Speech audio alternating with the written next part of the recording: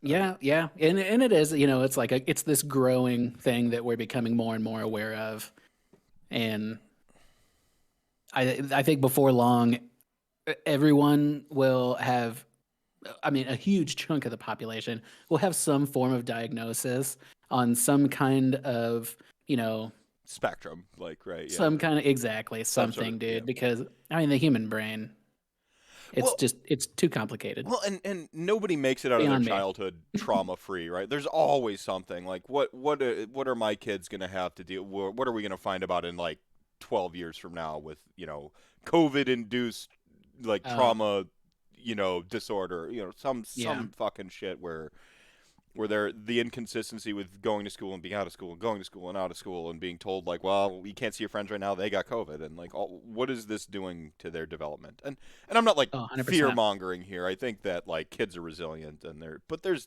gonna be like big events have like sort of a cultural like scar, like they Right. 9/11 scarred our generation in Yeah, ways, and this is going to be like leave some sort of generational mark on the kids that are currently like sort of in their formative years. And I just I agree. hell, even the adults, right? I mean, there's going to be a lot more um in what is it? Introspective in what is it? When you don't want to be around people.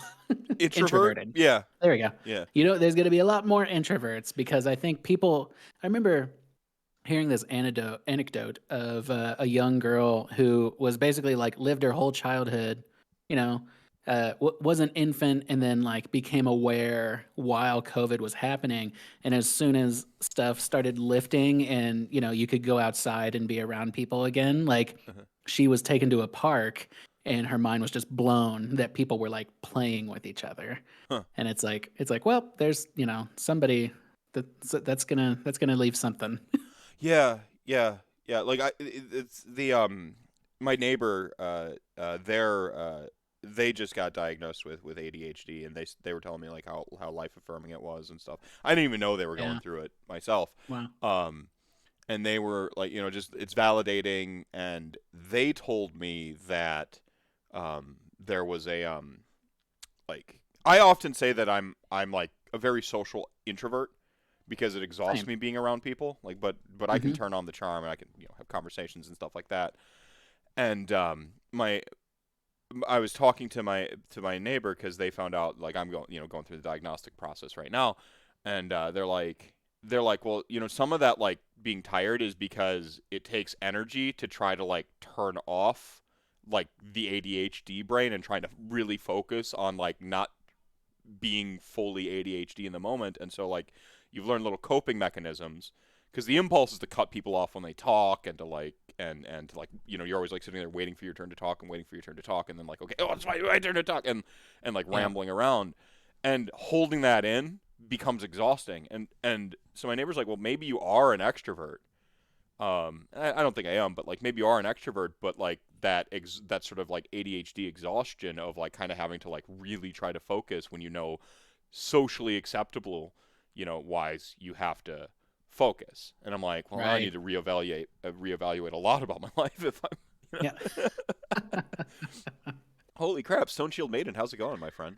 First time Yeah. chat. Yeah, other kids exist? Question mark. So Yeah. Chat Gang's showing up. Obviously, I see an anachronistic vampirist, which I pronounce anachronistic different every time. It's one of those words. It's like Worcestershire sauce. You can never pronounce it the same way twice. Right. In fact, I'm convinced nobody pronounces Worcestershire sauce. See, two different ways. The same way, like across the world. Like if you have any two people like saying it. I have to mentally prepare myself to say it, and I'm like, it's got to be Worcestershire. Worcester. And then of course like the Brits are like, oh, of course it's like Worcester, and they just like fucking say something because it's their word, I guess. Um, Yeah. but I learned a cheat. One of my friends in my Twitter feed here, she's like a Brazilian chef, and they just call it salsa inglés. And I'm like, oh, fucking stealing that. I can say salsa inglés Oh, easy. Yeah. there you go. Yeah. Wow, interesting. Yeah. But I see Chat Gang showing up. Welcome to RantCast. I believe this is episode 117. I'm, of course, the magical Mr. Mephisto, the most dangerous man in Age of Sigmar. Your loquacious Lich King, guiding you through all of Warhammer's wonderful adjacencies and social topics. I am joined today by, like, kind of a long time, like, associate friend, but we just never, like, physically talk. HeyGMKenny. Who is a tabletop gamer, content creator, hobbyist, and how's it going, man? I'm doing well, dude. How you Good, doing? good. I'm good. I'm good. And honestly, kind of like because it's relevant to the topic, I just want to like kind of reset something we were talking about during the cold opener off air. There is you just finished your first 2,000 points of an Age of Sigmar army. Yeah, big accomplishment for me. And we were sort of marveling because you did a poll a little while ago. Well, how about you set the seed for the poll, and then I'll kind of like jump in on that. Okay, yeah. So, first of all, what's up, everybody? Thank you guys for watching, and Mr. Mephisto, thank you for having me on. Yeah, long overdue. Long overdue. Long overdue. I just like to talk. I'm sure we'll figure that out. But I ran a Twitter poll, a few weeks ago, maybe a month ago or so, and I was asking. Exactly. We've lost it all.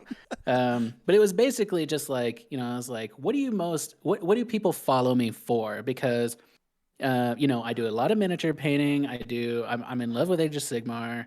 But I do a ton of role-playing game stuff. I published some stuff for Forbidden Lands and Vossen role-playing games, which are from Free League Publishing and things like that.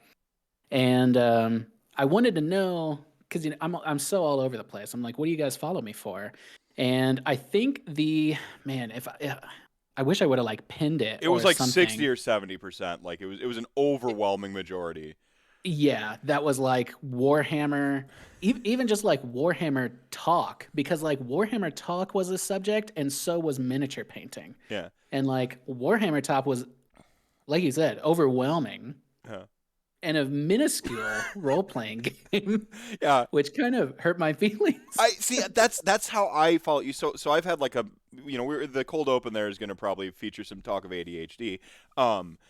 I've long had a platform of mental health visibility, and I get that from the tabletop RPG community. That like I was a variety streamer, played some video games, did some ran a RPG. I've scrubbed the videos of the RPG actually off the internet. Because it's a 2-year long campaign, and I will be reappropriating that. So I had to remove all my plot points and stuff from it. But yeah, that's a good idea. For 2 years, ran a campaign so every Friday night I think it was. So I was variety streamer, but tabletop RPGs more prominently than AOS. And so like I kind of like hung out with like Castle Mac and a couple other like RPG streamers, and those circles kind of close because you raid each other, and that's where I knew you from was kind of from that RPG time, and watching you become like an AOS, like I guess I didn't even really know you were an AOS like until like basically this last year. And then I start seeing like your army starting to come together and so. But right there in the bio it says like Warhammer enthusiast. I'm like, of course, but it just Well, the way that I got into Warhammer was very strange, and it was probably I've only been in the Warhammer club, I guess, or the Warhammer community, for. I mean, time is meaningless. Yeah, like we're both in the Common Grounds Discord, for crying out loud. That's one of our shared, which is an RPG one, as I recall. That's my Discord, and I think. And Rob is saying from the Shame Golf Discord, I'm in there with Dana as well. Dana Howell, amazing miniature painter, obviously. Everybody knows. Yeah. And yeah, although I'm rarely in there anymore. I need to get back in there. But I can only track one Discord at any given time. It's hard, and it's hard because like Dana's got her backlog golf stuff, and the Common Grounds has their own backlog golf rules. So I have to calculate my scores differently in different Discords, and I'm just like, I can't do it, dude. That's the ADHD. Yeah, it's really hard. But yeah, the way that I got into Warhammer was really weird. And like I said, I've only been in there for like 2 or 3 years. I think I started painting Warhammer 3 or 4 years ago. And yeah, I didn't really start talking about it until probably 2019, you know, which is really because I collected Warhammer stuff before I ever started or even had intentions of playing it. Because I just liked miniatures. Well, yeah, and if you're doing like, there's some adjacency there with some tabletop RPG. Some games are like agnostics or minis agnostic, and they'll use whatever minis. Some games don't use minis at all, obviously, but Yeah. there's some, you know, like I had like a Cell TL, like I don't know if it was Reaper or actually like Wizards of the Coast official. I had a Cell TL, or no, that's Pathfinder. I had a Paizo. It must have been Paizo. Oh yeah. Yeah, I had a Cell TL. The warlock, right? Yeah, the Magus. Yeah, Yeah. the blade, and he's got the little flame. I had one of those because I fucking loved Magus in Pathfinder. Like, never Love has there been a Pathfinder. Gitch class as good before nor since as Magus was. I've always wanted to just be an anime character that hit people with a magic sword, and I've never been allowed to do it until exactly then. So, and freaking Pathfinder 2, as far as I hear, has ruined Magus. So, not the same. Oh man, I've got opinions on Pathfinder. I mean, we might touch on that. I think we can't not talk about RPGs. We tricked everybody. This isn't an Age of Sigmar show. This is going to be an RPG show. No, Right. sorry. And we're going to close it. Yeah. We're closing our circle with Soulbound. Yeah, that's what it is. See, I thought when Soulball came out, I'm like, this is it. This is my moment to like unite the clans. This is where it all comes together for me.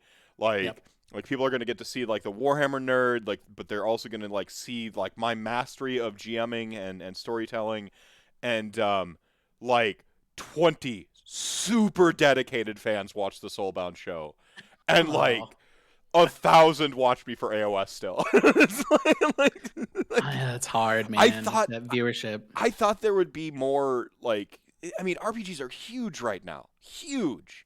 You know, like the biggest they've ever been, you know, on account of Stranger Things, Critical Role. Like, it seems like everyone has like an actual play like RPG podcast right now. Like, but like it's so I don't know. I think it's like trying to watch Twin Peaks in the middle of it going on with RPG podcasts. Is if people don't jump in at the beginning, you can't really grow the audience, right? Like, So that is huge, and I'm going to pass to you some data that was passed to me ooh, okay.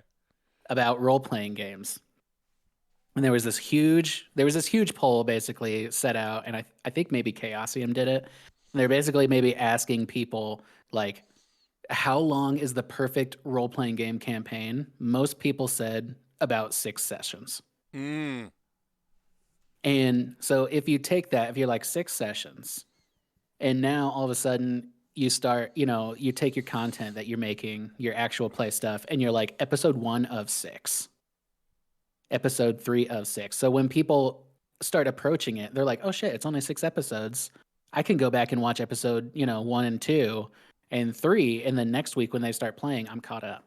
See, like, how long are those sessions supposed to be? Because like podcasts, I do think long form podcast has like renewed people's attention spans a little bit. Like video essays, long form podcasts. Like it seemed like YouTube videos for a spell there, they were down to 6 minutes. Was like the peak optimal video was about 6 minutes, which is enough time for 2 ad breaks, as I recall, is how it broke down. Interesting. And people's attention spans were like basically 6-minute video. If you can't grab them in the 15 seconds, like I remember the analytics of like this: 15 seconds to grab their attention, and then you can keep them through. If you can keep them through the 2 ad breaks, about 6 minutes. That's like peak performance, peak algorithm engagement. Right. And we're seeing, I think, kind of directly because of like long form podcast stuff like Hardcore History and Malcolm Gladwell's like revisionist, like long true crime podcasts, which are usually around like the 2 hour 1:30 to 2 hour mark, has really brought people's attention spans back up. And I don't know what correlation might be going on in society beyond quarantine, because this started trending up before even quarantine. Like if it's longer commutes to work, if it's more hobby time, whatever is going on with it. I committed to the long form podcast because I don't know if anybody in Chat Gang has noticed, but I'm rather verbose. So it's just natural fit. But the idea of like having like, the idea for rantcast is for people to have it on in the background while they're like painting or Right. decking their house. I don't know what you're doing, like whatever have something on that's just keeping you company. But with an RPG, like even if I am long-winded, my RPGs have a lot more structure. Like we indulge some silliness in my RPGs as well, and some of the best story hooks are ones I pretend I was anticipating, but really my players made up, and I'm just leaning into it. Right. But that can be, like an adventure for me is like a prime adventure for me is like 6 hours. It's like punching in the time clock for the beginning of the day. Like, but that's from like growing up with RPGs, never planning on anyone watching it or seeing it, like having your own coded language where when you're talking about your friends with the RPG and you have that small voice at the back of your head that says, if any authority figure walks past right now and hears this conversation, they're going to think we're planning to some terrorism or something like that. Yeah, we were in the tavern and then the bartender was like, I don't know, he just looked really seedy, and that whole where you're talking about a game, and I wonder with the actual play where that fits with long form podcasts. Is it 6 2-hour episodes? Is it 6 hour sessions? If you have one 6 hour sort of session, do you break it down into 6 episodes? Like Well, I think it comes down to a bunch of different stuff. I've got opinions. All right, so all right. yeah, so I'll probably say that after every every thing. No, unleash it. Yeah. Yeah, so I guess my immediate thoughts would be that one, the Warhammer community at large is probably not as interested in engaging with the lore and the world, the realms, the mortal realms. Mm-hmm. I don't think they are. And I don't think that's a bad thing. I think that's just like a conditional thing. So you're saying as a barrier to entry for the RPG side of it is like they don't necessarily. Yes. Okay. All right. Continue. Yeah. Yeah. My second thing is like how long. I think that is subject to you and your GMing style. It could be 6-hour sessions, I think. For me, if I like editing things down, like if I were going to have an actual play podcast, which might be sometime in the future, I'm sure, it would probably be pretty heavily edited. Well, the Dice Girls do a really nice job of that. I don't know if you're familiar with the Dice Girls podcast. I'll have to check them out. Like like sort of three friends all like going through like just getting interested in Dungeons and Dragons, and then playing it and like listening to them learn Dungeons and Dragons 5th edition as they're going through these like the story with DM Beck and stuff like that. And interesting. She's so fucking jovially interested in telling you everything that it's like intoxicating. So like but she pretty heavily edits them down. And so, like, a lot of the side conversation is essentially, like, that's the Patreon bonus content you get is, like, hearing the conversations that may be between the plot points or, like, the dead end, like, okay, you follow this guy down an alleyway and, like, it doesn't really go anywhere and you fill out dice rolls. That's not left in the main podcast, right? Like, it's just kind of... Yeah. And I'm like, that's probably the best way to do it. Even if I do my 6-hour sessions, getting it down to, like, a 2-hour, just the meat and potatoes, Just the meat. Yeah. Because for me, I mean, I bounce off of most actual play stuff. I'm in a few I'm in one main actual play podcast where we play. We've played a bunch of different stuff. What one? Feel free to advertise it. Oh, okay, fair. Right now, I'm playing. It is the Esoteric Order of Role Players. It's a long name, but pretty easy. It's mostly. It's mostly Chaosium games. The GM typically is David Larkins, who wrote the Call of Cthulhu Berlin book. He's also what does he do? He's the line editor for Pendragon. He's a good friend of mine. So he ended up running some Call of Cthulhu for me one time, and then he went and asked me to be in his show. So I'm playing. We've played Palladium 2nd edition or whatever it was.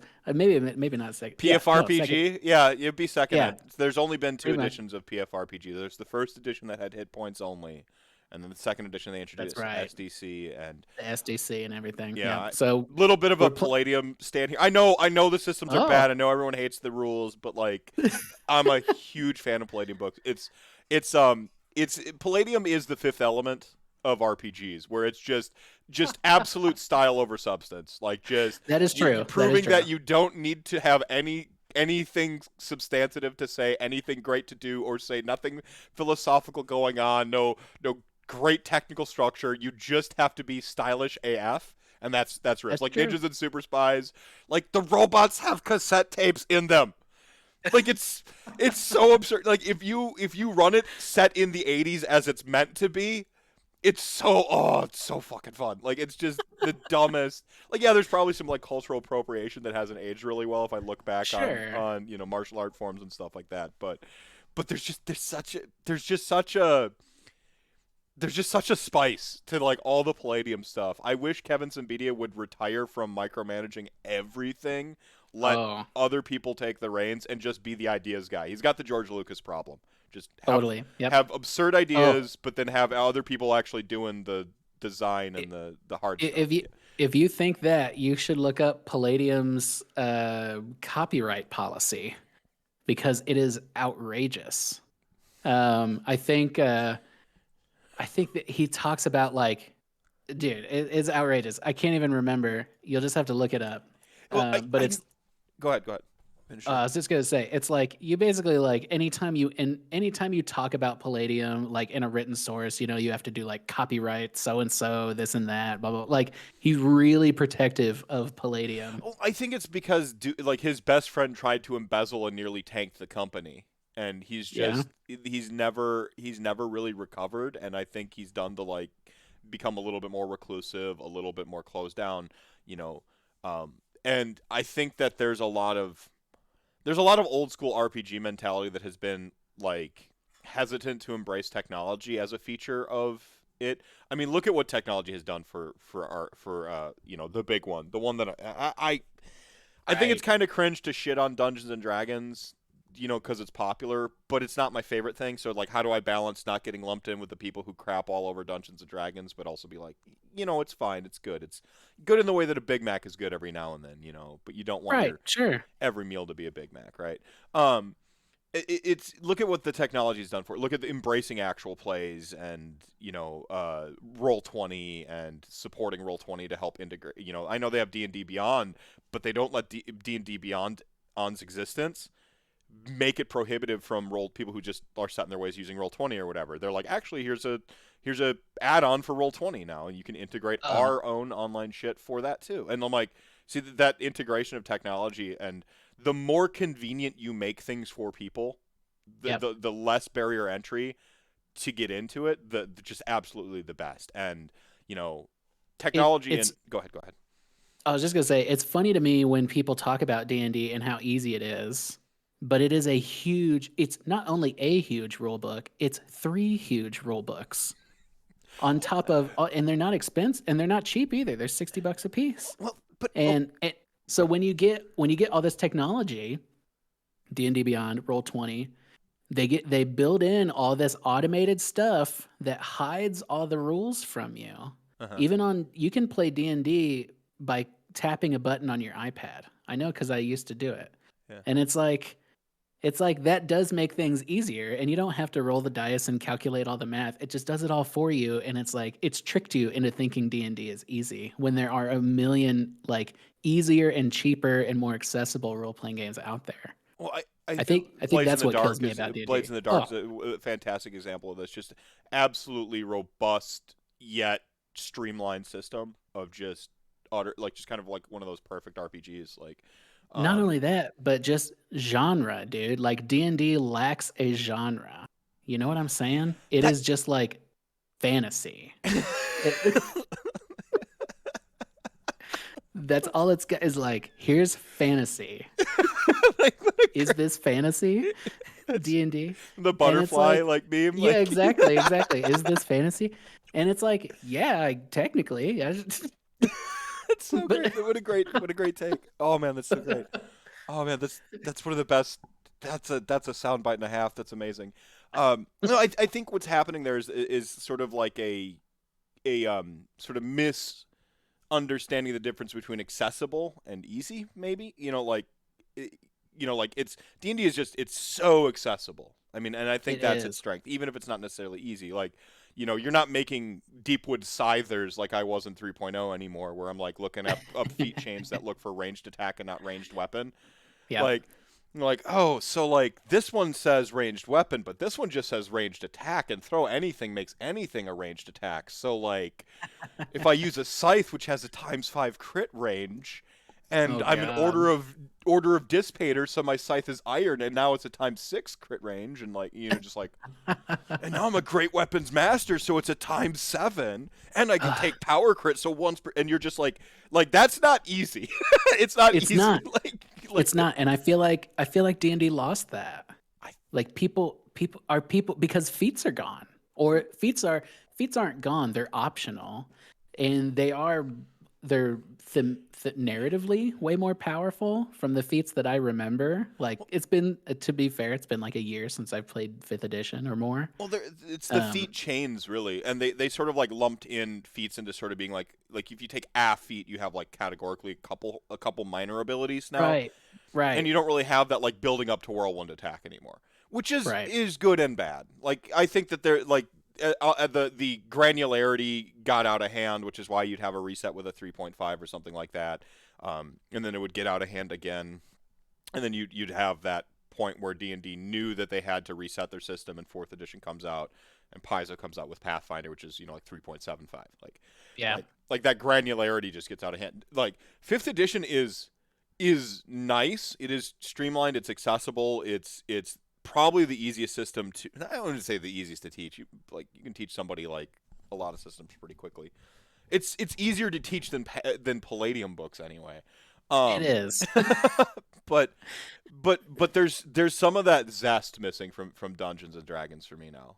You know. And I'll tell you, linked into the zest, there's a common thread between easy to teach and losing the zest, Hmm. and it's the advantage and disadvantage mechanic.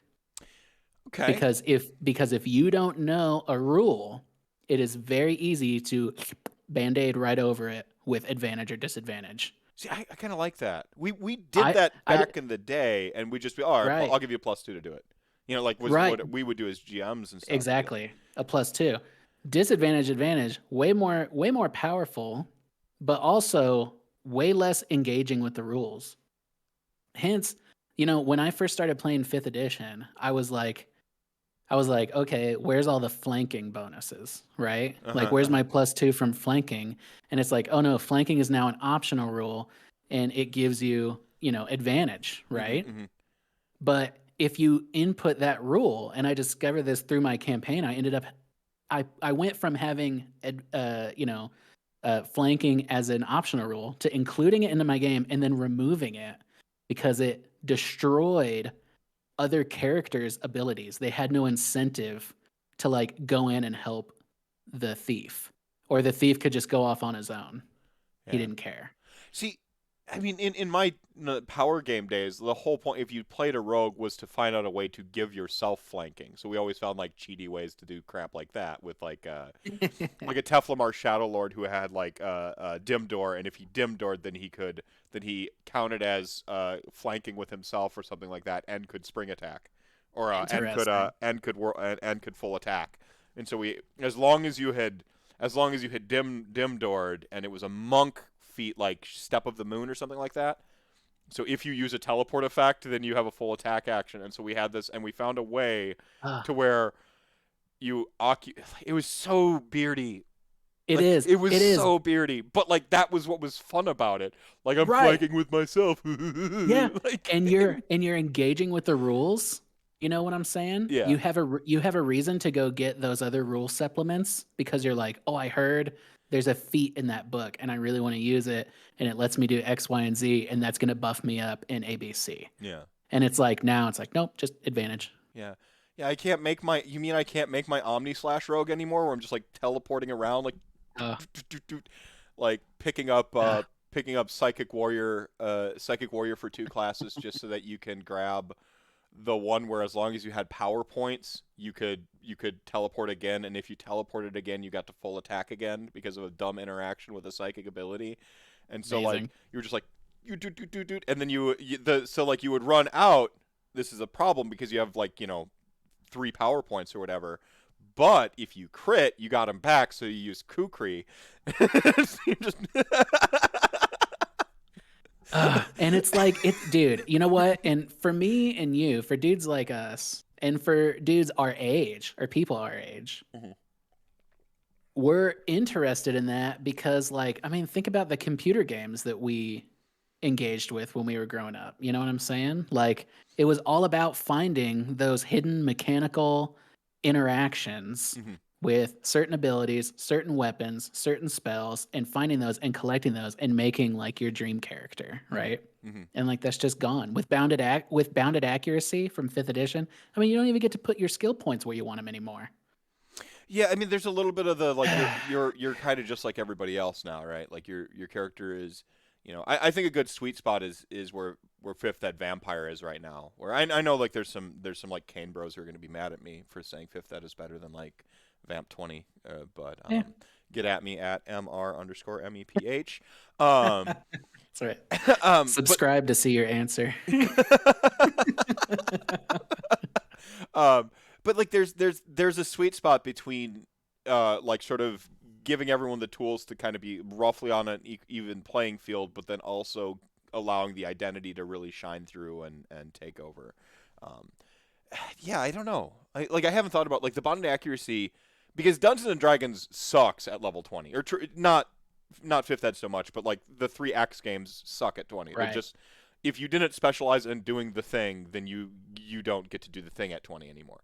Like this weird thing happens where at lower levels anyone can make the spot checks, and as you get higher, only the person like the elf druid like who dipped rogue to get an advantage in get some bonuses in perception checks, like, and has an owl pet that gives them a bonus to and all this fucking crazy shit, like only they can see anything anymore, like like fucking no one else. Like if you like the fighter, the fighter can hit AC guy anymore because they're the only ones who kept on their track for +20 to hit. And you're looking at a modular dice swing of like 1 to 20, and the rest of the party to hit AC 40 guy needs to roll a natural 20. And fighter's like, I don't even need to roll the die because I've got +20 from my, BAB base attack bonus. I've got like +30 from strength and items, and like just like, oh yeah, so I'll go ahead and roll a die here. I roll a 1. It's a 51. Yeah, you hit. Does that hit? Does that hit? The 51.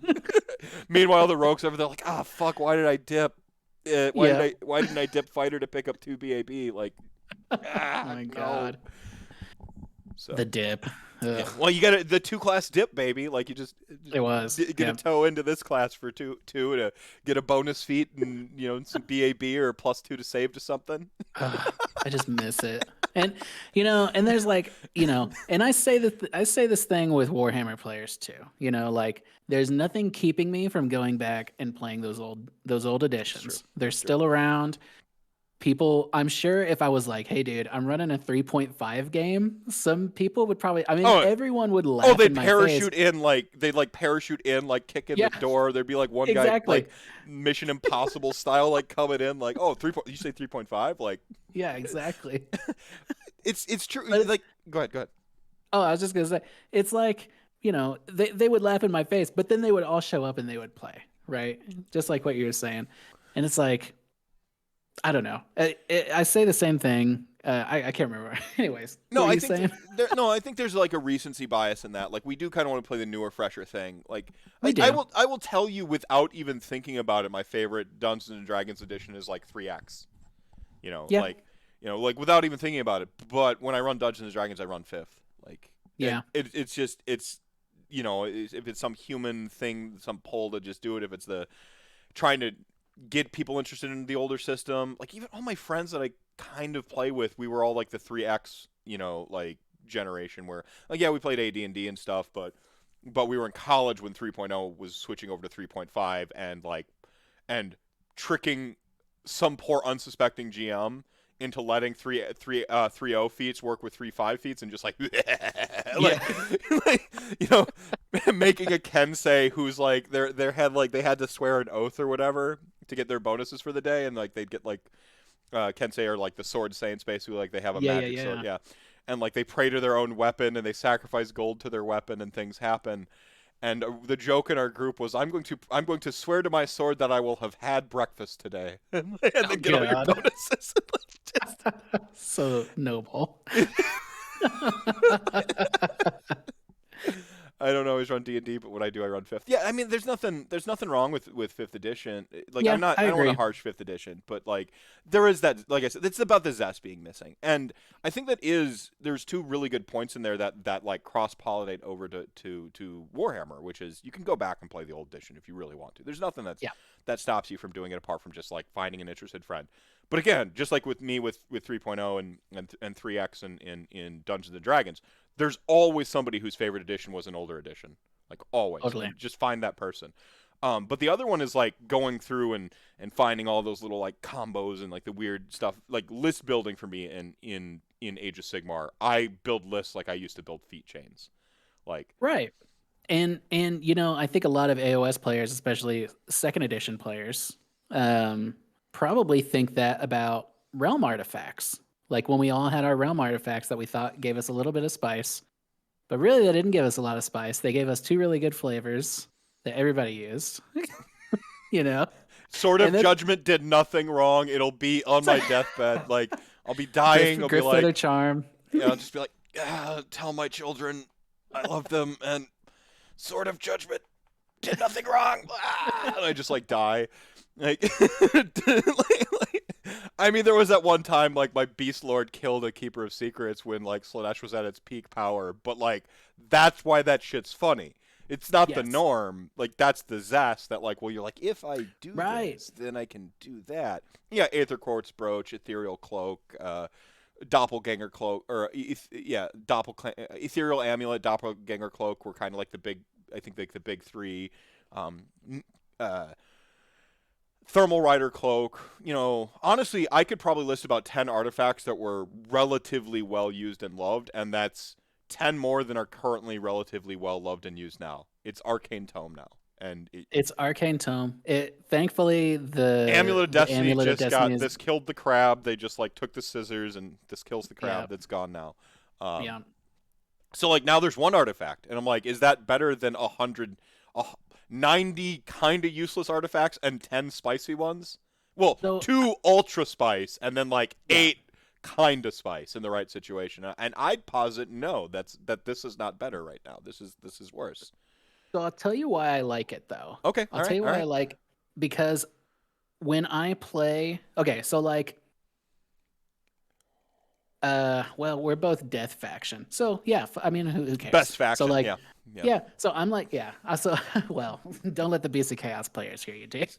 Well, they know that my vacation home is in Beast of Chaos land. Like, Same. My forever home may be Death, but like I think my Herdstone's right. You can see my Herdstone, 3rd shelf, right. or well, 3rd going down, but 2nd. That's Beast of Chaos are right there. They're in a featured love place. Bottom shelf, we don't look at that. That's Chaos and Unpainted, and then it's Legion of Nagash, Ossiarch Bone Reapers on top, and Soulblight Gravelords are just scattered around everywhere. Me, but they'll be taking over the Legions of Nagash shelf when they get done. So there you go. Same. Yeah. So this is why I like it, because when I play another faction, like let's say it's me and you, I don't want us to have universal shit. I think the universal stuff is for the players like Beast of Chaos. You know what I'm saying? Okay. Like a hotfix for Beast of Chaos would be something like Amulet of Destiny. If this is on your general, you're like within 18 inches, they have a 6-up shrug. Something like that. Like those universal ones should be there to buff up the underpowered armies that we all know are hurting. But like when it's me and you, and we're playing Soulblight Gravelords or some newer books, last book of second edition, but still the best book if you ask me. It is the Um, best. Yeah. No, it empirically, is. it is. Yeah. It's so good. And you know what? I mean, the new White Dwarf only makes it better. Um, if Amulet of Destiny was still a 5-up shrug instead of a 6-up shrug, I would be using it. Instead, I'm using the Sangersoon, which is like, adds D3 attacks to a melee profile if you charged. Mm-hmm. And it's like, I would never have picked that if the Amulet of Destiny was around because it was so good. But now I have this in lore artifact that is specifically for my dynasty, and I'm like, to me, that's like I'm engaging with the rules, and the world at the same time. You know what I'm saying? Mm-hmm. Like, I looked at the rules and I was like, I like this one. I like this rule, but I like it mostly because it's like, here's a little tidbit about the lore, and I'm like, oh, cool. Now my Vengorian Lord, the big saber he has, isn't just a nightmare saber; it's the fucking Sangersoon. Yeah. No, I see. I agree. Like, I don't fully disagree with your point. Like, I agree with the general point. Of if your book artifacts are interesting and good, then who cares about universal artifacts? The problem is like we have like half a dozen or more armies, maybe even a dozen armies that don't have anything to take. And so when they cut the head off the crab of like Ethereal Amulet, basically and let's be honest here, punish one model very specifically, which is a Mega Gargant. Mega Gargant, yeah. Yep. And to kind of splash hate on probably a Vlasda and certainly a Maw Crusher, right? Those 3 models. Oh, yeah. Like that's a really really big whack at a bunch of other stuff that did nothing wrong. Like it is. Wanting to put an Amulet of Destiny on my Great Bray Shaman so you can't snipe him while he's like barbecuing all my Ungors, like throwing him on the barbecue pit. Like that's not like that 5-up shrug on him. That's not like egregious. He's a 6-wound idiot. Like, he's just gonna explode. Like, in fact, to spite you, I'm gonna have him throw himself on the barbecue for when he gets down to the last wound. That's right. That's right. He just grabs himself. So real quick, we got Chat Gang, Hotspur dropping 1,000 RDP to remind everyone that Chat Gang ain't nothing to mess with. And Landmine showing up. We are graced by the Landmine, I assume, which is hella awesome. He says, what the heck is all that awesome stuff on your wall over your left shoulder? Paint racks and acoustic foam? That is my left shoulder. Good job. Yeah, it is, because I wouldn't be able to tell otherwise. Yeah. Yeah, it's acoustic foam here because I do a little bit of streaming and recording in this room. And then everything else above it is acrylic nail polish racks that I've mounted to the wall, and they fit every paint pot, dry pigment that I have. It's overwhelmingly GW, but I also have Pro Acryl stuff. I've got Turbo Dork stuff. I've got Vallejo stuff up there. I've got some golden airbrush pigments up there. I've got all kinds of stuff. So yeah, that's pretty much what's all over here. And then, so obviously, like right here is kind of like my streaming and gaming and all that stuff. And then right here is where I do all my hobby stream, all that kind of thing. Yeah, it's similar to me. I swing if I spin right. This is my hobby area is here, and then here's streaming in front of me. So, I got to get some of those racks, the acrylic, the little like nail polish racks. I actually was saying it to Molly. She's like, "Whoa, look at this paint thing! It spins!" And she's like looking at these $30. I'm like, "No, give me the $3 acrylic nail polish racks." These things, I think they're $12 on Amazon, and they come with 6 shelves. Amazing. It's insane. Yeah, and if you've got a ton of paint like me, that you don't typically use, then if you've got a ton of paint, but if you use 10 colors, this is the perfect way to store them. Well, I mean, that's a really good segue. I'll pretend I'm a professional podcaster here. Ooh. So you got like a really good spread of paint. You've got a whole hobby setup, and we kind of touched on the RPGs, but also you've been into Warhammer specifically for a couple years, to use some parlance from my area, a couple 2-3 years, as we like to say here, a couple 2-3. A couple 2-3 years, but like broadly, you've been into minis longer. Yes, I think I started painting miniatures with my wife when we first met. So it was probably about 8 years ago or so. Um, and so we're originally from Indianapolis. Legendary Gen Con happens in Indy every year, almost every year is now what we can say. And yeah, I've been to every Gen Con since 2009, barring the recent couple. Yeah. I didn't go this year, or I didn't go 20. Yeah, I didn't go 2021. It was too soon for me, but I did do digital stuff in 2020. Yeah. Anyways, so Gen Con happens out there. I've been gaming forever, running role playing games obviously forever. Never really got into miniature war games, and even when I was running D&D/Pathfinder, it was, we did the old thing where like we were using graph paper for our maps, and your tokens were like everybody brought their own little token, or we had whatever candy we had was an enemy, and Yeah, that kind of yeah, thing. yeah. So there's Yeah, something wholesome about that, quite frankly. there is, Like, and especially because then when you get to eat the skittle when you kill it. exactly.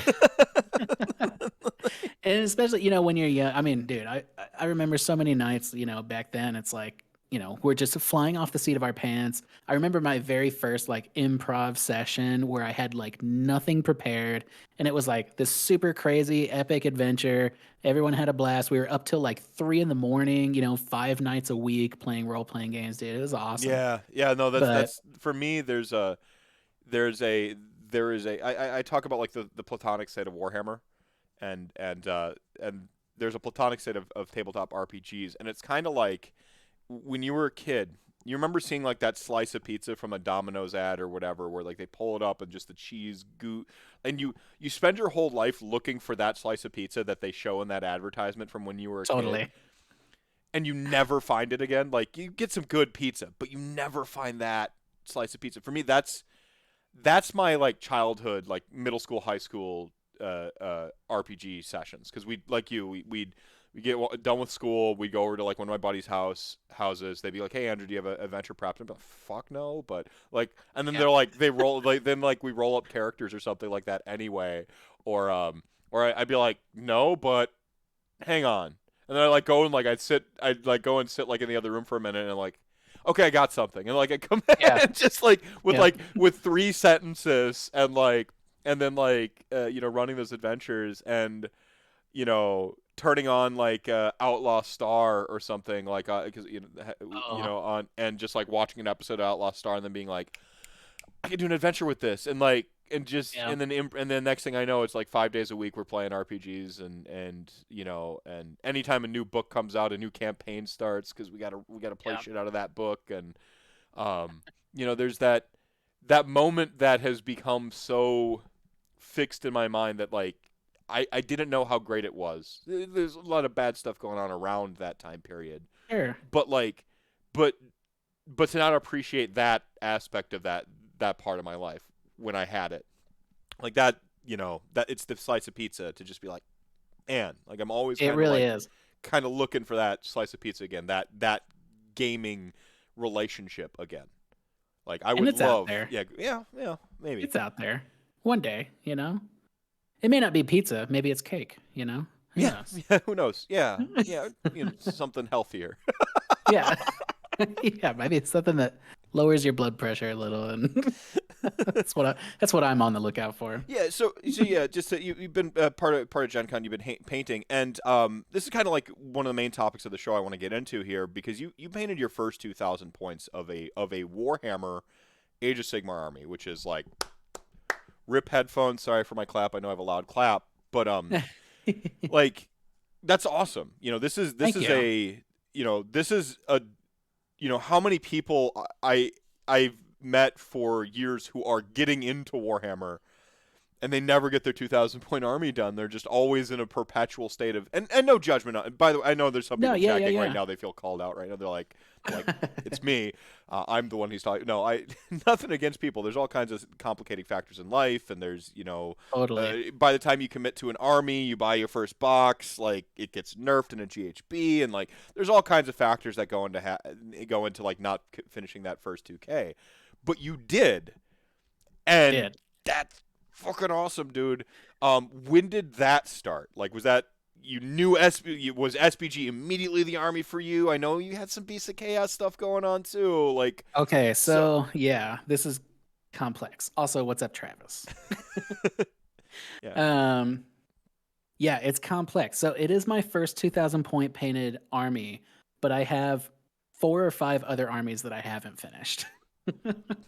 So, Beasts of Chaos being one of them. I was okay. So I started collecting Chaos Warriors in the beginning, and I was like, I love these dudes. They're awesome. I got the Old Star collecting box, painted that, but didn't have any idea on the rules and stuff. So I like built all my Chaos Warriors wrong and stuff. But I wasn't like intent on playing Warhammer at the time, so it wasn't that big of a deal. Mm-hmm. And those models are still on my shelf, even though I'm trying to get rid of them because I have very little interest in painting or playing Chaos Warriors anymore. Or I don't like calling them Slaves of Darkness. I just call them Chaos Warriors. But yeah, so if I do, it'll probably just be a cavalry list. Beasts of Chaos is something that I've been working on for a long time, and I have a huge Beasts of Chaos selection. But of course, point drops are constantly like. I almost made this meme the other day. You know that meme where like it's like the anime dude like running and he's got the film crew in front of him, and then like behind him is the dude that's like really hauling ass like coming up. Like the dude hauling ass is the point drops for Beasts of Chaos. So it's like I almost had 2K painted, and then point drops hit, and it was like boom, and then I got up a little more, and it was like boom. It's like one step forward, 2 steps back with the point drop. So I'm like, all right, whatever. I'm putting BSC on the shelf until they get a new book, and we'll go from there. Because I'm not painting 100 Ungors. I'm not, when in the 3E book, I'm only going to use fucking 20. This is where I'm going to share one of my patented secrets with Beasts of Chaos, because I have something. I think the last time I ran it, I was running 90 Ungor Raiders. And that's not like and then like 50. This is last time I ran it was in 2.0. Right. Like 90 Ungor Raiders, something like 50 50 Bestigor. I mean, you're looking at 140 models there without any support, any other pieces on the table. Like that's a lot of stuff to put on the table. It's a lot lot of stuff to paint. And my secret, everybody, is that's a 1,000-point army. Play 1,000 points with Beast of Chaos, dude. And 1K or even, dude, I mean, even now, 700 points. like 700 points, you're putting down like over 100 models with Beast of Chaos. My God, dude. Yeah, it's terrible. And it really is like, dude, I'll never forget it. So, lockdown happened. Everybody ran over to TTS. And I'm like, oh, this is actually cool because now I can test my Beast of Chaos army against stuff, right? And before lockdown, I was playing against stuff like Skaven was a big one. My buddy John was playing that. Blades of Corn were being played quite a bit. My wife plays Sylvaneth. So like it was a lot of these kind of mid/low tier armies. Gits is really popular in my local meta. There's like 1 million Gits armies. That's amazing. For some reason. I know. That's amazing. I have no idea why. Yeah, but, that's awesome. But, so Beasts of Chaos, I wasn't doing too bad and I could keep up. But as soon as everybody else was like, oh, wait a minute, what's this? What did they get? I don't even know, dude. They just started getting into like the cool stuff that's doing really good, and the bar kept climbing higher and higher and higher. And I remember I was like, no, dude, I'm sticking with Beasts of Chaos. I love them. I love the lore. I love the models. They're really cool. I just like them. And I remember I was playing a game on TTS. It was my first. It was very close to a 2K game, if not a 2K game. Low tier trees are just like your opinion, man, says Stone Shield Maiden. That's very true. I like the Big Lebowski reference there too. By the way, we've got a little bit of a Totally. rolling joke with that. Well, that's just like your opinion, man. All right. And here's hoping for a Sylvaneth book. Okay. I don't think Sylvaneth are like are as in the bottom as they appear on the script. I agree. I think they've actually got some stuff that they can do right now. I think so. Honestly, stuff going to MSU helped them a little bit. It thinned out their sort of the their 30 block of Dryad. Yeah. Well, I mean, the 30 block of Dryad, like, what MSU unit's getting through that now, right? Right. True. Like, you got to bring serious stuff. Like, it's thinned out the stuff against them, which has really benefited them. I think. That's a good. That's a good. You know, 3 Karnathi look a lot more impressive. Plink, plink, plinking. You know, a little 10-man here and a 5-man there. Like, that's true. So that's very true. Okay. Yeah, I like that. But yeah, continue. Yeah. Yeah. So I was playing against Gitz, and it was Beasts of Chaos. It was like a 2K army or something like that. And, you know, I was like just getting onto Twitter, talking about Warhammer, talking about Age of Sigmar, and kind of like getting my fingers all over the world and being like, who's running Beasts of Chaos? And of course, like Joel McGrath, like legendary Beasts of Chaos players, like he like hits me up on Twitter. He's like, dude, this is my list. You know, here's what I recommend, blah, blah, blah. And I'm like, okay, sick. So I take this list and I play it against Gitz, dude. Gloom Spite Gitz. And I have never, there's low moments in gaming. There's low moments in gaming, but there was nothing sadder to me than watching 30 Bestigor get ripped through by a single Mangler Squig. A single Mangler Squig just annihilating the entire unit. And even though it didn't kill all of them in combat, they all ran right after in battle shock, and they didn't do shit in combat to the Mangler Squig. Dude, it was gut wrenching. I was like, ugh. Like, I spent how much on these models and like how much time painting a 30 block, and they're awesome. And it's like, dude, they need to be 2 wounds and 3 up saves, like natively, or I'd settle for either or, but I really wish they had 2 wounds a pop and like a 3 up save natively. Like, so think about this, dude. What if there are certain Beasts of Chaos units? You know how in Lumineth, it's like, okay, so like you have this many wardens or whatever, they count as a wizard. What if you had this many Bestigor and they counted as a monster? Yeah, I would love that. I know, and it would be awesome. Okay. See, so that's like, it's so on theme for them too. It is, yeah. And it's like you don't have to start flooding in a bunch of new monster models to the Beasts of Chaos line. You can be like, oh no, we're gonna refresh 1 or 2 sculpts, and then if you've got like, you know, 10 Bestigor or you know, whatever, 20, sure, it's monster. 20, yeah, because they're a battle line that you can get battle line if need be. So yeah, like it's easy to reinforce a unit up. Yeah, exactly. You got 20, they're a monster or something like that. What I want is, like, I actually like the Herdstone kind of as is. I don't want to fuck with the Herdstone too much. Start at 12 inches, not 6. Please, for the love of God. That's a big one. But I also want to have a mini game where, like, as I'm murdering stuff in the game, like, it's like what the Castelli Dynasty does, where, like, they level up as they, like, kill battle line, and if they kill a hero, battle line, a monster, like, they get little bonuses. I want that for the Herdstone, where, like, if I murder stuff, like, I have sacrificed it to the Herdstone, so, like, I get, like, an army-wide, like, it doesn't need to be a huge buff.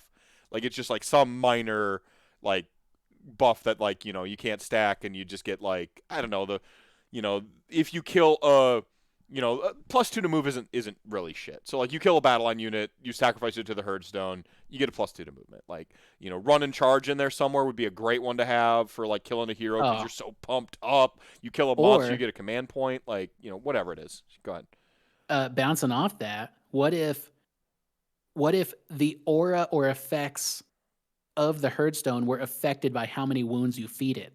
Ooh, I like that. So too.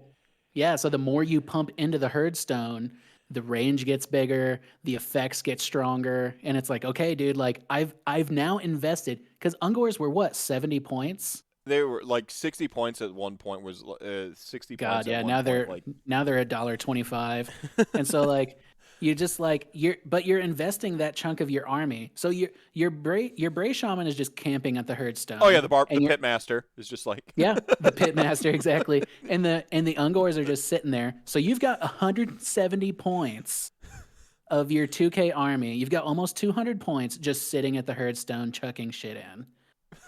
And it's like, it's frustrating. But there's stuff that could be done to mitigate that. And obviously, I'm excited about the new Beasts of Chaos book. There's so much room for cool thematic stuff, dude. And if they just keep going, like the new Nurgle battle tome, I think is a huge triumph. You okay.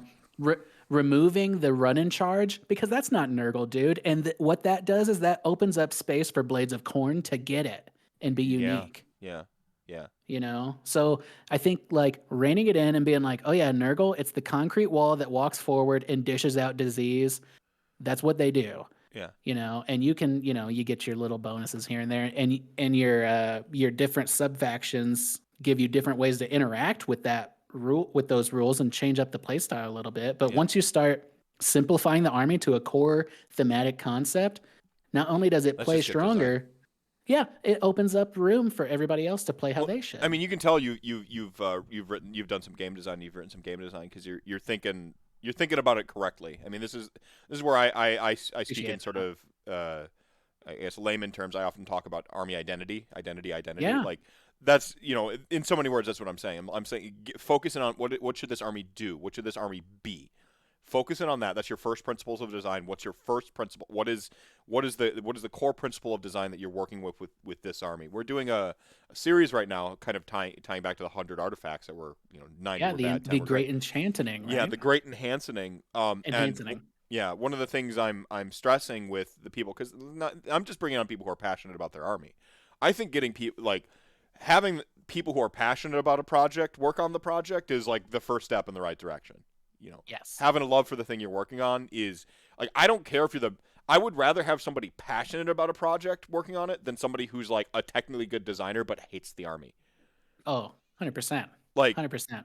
Like the publisher, the producer, the developer, it's their job to fix the numbers. Like, but give me somebody who's inspired by the army, has good ideas, knows it, has a feel for that, like what we're doing with Beasts of Chaos right now. Like Right. I want you to ask Joel McGrath and Jabbers and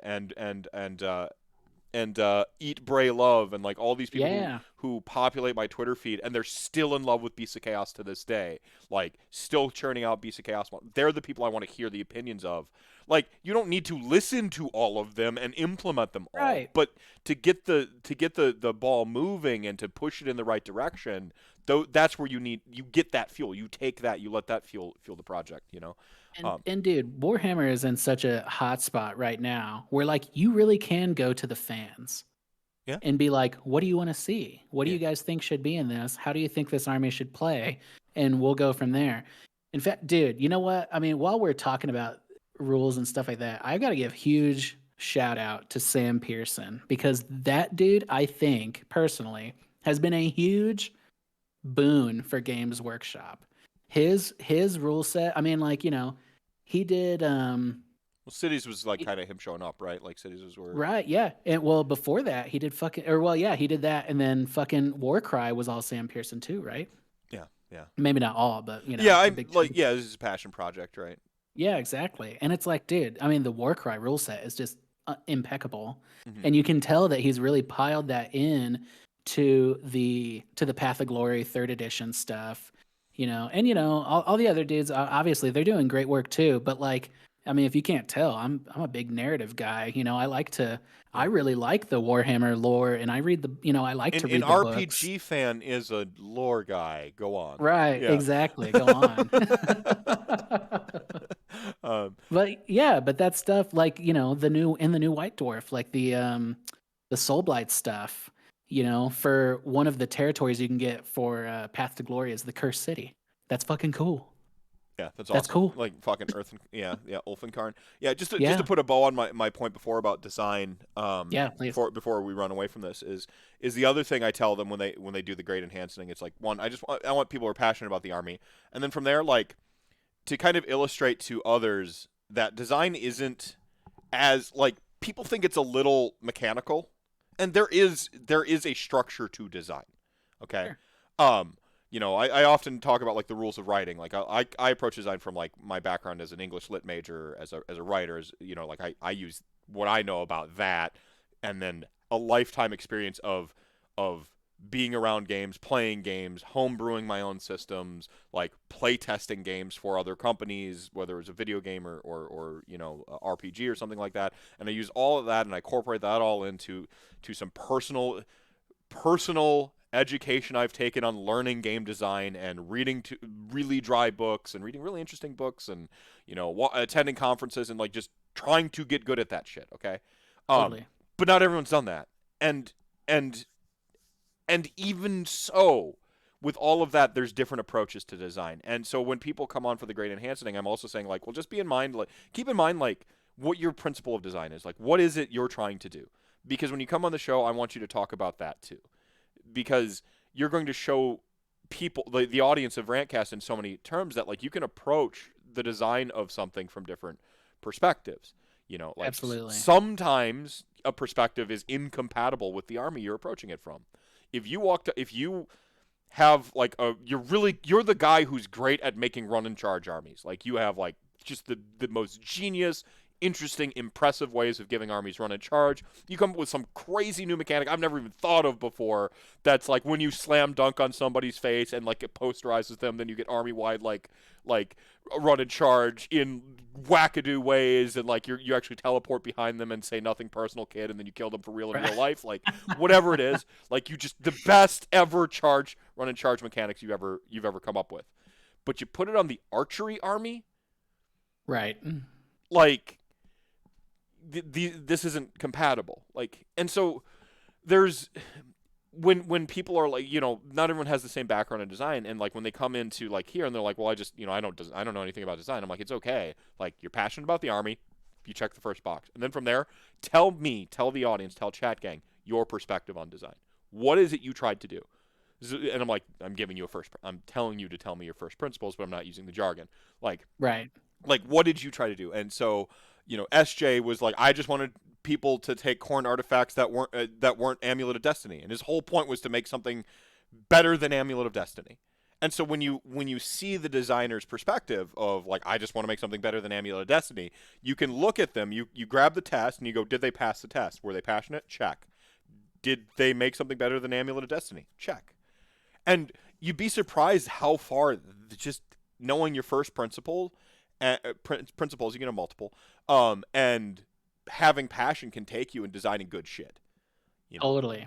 You know, like just and just like what you were saying, the ideas. Mm-hmm. Just come up with the ideas, because it's somebody else's job to figure out the math. Mm-hmm. Like that's the thing. Like with people, with artists, really, who are just like creative and can come up with these ideas, even if they can't put them down into paper and be like, this is what, you know, like we'll go back to Beasts of Chaos. Like, oh, I think Beasts of Chaos should have X, Y, and Z because I fucking love Beasts of Chaos, and when I play them, I do X, Y, and Z. It's like, okay, so X and Y are insane, but Z is actually pretty good and doable. So let's figure out how to do that. Right. You know what I'm saying? You don't have to use everything, but like when they can come up with those ideas and be like, I mean, you know, Beasts of Chaos in the lore, you know, they turn other people into Beasts of Chaos. Mm-hmm. You know, you can't be like, oh, I think every model that is slain by a Beast of Chaos model on a 4-up, they turn into a Beast of Chaos model. Oh, like, so metal. But yeah, you probably would be awesome. Yeah, exactly. Maybe like, well, maybe. I now have a 3,000 point army. But you know what? I mean, look at this though.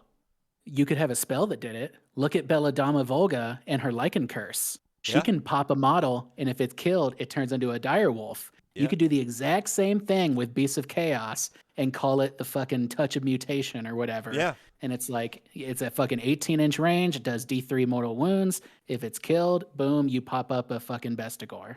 Or even an Ungor. Yeah. It doesn't matter because you have some rogue Beasts of Chaos model just floating around in the backfield that now 200-point unit has to go deal with. Yeah. And it's the ultimate, like, cheesy harassment. Like, I don't know what you want me to do, Well, dude. There's an Ungor in your bed, and you're it's taking your objectives. we were at it'd be Holy Havoc was the November one. It's a local tournament here in the Midwest. Narrative heavy. The tables play like the tables themselves have their own unique rules. Really great, run by Steve Right? Turner. Yeah, yeah, yeah. Awesome events. And it was Haywo and I. He's running Beast Claw Raiders because of course he is, and I'm running my Beast of Chaos. And we're playing against a double orc army. And Was this doubles? yeah, this is doubles. Holy Havoc was the doubles event. Holy Wars was the Oh, singles okay. event. Oh, that's But right. now That's right. Holy Wars is becoming a doubles event as well. So he's going to run two doubles events. Oh, that's I don't, cool. yeah, and so it's like Haywo gets his shit blown off the table like turn one, like just Oh, maw crushed to death. oh, dude. Like dude teleports all the brutes, just a fistful of brutes. Like here you go, make a. They can they're at 9 inches, but they can make they can make a 12-inch charge without rolling, like that breed of orc with Casino Wall. This is that sweet spot between when the War Clans book came out and when the GHB was still playing, I believe. Mm. Might be a little bit wrong on that, but it was around that time period, and he ended up with like just 2 models left on the table. He had his like little random bonus general guy that we got as like part of the conditions of the narrative pack, and then, Oh, like, yeah, yeah. and then one Thunder Tusk or something like that, and just 950 or just like 740 points, fucking dead. Like nothing I could do. And I'm sitting there, and I do my concentric circles around my herdstone, and I'm like, as long as I hold the herdstone, we hold this. We can hold this. Because I'm going to steal that objective at the end of the game, and they're not going to be able to stop me because they cleared like the back corner. And they had and I'm just like, as long as they, so like kitty corner for me, and I'm like, as long as they never go back and cover that back corner objective, I'm just going to like crap out like 10 Ungor Raiders or 10 Ungor, regular ass Ungor, all the way up to the 6-inch, like because of math, one is toe touching on the rim of what is capturing the objective. And so, and I'm just going to steal that objective basically last turn. And the rest of the game became like, here's 10 Bestigor, here's 10 Bestigor, here's 10 Bestigor, just like in random places on the table. And just it was like a cartoon, like Scooby-Doo, where like the mockers were just like, they run across the table one way, and then they run across the table the other way. Because I kept fucking with the other 2 objectives to keep them from recognizing they needed to go and like secure that one, and just right. But I was giving them bad decisions because if they didn't blow up the Bestigor, which are the flashier models, they were like worried I was going to steal their objectives, like the honest objectives, and then at the end I'm just like 10. Yeah, and it was the humble Ungor, the humble Ungor, Ungor, and like that like nuisance mechanic of totally, totally. Like it feels like a nuisance because we're not good. Narratively speaking, the idea is that like there's just this constant ambush coming in and just assaulting and pummeling you. It's just like all our stuff is made out of paper and does no damage, so it feels in the game like it's a nuisance. Obnoxious. Yeah. And by the way, don't get me started on maw crushes, dude. I cannot for the life of me, dude. They're to me, they're unbeatable. I can beat Archeon, no problem. Yeah. A maw crusher? No. Interesting. No. I haven't had a problem with one in a while because they get hand of dusted. Oh, see, I don't even get that. I say I don't take Nagash. I haven't played against them honest in a while. Like honest, quote unquote. They're brutal now, dude, with their 3 command abilities, and they can all out attack 3 times in a row or whatever. Yeah, like I don't even know, like, because this is where like I kill Mega Gargants by usually just like a Vlazda or a Vlazda plus a Vengerai Lord, and I don't think that combo could take a Maw Crusher right now. I think you just kind of like let them be a wrecking ball and outside of for them. Like you set up to where they can't land properly in your lines because they don't have the pie plate. They won't be outside of 3 inches plus the pie plate, and so you just kind of like you're aware of the spacing so they can't get into your back lines, and then you just outside of for them with stuff, and you're like, you're gonna kill this, like you're gonna kill this, you're gonna kill this, and hope that you can weather them a couple turns until you take over. But honestly, that's probably like how a Maw Crusher should feel. Like I feel like that's I feel like that's how like orcs should, like the orc player should just be like, I can fucking kill anything, and you're just like running out the clock on them. Like that Yeah, feels that's about true. right. So I don't know. I agree. I agree. So uh, yeah, yeah, back to your yeah, earlier question. yeah. We were talking about Um, painting in 2K, and we yeah, exactly. talked about Beasts of Chaos, but yeah, go reset. Yeah. So the short version is when I saw Soulblight Gravelords. Well, yeah. Okay, so the short version is when I saw Soulblight Gravelords, I was like, "That's it. That's the army that I'm going all in on. That's going to be my tournament army." Because no rules had been released, nothing apart from the army reveal video. That was it, and I was like, "That's it, dude. I'm going in." And I had no idea if they were going to be good. Lumineth had like just hit the scene, really. Yep, Like yep. they were good. They were good, and man, I was like, so Soulblight could either be really good or just not. It could be just a not, or really mediocre. It could be anywhere. Hmm. But I loved the models so much. Specifically, the Vingorian Lord was a big one for me, and then of course the Blood Knights are awesome, and everything else. I was like, I'm not unhappy with any model they've revealed, and they've only gotten cooler, they've only gotten better, and so yeah, I went fucking ham collecting Soulblight Gravelords. I think including Cursed City, I have like 4,500 points in Amazing. Soulblight, and I had none before, Yeah, yeah. So I went bonkers on it, dude, and it went from, let me think here. When I started painting, I was painting for. I've got a local Warhammer club here, and called Battleshock Immune. And if you're going to LVO, you're going to see a bunch of us. But Awesome, awesome. yeah, thank you. And but I was like, hey, we're gonna do a Path to Glory event, and started out with that. I think the Vingorian Lord was my general, which he is still my general in my LVO list, and yeah, just started painting stuff as I needed it. And then once LVO 2022 was confirmed, I was like, all right, I gotta make sure to get this army done by LVO for sure. And I took almost all of December off of work just to paint Soulblight Gravelords. and I had to, and because I did, I finished the army on January 1st. That was when the last models were done. Yeah. Yeah. So my last show I just did was like with Chuck Moore talking about like New Year's resolutions for a bit of that and Mm, goals and stuff like that. So I can't help but wonder about them now. So you had some sort of like false starts to finish Beasts of Chaos, right? Like they moved the points yes. on you, and you were able to like sort of grind and commit to. And we'll go through some of the pictures of your army here in a little bit and like the actual hobby side of it with Soulblight Gravelords. What kind of barriers if you what kind of barriers do you think were stopping you from finishing Beast of Chaos, and what was different in being able to finish Soulblight Gravelords? Like why were you able to finish? Because you don't seem any less passionate about Beast of Chaos talking to you right now. Love Beasts of Chaos. Right. I'll tell you. Okay, so there were two barriers. One, it was incredibly hard to win with Beasts of Chaos. Hard to win. Okay. It was hard to win, and you really, and this is an opinion that Eat, Pray, Love, and Joel McGrath, all those dudes probably would echo, is that there are armies in Warhammer that you can play loosely. Gargants, you can play loose with these dudes. Mm-hmm. Even ogres, you can play pretty loose with them. Orcs, you kind Orcs. of, Yep. yeah. There's a couple auras and some ranges that you want to be aware of, but for the most part, you're running and charging with your brutes or If you whatever. don't get your aura in a combat phase, the army doesn't fall apart. Like you Right. might have a bad combat phase, but it doesn't turn into a bad game. And this is In Beast of Chaos, when you've got the bad combat phase, it turns into a worse battle shock phase, and then all of a sudden your army's gone. yeah. If you're not like one of the things for me that keeps Beast of Chaos in the vacation zone is like it's a nice army to go. Like it's a nice. The reason I use this terminology is it actually goes back to my Magic the Gathering days. I was an Icarid Right. player or a Dredge player. Loved Dredge.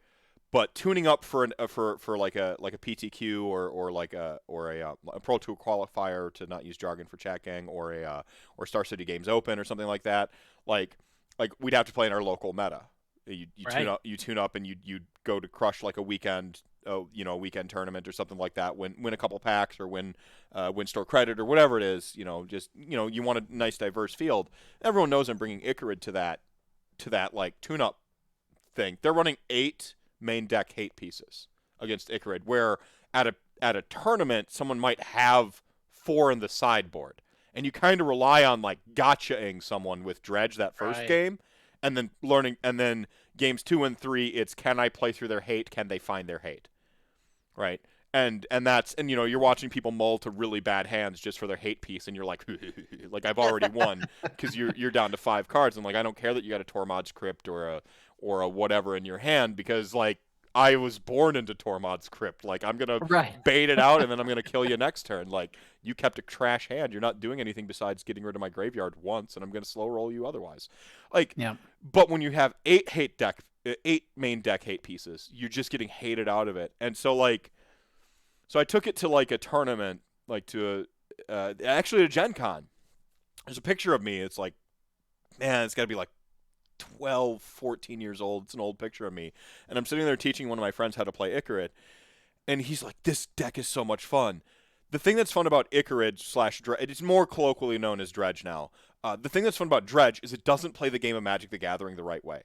They're like card advantage and like board state and like all these things that you're playing in Magic the Gathering as like strategies, you're inverting when you play Icarid.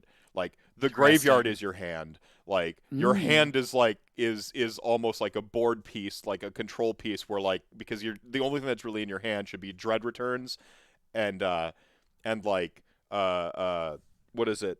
Cabal therapies, like where you're like fucking ripping people's hates out their hands and then flashing it back and like and like you throw one land down, dump your hand to the graveyard, and they're just like, come at me, bro. Like it's such a fun deck to play. And I said these famous words to him, and this is where the vacation home came up. And I said, Icarid is a blast as your vacation home, but you don't want to live there. Yeah.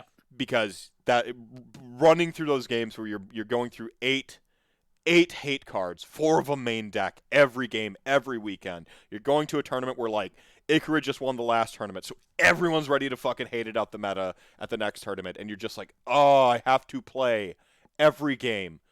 So hard to win right now. And I love this deck. But, like, the level I have to, like, engage in mental, like, my mental bandwidth that I'm using up to run this deck. Oh, dude. And that's how I like. So that's where the vacation home comes in a little bit, but it's also about like passion and like keeping multiple armies and stuff. And it's true. Yeah, all that is true.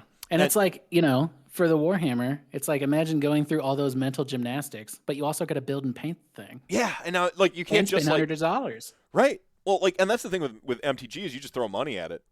Yeah. Like I'm like, okay, I'm done. I can't play Icarid another tournament. Like I'm just gonna like cash in my chips, or go to you play it with a bunch of friends, so your friends have mostly competed decks. You just pick up a couple $100 worth of cards, new deck ready to go, goldfish it, play in a tournament in the weekend, go to a tournament next week. You're ready. Like it's that just bang bang bang. With a army, it's such an investment.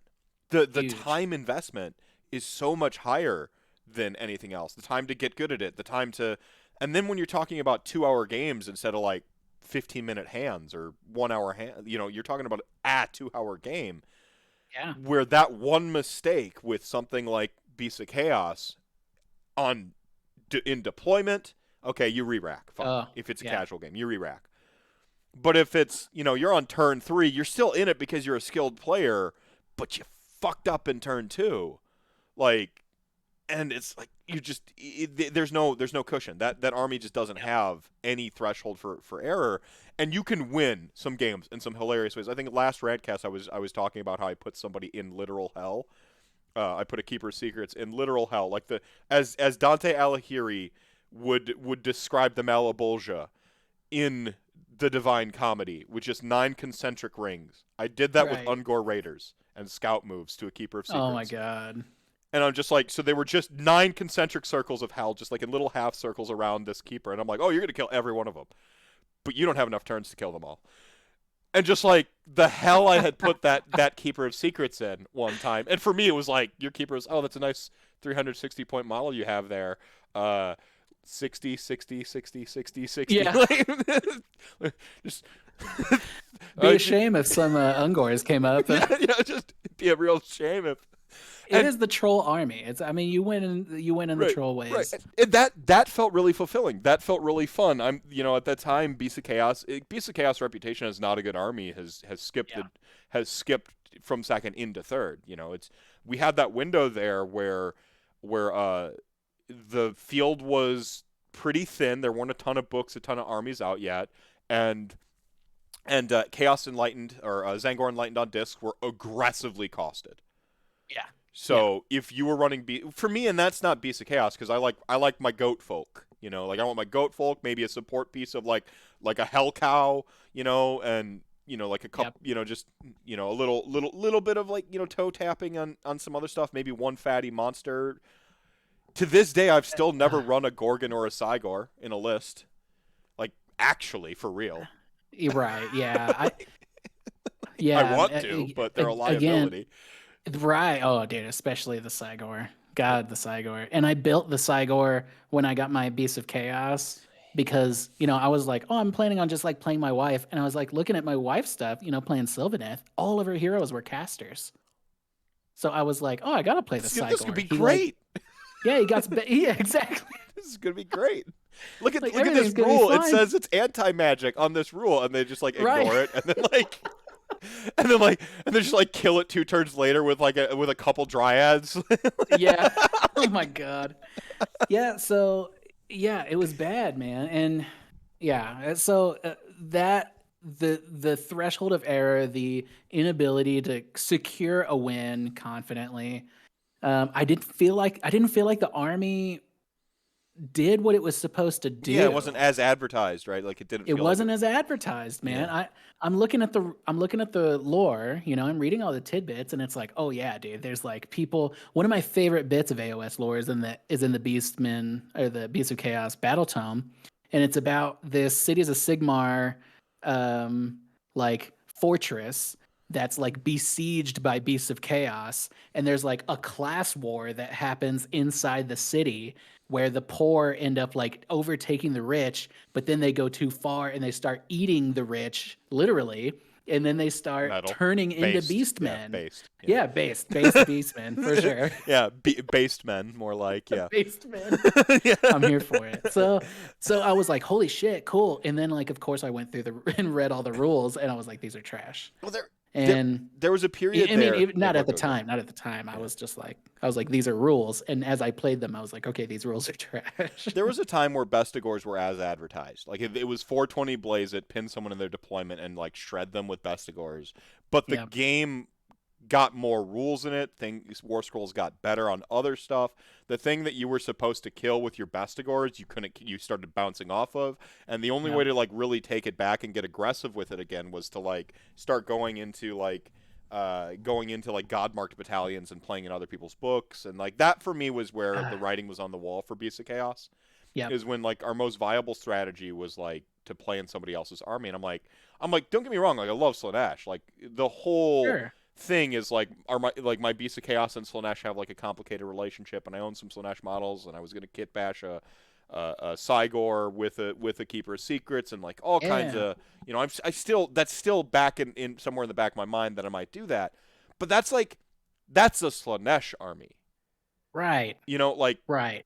And I like Beasts of Chaos as Beasts of Chaos. That story you just told where they're sieging people. There's an old world, the story where they this family abandons their child and it grows up to be a Beast of Chaos, right. Like a bray herd that kills the family in the future. That's so brutal and tragic and it's so where you're just it's making you go oof, but also that's kind of metal though, Totally. Yeah, and that stuff's what's I love that about Beasts of Chaos, but so I just to pin this back down, hard to win with. I have to wonder if that same feeling you felt, and I certainly feel with Beasts of Chaos, extends to other people and some of their barriers in completing that first 2,000 points? Because that's it is a huge achievement. It's such a huge achievement, and you can be totally passionate about, like, I don't know, like Darkling Covens or Dispossessed or I'm gonna make this Darkling Coven Cities of Sigmar army. It's gonna be the best. I'm gonna like have like a kit bashed up Stormcast dude who's gonna be like actually an elf, and like I see these like conversations all the time where these people more than passionate about their armies. The passion's there, the kit bash is there, and I wonder if that like too hard to win with. And obviously, like, free wins are fun, ha ha ha, but I don't think anyone is advocating for, like, I want free W's with my army. I think, dude, people want a chance. That's literally it. Right. People want a chance. That we're not coming to the table as master strategists and like literal war generals who are lording over the table. Yeah, you got the snifter of brandy and the white gloves, and the little like pool exactly. pushing your capital moving move, chap capital exactly. We're moving our models with like shuffleboards. Yeah. That's not happening, dude. What's happening is a bunch of like super passionate hobbyists are getting together. They're trying their hardest to interact with the lore, interact with the world, and represent that army and the story that Games Workshop has built around them on the table. And if you can't do that, or worse, you can't do that and you always lose, why finish? Why invest more money? Why invest more time? Because you don't know if the next book is even going to be good. You don't know. Yeah. Yeah, and it could be a long wait for a train that doesn't come, and too. It could be a long wait, dude. I mean, how many rumors were out in 3rd edition when people were like, oh, yeah, Beasts of Chaos is going to be the first battle box. It's going to be, and Beast versus Orcs, I think I heard. Beast versus Orcs was one of the rumor engines, yeah. Or that was one of the big rumors. Beast versus Gits, maybe? Beast versus Gits was the one I heard. Yeah. And it was like, okay, yeah, it's going to be Stormcast and fucking Oryx are going to be the first two. And then the next two battle tomes are going to be Nighthaunt and Beasts of Chaos. And 4 Grand Alliances, 4 new books. That did not happen. Yeah. So, and of course, Kragnos, tinfoil hat time, I think Kragnos was robbed from Beasts of Chaos. Because it is a literal Centaur, dude. It looks nothing like anything in the Auric War Clan fucking tome, and it's a Centaur. It's a beast man, and I think what happened. This is bigger tinfoil hat. No. I love it. Yeah. I'm taking 10-gallon conspiracy theories back from the haters because like totally you ruined conspiracy theories for the rest. I just want to think Chupacabras. Like might be out there rocking like some chupacabras and some like Wookiees and shit are just like stomping around. I don't want all the hate and the gates and those aren't fun. There's your next. Go ahead. There's your next Beastman army, dude. Is the chupacabras? Yeah, chupacabras. Like, oh yeah, there's like chupacabras and shit. Like this one runs and charges, and like it only drinks blood if you're a cow. Apparently, that's right. So, but big tinfoil hat time is so that Kragnos got robbed from Beasts of Chaos because somebody came in and they were like, oh yeah, let's see the new Beasts of Chaos hero. And they were like, here's Kragnos. And they were like, no. So what we're going to do is we're pushing the BOC book back, but we're moving Auric War Clans up. Go ahead and put Kragnos with Auric War Clans and make up whatever the fuck you need to do to make it fit. And what we're going to do is we're going to push Beasts of Chaos back because we're working on a new Morgr model. Because Beasts of Chaos is lacking the big god model, and now it's established in Age of Sigmar that we're in the mythic tier, Zeus versus Poseidon game. That's what Age of Sigmar is. Yeah. And now we've had several White Dwarf, at least 2 White Dwarf or lore checks where Morgr or a giant tentacled mass that's worshipped by beastmen in the woods has been mentioned. Mm-hmm. So Morgr could be on the way. I'm not saying that he is. I'm very hopeful that he is because a new Morgr that's like the size of Kragnos would be insane. Oh, that's so good. Don't give me hope. Like I know. Right now. Like trust me, I'm on like my I'm knees just, it every started night. raining in my room. Like I'm like side lit. Like don't give me hope. I know, but so yeah, not playing Beasts of Chaos because it's really hard to win, and their lore, and they don't play as advertised, exactly like you said. Yeah. And as soon as I picked up Soulblight and started getting an army together, it was really for 3rd edition Path to Glory is when I started hitting the table with my Soulblight. Immediately, I was like, oh my God, this is so much fun. We talk about fun armies, but winning is the most fun, right? It's Like, true. Yeah. Yeah. winning is fun. Yeah. Dude, and I was crushing some early Path to Glory stuff. Yeah. Like 600, 750 points for Soulblight was so good for me because it was like, it was like Direwolves, a Vengorian Lord, a little wizard, and a couple other things. I just had a blast, actual fun. I could compete with everybody, and I was like, God, I hope this just like scales up. And so, once I was winning and I was feeling good, I started reading more about the Soulblight Gravelord because even at that time, I didn't have any idea on like the lore of death or anything The like that. I models didn't were know just shit. like you, just like oh, like the models, like gotcha. Yeah, okay, Total. okay. Yeah, the models brought me in, dude, and now I'm like reading, and I don't really. I know this is where me and you are gonna differ, but like I don't like Nagash. All right. It's such an Yeah, opinion. I'm used to hearing it. It rolls right. off me like it just doesn't So even phase me. I don't like Nagash's model that much, but I also didn't really know anything about him, and then I just started reading what's it called? Soul Wars. And I say reading, but I'm listening to the audiobook, while I hobby and stuff. Hmm. And the dude who narrates the Soul Wars audiobook does the sickest voice for Nagash. And like the stuff that Nagash says and the way that the narrator says it is just so good that I'm like, okay, Nagash is pretty cool, but I still I don't want to play him in an army. So I wrote up a ton of lore. So if you follow me on Twitter, my Where can people follow you on entire Twitter, by the way? at HeyGMKenny. If you follow me on Twitter at HeyGMKenny, I have, if you might be able to scroll through my media page and see all the pictures of my army, but I have 240-ish characters of lore for every single unit in my LVO army, in my tournament army. Which we'll get there. We'll get there. Hmm. Hmm. I think whenever you want to start showing off pictures, I can talk a little bit about the lore. Yeah, yeah. But it ties into my will they won't they feelings with Nagash is the best I can is the best that I can Yeah, kind of offer, I guess. yeah, yeah.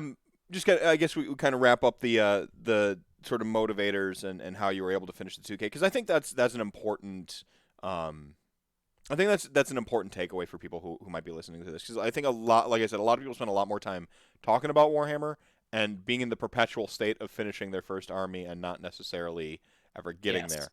And I have to wonder ambiently if the difficulty to win games, if a lack of excitement for the models and more of an excitement for the army, if that makes sense, like is somewhere in there where Yeah. like you're like, man, dwarves are so cool, and then like you look at KO and like they're just not your thing. I'm not bashing KO, I'm just using him as an example. Like you look at Right. KO, you're like, yeah, but these aren't the dwarves I want, and so Yeah, totally. you kind of mill about and you're not really certain, like, well, I want to play dwarves, but they're like neither of the sort of main representations of them are your vision for them. You can't think of anything easily to kit bash them into to make it fit your vision, and they don't win besides. If that really is kind of like the package deal of what is the main barriers that stop people from getting in, and if there's ways to alleviate that, because hey, just wait for something awesome Right. that you It like doesn't feel like a great great piece of advice for people. No, and I speaking of Twitter polls, I ran another poll recently that I thought the results were actually quite shocking. And the question was, do you think so when you're getting into if you have somebody who's getting into Warhammer, the advice that I think a lot of people say are pick an army that you think looks cool and play that. Mm. Hmm. And the question is this a good piece of advice or is it propaganda? And again, overwhelmingly, people voted that it was a good piece of advice, but Really? I think it's propaganda. Really? See, Yeah. I'm go on, finish your point, and Oh no, I was I'll just gonna say, yeah. No, I kind of agree with you. I do think it is most certainly propaganda. Hey, just buy the models you love. But I also think it's a good piece of advice because Yeah, playing models you hate looking at will stop you from playing the game too. So you need to absolutely. it's got to be like it can't be a binary. It's got to be like complementary. You got to find something that you like to look at, models that you love, or like, and then you also need to find something that wins, plays well, plays the way you want to play. Like it's these sort of multiple Exactly. factors. It's terrible to say, "Oh, just buy what you like," saying leaving it on its face and going, "Oh, just play what you love," or just buy what you like. Like that alone will be a trap, because It as you is. It's a begin trap. playing, as you begin playing games, you're gonna if you can't win games, and it's not even again. I don't think people want free W's. Like I mean, I No. do, but the average person, I don't think wants to just like scoop. They want to feel like they have a chance, like you said. They want to feel engaged. They want to feel like they're in the game, that they have their moments. They don't want to just always feel like losing. I mean, More and pointedly, you people don't want to always lose. I think is probably a right. better way to say it. People don't want to always lose. And there is something to say about game balance because I think what a lot of war gamers circle around is this this fantasy of the perfectly balanced game. And I think that would be boring, Hmm. or maybe not boring, but it's not what Warhammer is, Yeah, it's not what we're right? signed up for, right? Like, It's not what we're signed up for because there's other games like historical war games are perfectly balanced or as close to perfectly balanced as you can get because it's like, you're playing the American Civil War, everyone's got the same musket. Everyone's got the same rifle, you know? right. So it really does come down to your tactics. And I don't think that's what people want in Warhammer, and I don't think that that's possible in Warhammer. I think it would create kind of a boring game, Well, there's an honestly, because illusion. I think there's like an illusion of parody. I think is more important than actual parody. yeah. Um, like just like you don't want true parity. You want a little bit of a lopsided balance to things because this kind of keeps this wheel of innovation churning. You always want to feel like you've got the meta solver, like you've got the next thing that's gonna like figure out the Gargant problem. Like Gargants are Oh yeah. smashing at the beginning of the year. Cast our mind back to last year. They're kind of smashing at the beginning of 3.0. And then as people are like, okay, Gargants are a problem, they look at their book. Some books go, how do I solve the Gargant problem? And they got an answer for it in their book. They change their list. They go solve that problem. Some books are like, fucking can't. Yeah. And I think that right there, like, is important. Like again, we're talking about a time sink. Not everyone can just. You spent like 6 months finishing your army, or how long did you actually? We can be specific here. How long did it take you to finish your army? That's a good question. Let me think here. I could probably find the exact day, honestly, that I finished. I mean, if I'm gonna like scroll through Twitter land, who the hell knows? Oh, Um, approximation's just fine. Like yeah, an a year, approximation 6 months, somewhere in there, a year and a half, or what? Yeah, just so how when did 3.0 come out? I want to say last year, but I'm not certain. It Like, definitely had. God, when was it was it? 2021 or 2020? I think it was 2021. I think it was 2021. I think it was summer Um, 2021, but I'm not sure. yeah. Well, okay. So that is. Oh, okay. Here we go. Kicker, Actually, when did SBG come out? Save me, chat gang. I was it December 20? Wait, we when is December 21? That was like a couple months ago. Yeah, Oh, it that was was. last month. Yeah. My God. See, we can do a callback to the beginning of the show where we talked about ADHD. You know, a symptom of ADHD is time blindness. Yeah. Okay. So the two of us definitely don't let us cook. Well, without a kitchen timer, I guess. Yeah. I'm a pretty decent cook, And, but and we have low operational memory. So like when we're like mm, in real time, it's like the operational memory is like like it, came let out me early actually. May. Yeah, so 2021 was 3.0. 2021 was Okay. 3.0. So, all right. So yeah, and I'm looking at my July Warhammer Club 3rd. like July 3rd is when 3.0 must have dropped. July 3rd. Okay, sick. So, and I'm looking at my Thanks. Warhammer Thanks, Stone Shield Clubs. Maiden. Oh, thank you. Yeah, thanks, hon. Looking at my Path to Glory start date was August 6th. So I probably started painting mid to late July. Okay. And You're looking at seven um, months. yeah, 7 months, which, wow, when you say it like that. But But so this is where I'm notorious in my local area because when I don't like the way a model is looking, I reprime it. Mm. And I could paint an entire I painted okay, so let me put it this way. I've reprimed at least 13 models in my Soulblight Gravelords army and started from scratch. Mm. I think the only model that I painted in that time that still looks the way it did then today is my Vengorian Lord. Hmm. Everything else I started from scratch in probably as soon as I figured out I was going to LVO, which was probably like October, November, something like that. So really, I would say 3 or 4 months it took me to paint It 2K. it is a really good looking army too. So we'll dive into that in a second.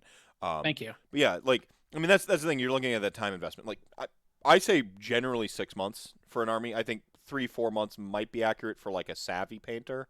And you Yeah. certainly like you've got hobby experience. You know you're not starting cold, but someone who might be jumping into Warhammer as their first minis game, like period, might be about 6 months, right? And that's assuming that Yeah. they can win some games as they're kind of building lists and like they're playing with empty bases or like half primed stuff and little gray plastic and stuff like that. Probably about 6 months, right? I mean that's why it's okay that the FAQ takes about 6 months, I think, because I agree. if you're in the wrong part of that cycle, the army you start with is not the army you're going to get that Beast of Chaos points going down problem that you had. Ugh. If in 6 months they change a core feature of your army, and you're like, well, Yep. now I got to buy a different 1,000 points or whatever it might be. And that ended up happening to me with LON. Is like I built one army for LON to like take the tournaments, and the idea was that I would pivot to like a second version of it, and I guess I kind of did with my Death March army, but like I never got to like to build my like my Lords of Sacrament list. I never got to like fully. I had it built, but I never got to paint it. Never got to take it to a tournament. By the time I had like gotten into the swing of about to like pivot a little bit with LON, they just like came in and they just like eviscerated LON with the GHB, and I'm like, well, half these lists don't work anymore, and I lost my motivation to do the hobby. I think Yeah. there's a common thread here in the people's motivation when it comes to finishing an army, and the army they set out to complete is, again, there's that expectations align with what they're doing. I think that's really like they have to align, because if they don't, it's going to be really difficult to finish an army. Yeah. I So. 100% agree. 100%. Yeah, I would say Kenny I guess I'll put reprimes his minis the same way many women cut/dye their hair in a crisis. that's very true. Thanks for the insight, Stone Shield Maiden. I would say, okay, so I'll put it like this. So before December hit, I had I think 8 Blood Knights painted out of the entire army that I am taking to LVO. Insane. How did you? Okay, So the rest I did in December. Everything else. Jeepers creepers. I hope I can match that clip for 1,000 points, let alone 2,000 here. So I've got your first photo of your army up here. We've got like a Vengorian Lord on the left, sort of Vlazda center screen, Belladama rocking up in the middle, Blood Knights in the foreground, and you did something interesting with your direwolves, is you painted your packs like entirely different color palettes. Painted yeah. So Your direwolf packs, yeah. yeah, this may be in a symptom of ADD, but I was like, oh, I'm gonna do I've got 30 direwolves in my list, which my tournament list went through 4 or 5 different, iterations. But by the time I settled on what I'm actually taking to Las Vegas, I was like, all right, I've got 30 direwolves.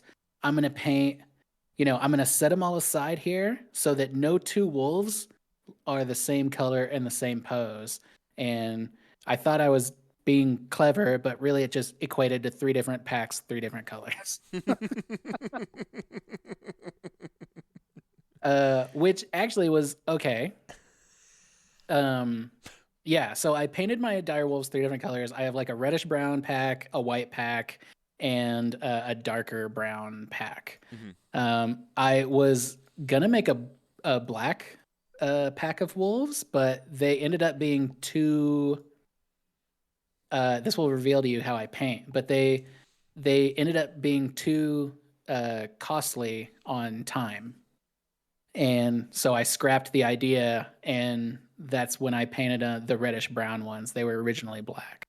Mm, okay. But because because the black was gonna take too long, I was like, no, they're gonna be a different color. I see some really intricate bases on there here too. You've got multiple textures Oh, going on. You've got the cobbled stone. You've got the sort of like granular, like mud type stuff here. So, so and the you go. yeah, the bases take me probably the longest, and that's like the most daunting part of the entire army.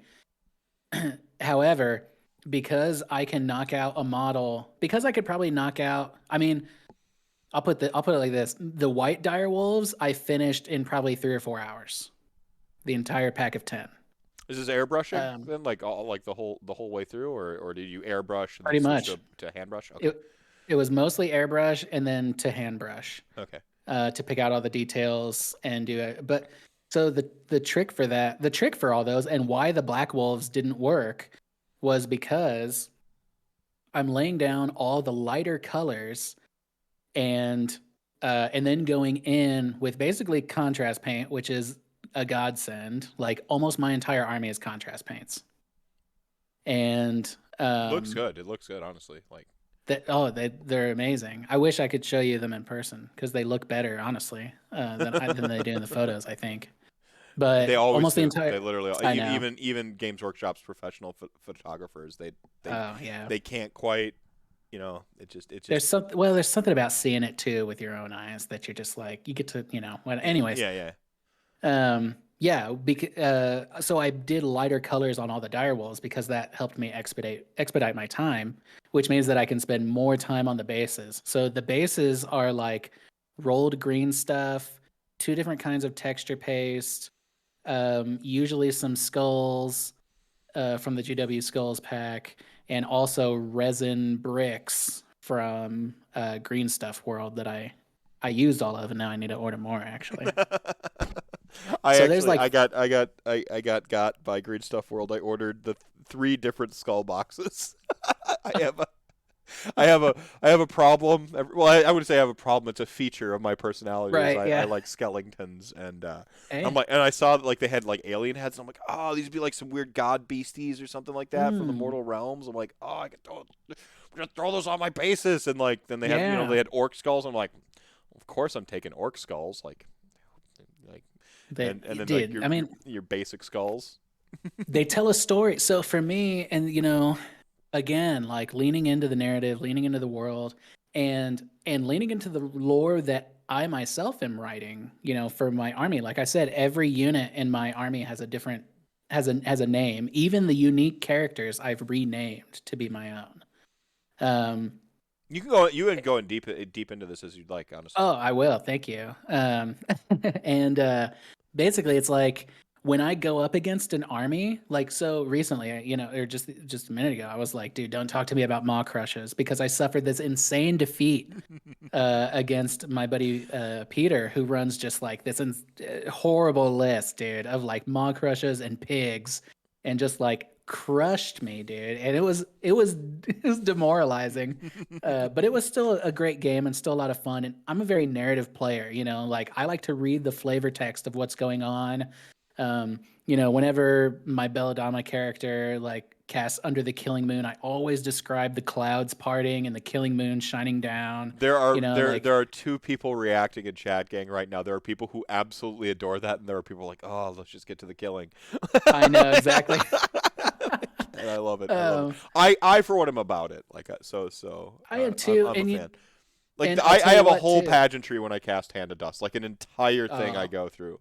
Like I even set that's it up amazing. because I was a wrestler, like a pro wrestler on the indie circuit for a while there. That's Um, right.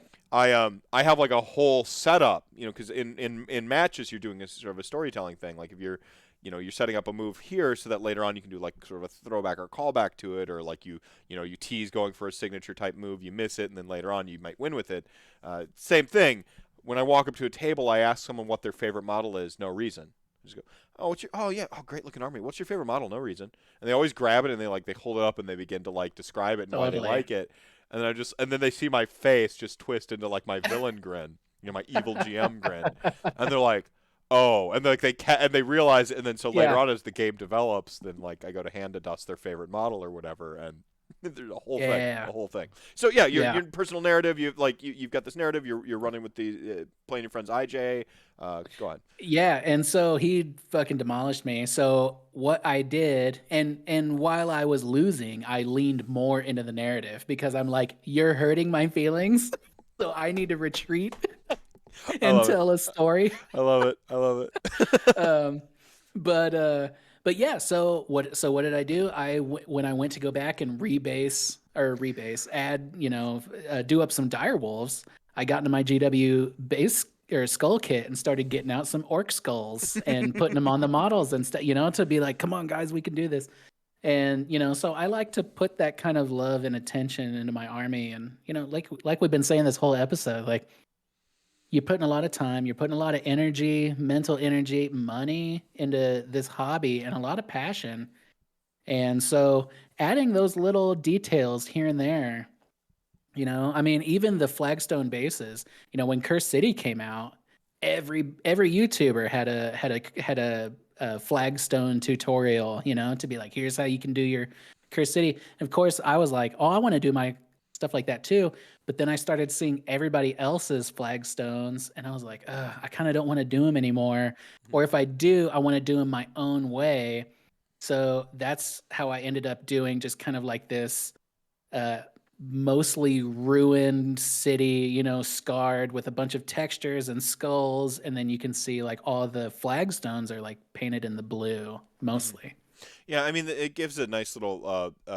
I like bases as like, what is it? Bases, faces, and weapons, right? Like the sort Yeah, of the you want to form triangles with your art and how you look at things. And I mean, I don't need to tell like the absolutely. actual literal artist this. Well, Um, I still learn.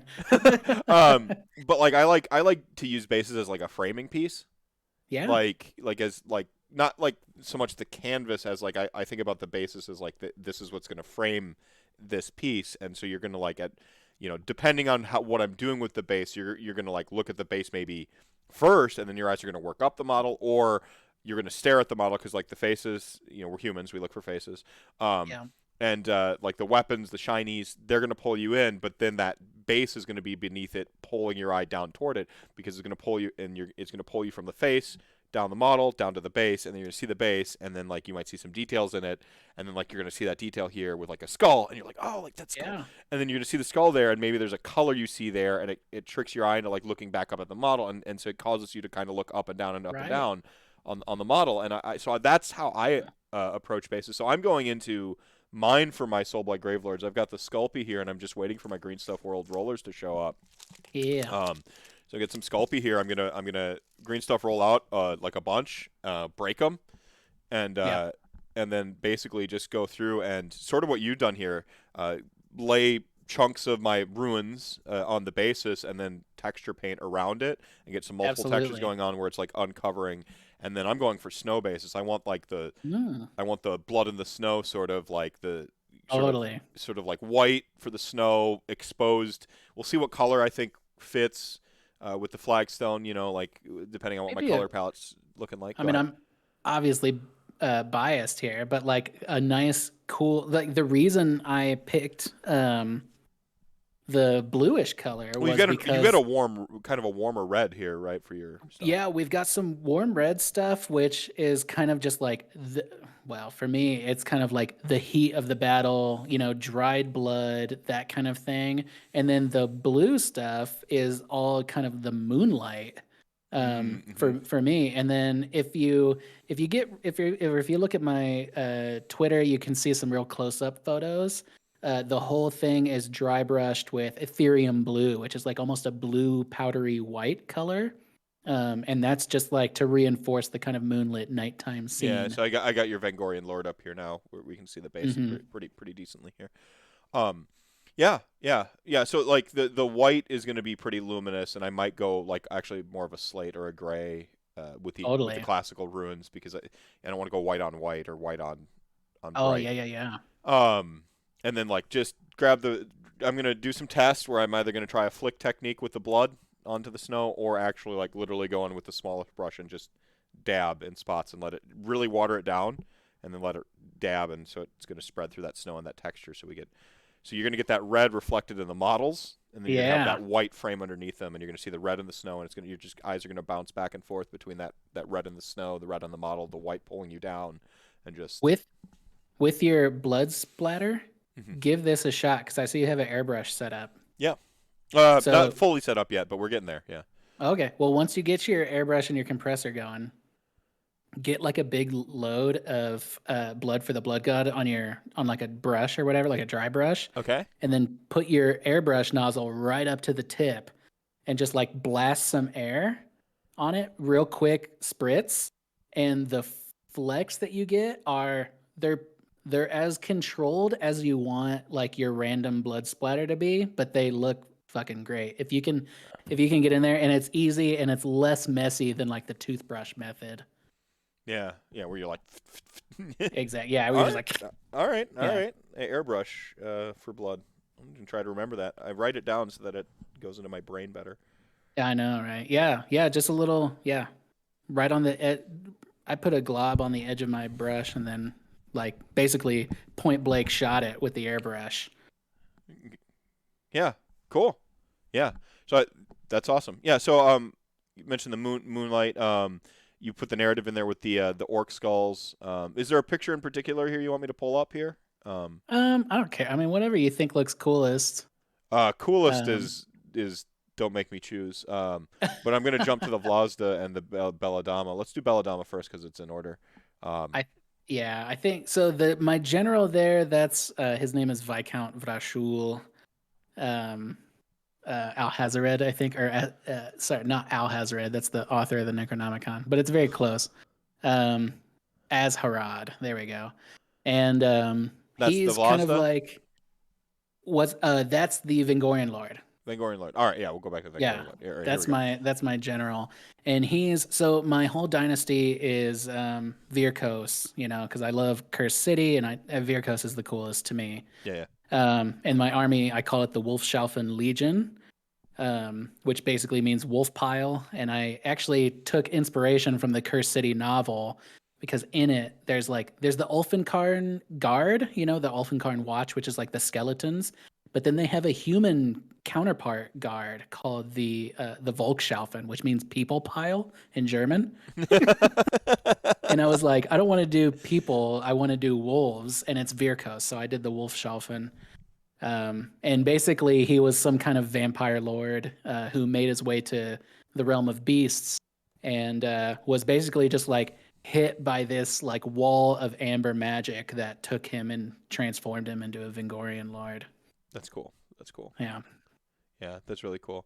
I like that you have like this software. So this splatter I see up the wall here, was that you using the technique you just mentioned described with your A airbrush? yes, but I went real crazy with it. I was like, more.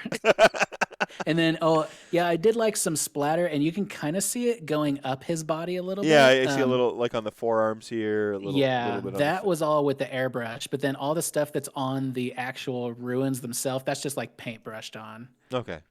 Yeah, and I went bonkers on that one. I'd probably redo it if I less is more when it comes to those kind of technical paints, The I think. yeah, with the blood, I think one of the mistakes I often see corn armies make is like they really layer on the blood. I get it, blood for the blood Yeah, god, but sure. you only need to like edge one weapon here, a puddle here, like Yeah.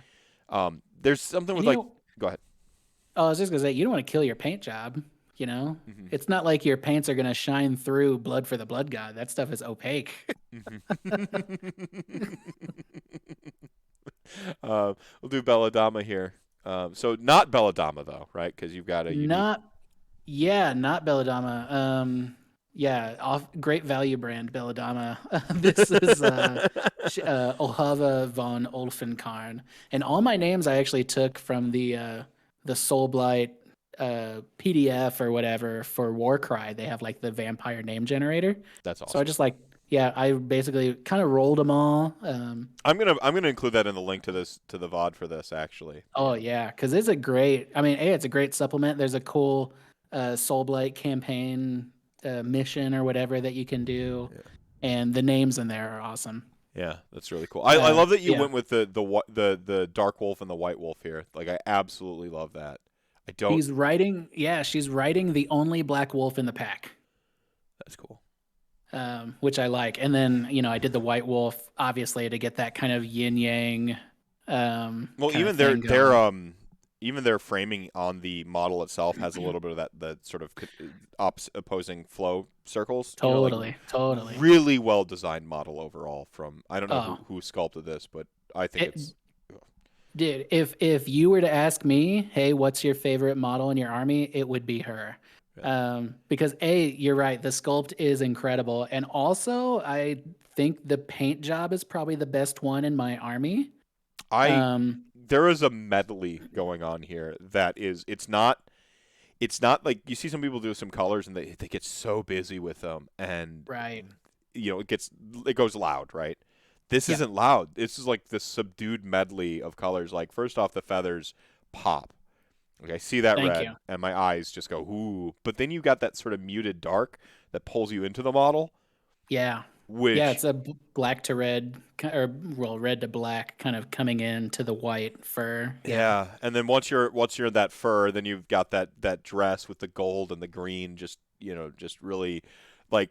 But it's got a little bit of a like a darkness to it, which Mhm. is like that old nobility or nobility that's kind of let themselves go just a little bit out murdering people. It's and then you get this Yeah, bright green on the rock underneath her that's that moon again, right? Like man, yeah, and I totally actually stole that idea from this fella I follow on, or we're mutuals on Twitter now. But his Soulblight stuff is so awesome.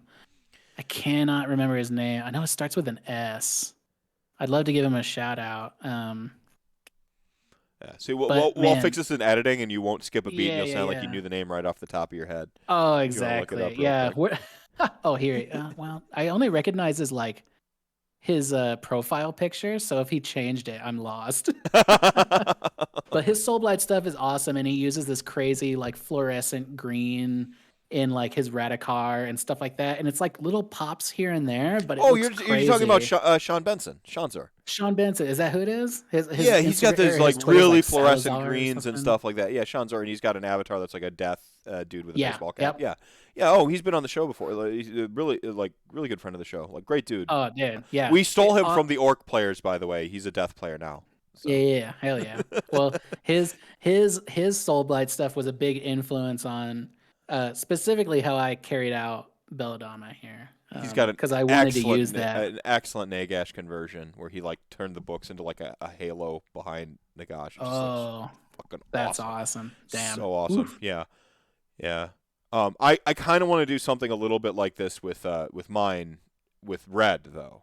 And I don't know how I'm going to Ooh. pull that off quite yet. The whole idea for mine is to actually take them in like a more of a Baroque concept direction, like Yeah. unrealistic colors. Like the whole army's just cloaked in like just shadow. They're just black. That would be And awesome. then you have these like white, sort of white fetid, flesh tones everywhere. Corpseified everywhere, Yeah. and then just pops of just red everywhere. Oh, that would be awesome. And just Yeah. the gradients of red. I picked up my Vallejo red range here, so that I can really just like go full gradients on, like Oh, dude. like. So Yeah, and but you could do some real like kind of bluey purple like under shadows, mhm. like a reverse zenithal with your purples and Yeah, blues, yeah, and then like red on top, and it would just make everything so rich. Or yeah. even just a nice oil wash would I'll be have to pretty easy. I'll have to pick your brain about that. Actually, you'd come up with some Yeah, technique. Do anytime. do a couple test models. I see the zombies being like almost like their silhouettes, and then like they just have Yeah. this burst, like the light is actually on their chest. Where like they're Ooh. glowing out from. So like kind of reverse Yeah. zenithaling things and putting the when we paint models, we tend to put the light up and above them and off to the side. Like that's Totally. where we paint our light from. The light is going to be like under and in front of a lot of stuff. Cool. Yeah. So like Oh, there's dude. like Yeah. they're marching towards you, like, and then, uh, you know, this idea that like the Castlevania is behind them, and it's just that Yeah. silhouette shot where it's like just black over the top of a white moon, and then they're Man, marching towards. Yeah. you could even if you're doing the underglow thing, you could do like really bright red on your bases and then do like some mordant earth so you get the kind of lava cracking and you can simulate like the like red cracks out of the earth like shining up underneath your zombies would be really wild. Yeah, it'd be gnarly. Yeah. So yeah, Grandpa, we got this luminescent green underneath it, and then we kind of like roll into the base, and there's just this like symphony of colors here. Like I love the Thank you. browns and the reds and the greens. We get some deep blue even, and A lot of those, a lot of the reds are dry pigments. And for Warhammer players, if you guys have not messed with dry pigments at all, I highly the recommend fuck's them. a dry pigment. All right, hold on. I'm Well, I'm a I've got hobby 'em back amateur. here. Yeah. Okay, so yeah, get you some dry pigments, dude. Vallejo makes some. A bunch of people make them, but yeah, just Google like dry pigment model, and it's literally a like a bottle of pigment that has no medium in it. So it's just like all dust or whatever. Like, yeah, it's just straight up dust. So get you a newspaper, or a sheet of white paper because you're going to get a lot of overspill, and you'll want to put that back in because it's precious. But yeah, I get like a really shitty brush, and I'll dip it into my dry pigments, and then just stab it onto the ground of the model. And then you've got to seal it after that because otherwise, every time you pick it up, it's going to start sprinkling everywhere. so, But yeah, once you seal it, it's there, and it kind of the color changes. It usually gets a little muddier or whatever. But yeah, if you haven't messed with dry pigments, they're a huge game changer, and they're great on bases. Great on bases. They're on every one of my bases.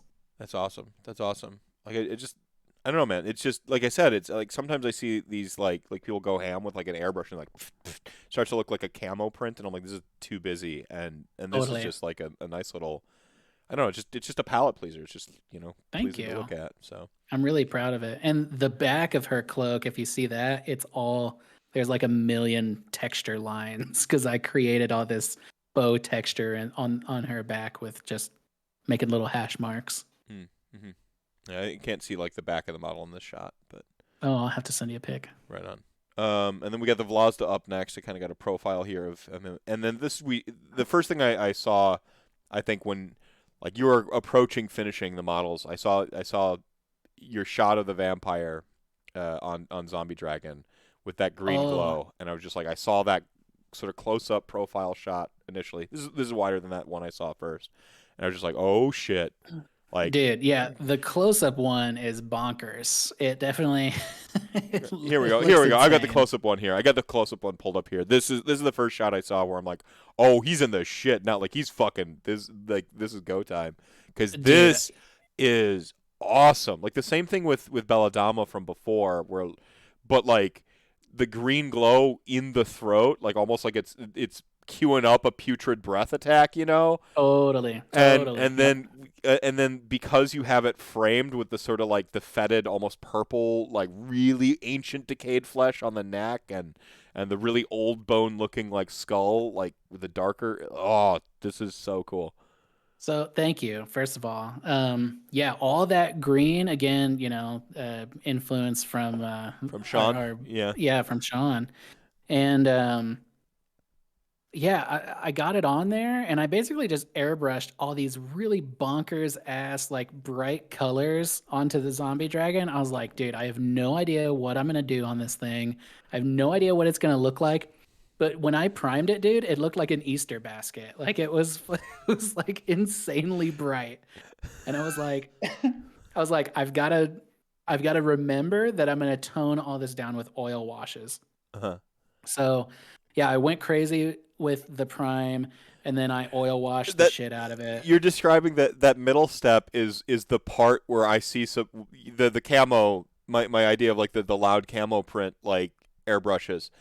they don't do that extra step that you throw in with the oil washes to bring it back down to bring it back in. Yeah, Yeah, and then of course you'd pick out and do some highlights and details from there to make totally. it truly sing and get the real contrast going. All right, sorry, continue. Yeah, that's pretty much what I did. I just put the oils on there and then I hit it with a ton of contrast like normal.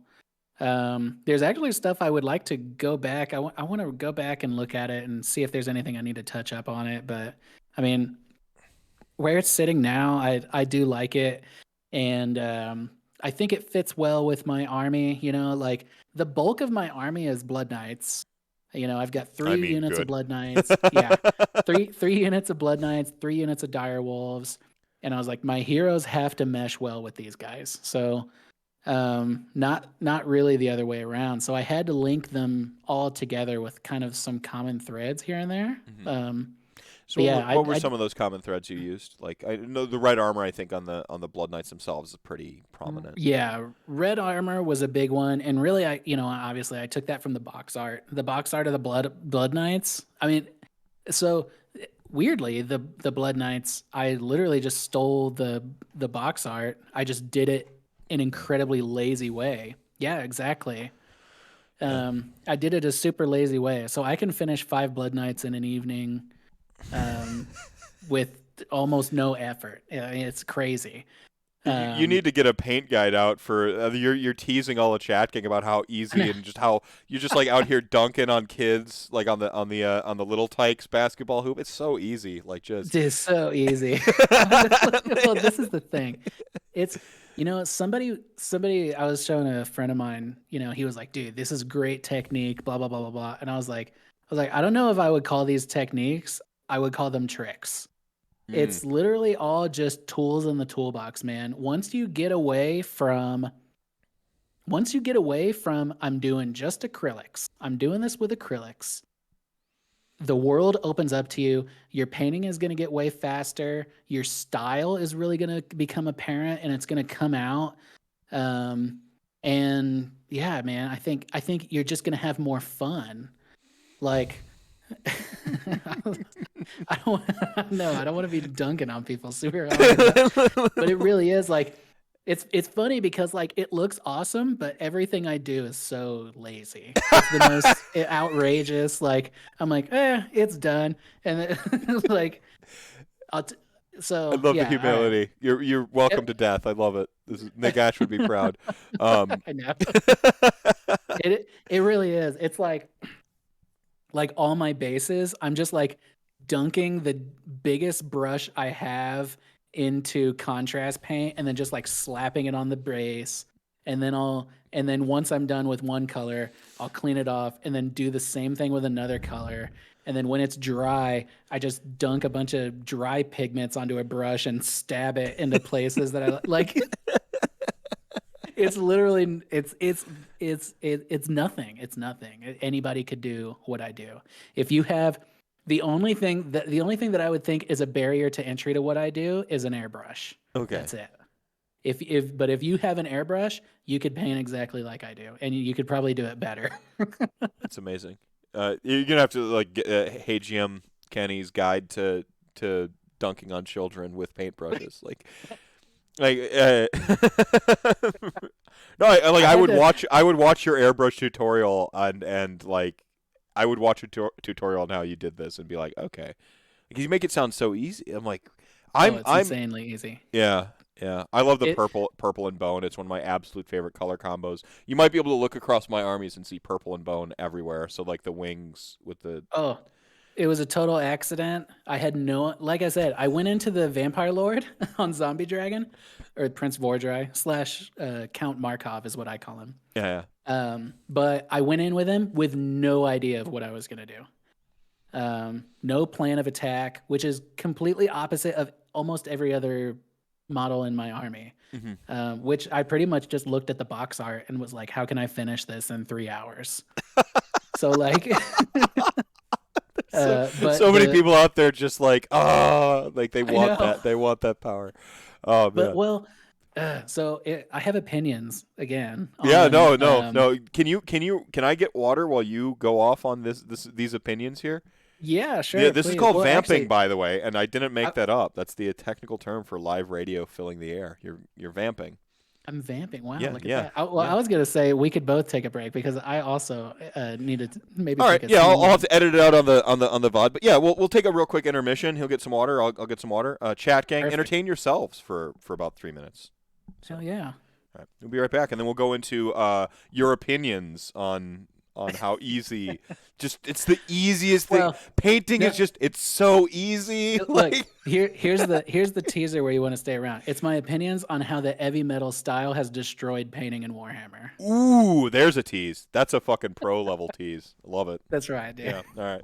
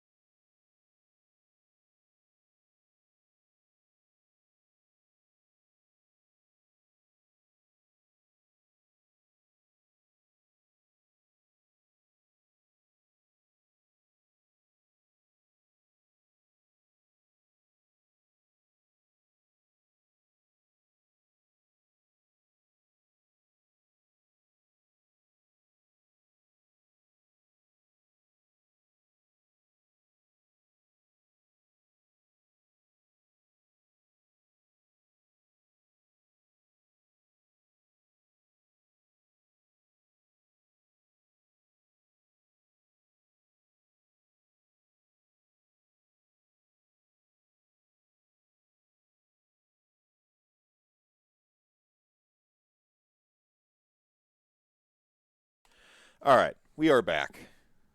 Back. Oh no, I was aware kicker. I was talking to myself that time. I was just practicing. You know, uh, like, do I tell people to like and subscribe now that you know, there was like some dead air, like if they're watching it on YouTube?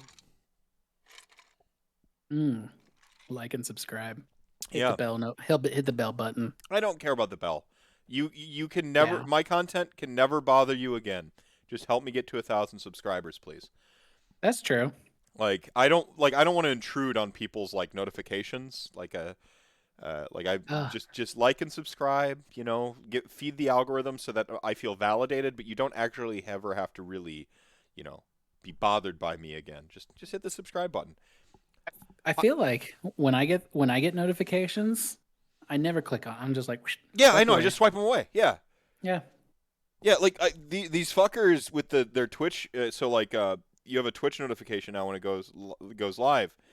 Some of these fuckers get me because they've started to write their Twitch notification as something like you have a new message from or something like that, and I'm like, oh, and like so then I go to like Oh, kind of click, and I'm like, oh, and I see that Twitch icon, and I'm like, oh, and cheeky. I want to unfollow those Twitch hosts on principle alone. Like, Right. fuck Yep. your aggressive clickbait. Mine is Yeah. like a Gurren Lagann joke. Like mine is the stream Right. that will like pierce the heavens or some shit like that. Like it's just Yeah. like chicanery. Like I was drunk one night, I wrote the Gurren Lagann joke. Like that's all it is. It's Gurren Lagann. But these, oh, you have a new message from, or like, you know, it's, Yeah. oh, I do Outrageous. unfollow them. Yeah. Yeah, it's just it's sort of like, I guess if I watched them more frequently and I was in on the joke that they're making, because they're probably making a joke, you know, Sure. maybe like that their audience knows about. But like as someone who hasn't been in your stream for a long while, or you know, I throw follows out because follows are free, and so I'm just trying to help boost people's numbers. And like, here you go, have a follow. It doesn't matter. Right. You're violating the social contract with shit like that. I gave you a That's free right. follow. You're abusing my All trust. right, so you're about to tell everyone heavy metal sucks. No, no, no. Yeah. I was getting ready. I was like, okay, to be clear, Yeah. I do think the heavy metal style is awesome. Definitive Warhammer. When you look at a Warhammer model, you're like, nothing is better, dude, than a nice, clean, heavy metal paint job. Like, ooh, look at all these edge highlights. Look at this, look at that. Everything is good, too thin coats, blah, blah, blah. But that is such an extreme barrier to entry and Really? such a high bar to ask amateur painters to come in, or even established painters to come in and do. And when you buy your new Stormcast fucking, whatever, what do? You go to YouTube and you look up how to paint the Stormcast whatever. Well, you And buy it's their literal paints that they tell you, oh, I can paint this with you just these paints, with right? just these paints, exactly. You look on the back of the box, you're like, oh, I need these colors. I'm going to replicate this. And then what do? You fuck up the first edge highlight that you do. Even if you've watched the tutorial, you're not doing like, dude, the best, I'll tell you this, the easiest and the best and the most fun way to do edge highlights is oil paints.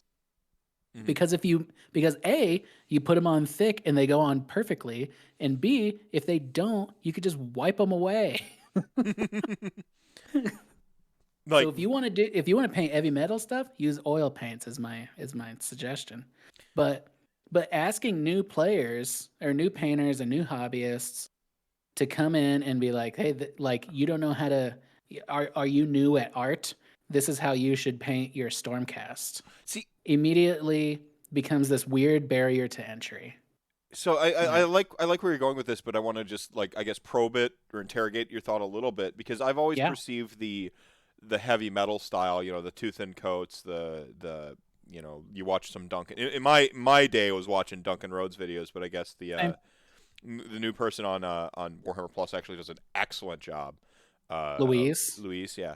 she's amazing. Yeah, she's just crushing it. So like I don't have Warhammer Plus, but I the people who tell me her work is great, I believe them. So like via the transitive property, like I trust them. So Yeah. like I I have Warhammer Plus, and her tutorials are amazing, but they are advanced. They so are advanced. so where I was going with this is, for me, the heavy metals feels like they're trying to do like a paint by the number. You know, you get those little like stained glass things and you paint by numbers and you do the thing, and Oh yeah. it feels like they're trying to create a system like that. And you're saying it's like actually more, no, it's actually more advanced than paint by numbers. Like it's harder, What's it's the more worst? What's intimidating. the yeah? What's the worst part about heavy metal paint job? The 1 million edge highlights you have to do. Really? Every like thinning your paints down, knowing how to properly thin your paints. Oh, I accidentally thin my paints to washes constantly, and it makes me take, like, be doing like a flesh coats, and it'll take me like fucking 1 hour on flesh because I've thinned my paints too much, and I'm like, well, I'm committed to this now. I just got to fucking do it. Yeah. Yeah. I mean, dude, knowing that I should be doing um knowing that I can do edge highlights with oils and be fun and carefree and not care. Um, I still don't do them Hmm. because they take too much time. One, I mean they don't fit my aesthetic or whatever, but like they're fun to do and they look cool, but like I don't want to paint in the heavy metal style. It's way too time consuming for me. I'm here to like get the army done. And that's like that for me, time is my barrier to entry. Cuz like I, I'm a professional artist. You know, I don't want to do art all day for work and then come home and do art all night for play. well, see, that's the like that was kind of like the we're 2.5 hours into the show. One of the Oh yeah. secrets I was holding back is, like, we talk. I said, like, you're a real artist and stuff like that. Is like, I haven't said that, like, you're a real artist because I don't know. It's not that I was hiding it. I wanted to have this moment here, like, where, because you've talked to me before about, like, painting art for somebody else as a job, which is, I think of, like, I've seen your tattoo work, and that I am Mordor, baby. I've got it right here.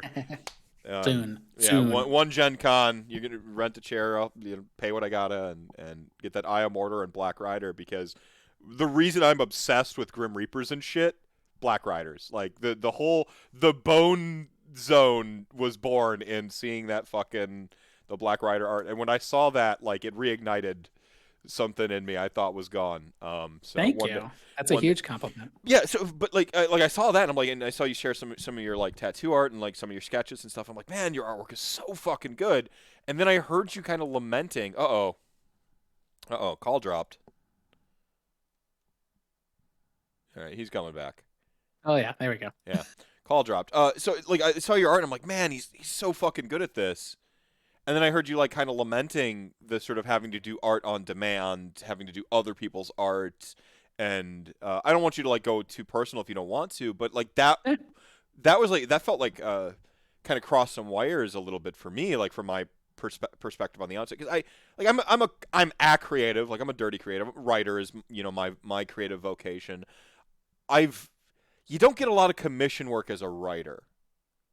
You get right. you like you for the closest, like, I have actually now done a couple commissions now because people needed, like, their 1,000-word story for, like, their sports score points for a tournament now, and, like, sure, I can shit out 1,000 words in an afternoon on accident, like, whatever, Yeah. like, um so I've done a little bit of that, but usually my interface with, like, what's closest to, I think, a commission or, like, someone telling me what to write is when I'm submitting to an anthology. I know that this anthology needs this story to be about this, and it needs to be this many words, and then, like, I don't have an idea about darkness right now. Like, I'm submitting to a horror anthology, and they're like, well, write a story about clowns. Like, the theme for this month is I don't fucking have a horror story to tell about fucking clowns. I could Yeah. shoehorn one into a story if I felt like it, but then it feels disingenuous. In fact, be specific whenever you can be specific. The Black Library submission, like, I have this, like, goofy story about, like, this sort of, like, orc who wants to be, like, a cruel boy's war boss, like, and it's supposed to be this sort of, like, takedown of the notion of a crusade, the sort of anti-crusade, this little, like, guy who's being an asshole as the crusade's traveling, and they're like, well, your story needs to be about the Dawnbreaker Crusade. I understand why the company wants to do that, but I'm Sure. like, that's not the idea I have for a Warhammer story. The two Warhammer story ideas I have are about orc hijinks, like, literally just orc hijinks, in the most tongue-in-cheek, like, kind of absurdist view of Warhammer that lets that pendulum hang out in the absurdity, so that when it swings into the like the brutality and the humanity and the heavy shit, you can feel that contrast in the story. You Yes. go, oh wow, like that's that story where the Beast of Chaos, like, kid gets abandoned and ends up murdering his parents. Like you that moment at the end of the video is like brutal, but up until then you're like, yeah, fucking heavy metal, Beast of Chaos, fucking rated stuff, right? But because you have that contrast in tone, you get that like that feeling where you kind of curl inside and you go, oh, like you know, tense, and you're just like, oh, that resonated, like that hit me. The reason why The Thing is so good, John Carpenter's The Thing, Yeah. because you get the little moments of humor that make all the horror hit harder. Yeah. And having that contrast is so important. Well, they're right. so, the characters are so human and normal. They don't exist in horror world where like the note is always just dee, like where it's just permanent fear all the time. In fact, like one of the reasons I think the Resident Evil games are so good is they often give you a rocket launcher to end the game. They give you a moment to break the tension. There's always like in the Resident Evils, there's always a moment where they break the tension. Like, and that's one of those things where I think is low key one of the things that makes Resident Evil good. I think Silent Hill 2 is the perfect horror game, but that's for a different set of criteria. I don't write perfect horror games though. I write good, entertaining stories that deal with fear and human elements and stuff like that, but it does it through a lens of kind of absurdity when I need it, and then we can swing that pendulum into those human moments, and then you can enjoy the contrast of the experience, much like painting. But again, I can't have contrast. No, so for me, like the biggest interaction I have with that is that, and so I was trying to kind of identify with what you were saying the one day, about this. Through that, I'm like, well, if I had to write an anthology every day and follow anthology constraints, how would I feel? And I guess that's the closest I get to feeling about it. Do you want to push back on that at all, or you want to? Yeah, and well, no, yeah, and not only your anthology, but when you go to type it, you cannot delete a word. You can't take anything back. Do we clarify that you're a tattoo artist? I am a tattoo artist. I think we like this isn't like an oil canvas and you wipe away like, or you paint over it. Like you, like once the line's there, it's there. Yeah, it's there. And you know, to clarify, you know, like I can talk about tattooing for quite some time, but a huge chunk of tattooing is figuring out how to fix your mistakes before anybody notices them. Yeah. That's like a big part of it. Interesting. And when you do a tattoo, you know, the more complicated your tattoo looks, or the more realistic, the more insane, the easier it is to cover up your mistakes. The more stripped down, which for me, you know, I do traditional style tattoos, Sailor Jerry, that kind of thing. Yeah. There's nothing there to mess up. Like if you mess up, you have very little room of error. Talk about Beasts of Chaos. Your margin of error is incredibly slim. Wow. So I mean, if someone wants the Pepsi logo, like it's gotta look like the fucking Pepsi logo. Like it does, dude. And good luck with the circles, you know, all that kind of stuff. Wanted his sick dire wolf tattoo, but I lived too far away. Oh yeah, what's up, Scotty? Yeah, the dire wolf design I quite enjoyed. See, and you know that Scotty, come out to Gen Con with me. We're gonna force him to rent a chair. You mentioned you got a buddy in Indy still. Yeah, we'll get inked up together. Like, yeah, I tattoo in Indy every time I go back to Gen Con. I tattoo with my buds. So yeah, that's I call like dibs first the week Scott. Around. There you go. But yeah, so with doing, there you go. Yeah, wait. Oh, okay, all right. I'm booked out for Gen Con. Yeah, no, it's official. Yeah, there it is. Yeah, that's it. He's got time for 4 people. That's the Gen Con weekend now. Yeah, I'm booked out. Yeah. So yeah, you know, doing that for a career, you know, it's a lot of. I do quite a bit of. Specifically commission work, I guess you would call it, or custom designs. So when people come at me, usually they're not wanting Flash, which is really what I prefer doing, is doing other people's stuff. Because the Flash that I collect and the Flash that I display and want to do that's the stuff I'm interested in. So I don't that's the mind doing. technical term for like when you walk into a tattoo shop and they've got all their their work sitting up Yeah. there. Yes. Thank you. Yeah, for the jargon. So yeah, when you walk into a tattoo shop and you've got walls of paintings that are, hand to arm size designs or whatever, designs that are ready to go, that's called flash. And they're tattoos designed by a tattooer to be tattooed on you. Mm-hmm. And so that's the stuff that I really love doing. I don't get to do it a ton, mainly because when I'm tattooing at work, it's hard for me to. Tattooing is really taxing. It's hard on your mind. You've got to kind of be a little bit of a host, to your client. You want them to have a good Yeah, so experience. if you're an introvert, Um, you're using up social currency in that time where you're spending yes, those talky bucks. An extrovert doesn't have necessarily a problem with that. They get juiced up by talking to people. But if you are an introvert, totally. like I think I am, and you probably are, like you have to lock in on that. When I used to work retail, I was more Yeah. exhausted coming home the average day of working a bookstore than I was in the average day of my job the previous years. This last 2020 and Oh, 2021 100%. were hell for my Eh, construction job. But previous years, I was like, oh man, I didn't have to talk to anybody today. I Let's know. go. Like I'm like pumped when I get home. So yeah, continue. Yeah, so you're spending that social currency. You're being a Spending social host. currency. Yeah, you're being a host, you're spending that currency. And then on top of that, you're trying to execute to the best of your abilities a permanent design, and your client might be you might be tattooing somebody's hand, but they like to talk with their hands. So even if they're over here moving this arm and you're tattooing the other one, that's jiggling around, buddy. And you're like trying to pull a clean line. And all of a sudden, it's like, all right, you have to stop and wait for them to like finish what they're saying and then be like, okay, bud, like, cool. And then like you get back to your tattoo. Wow. So it's like it's a lot of this kind of stuff, and I'm not like saying I hate my job or whatever. Like I love tattooing, and tattooing for me now is better than it's ever been, but it is hard, Yeah. and it's hard to do it all day. Do any kind of art all day, and then like my hands hurt, my back hurts, I'm tired, Well, and then I come home and it's like, fuck, dude, now I got to paint, 10 dire wolves.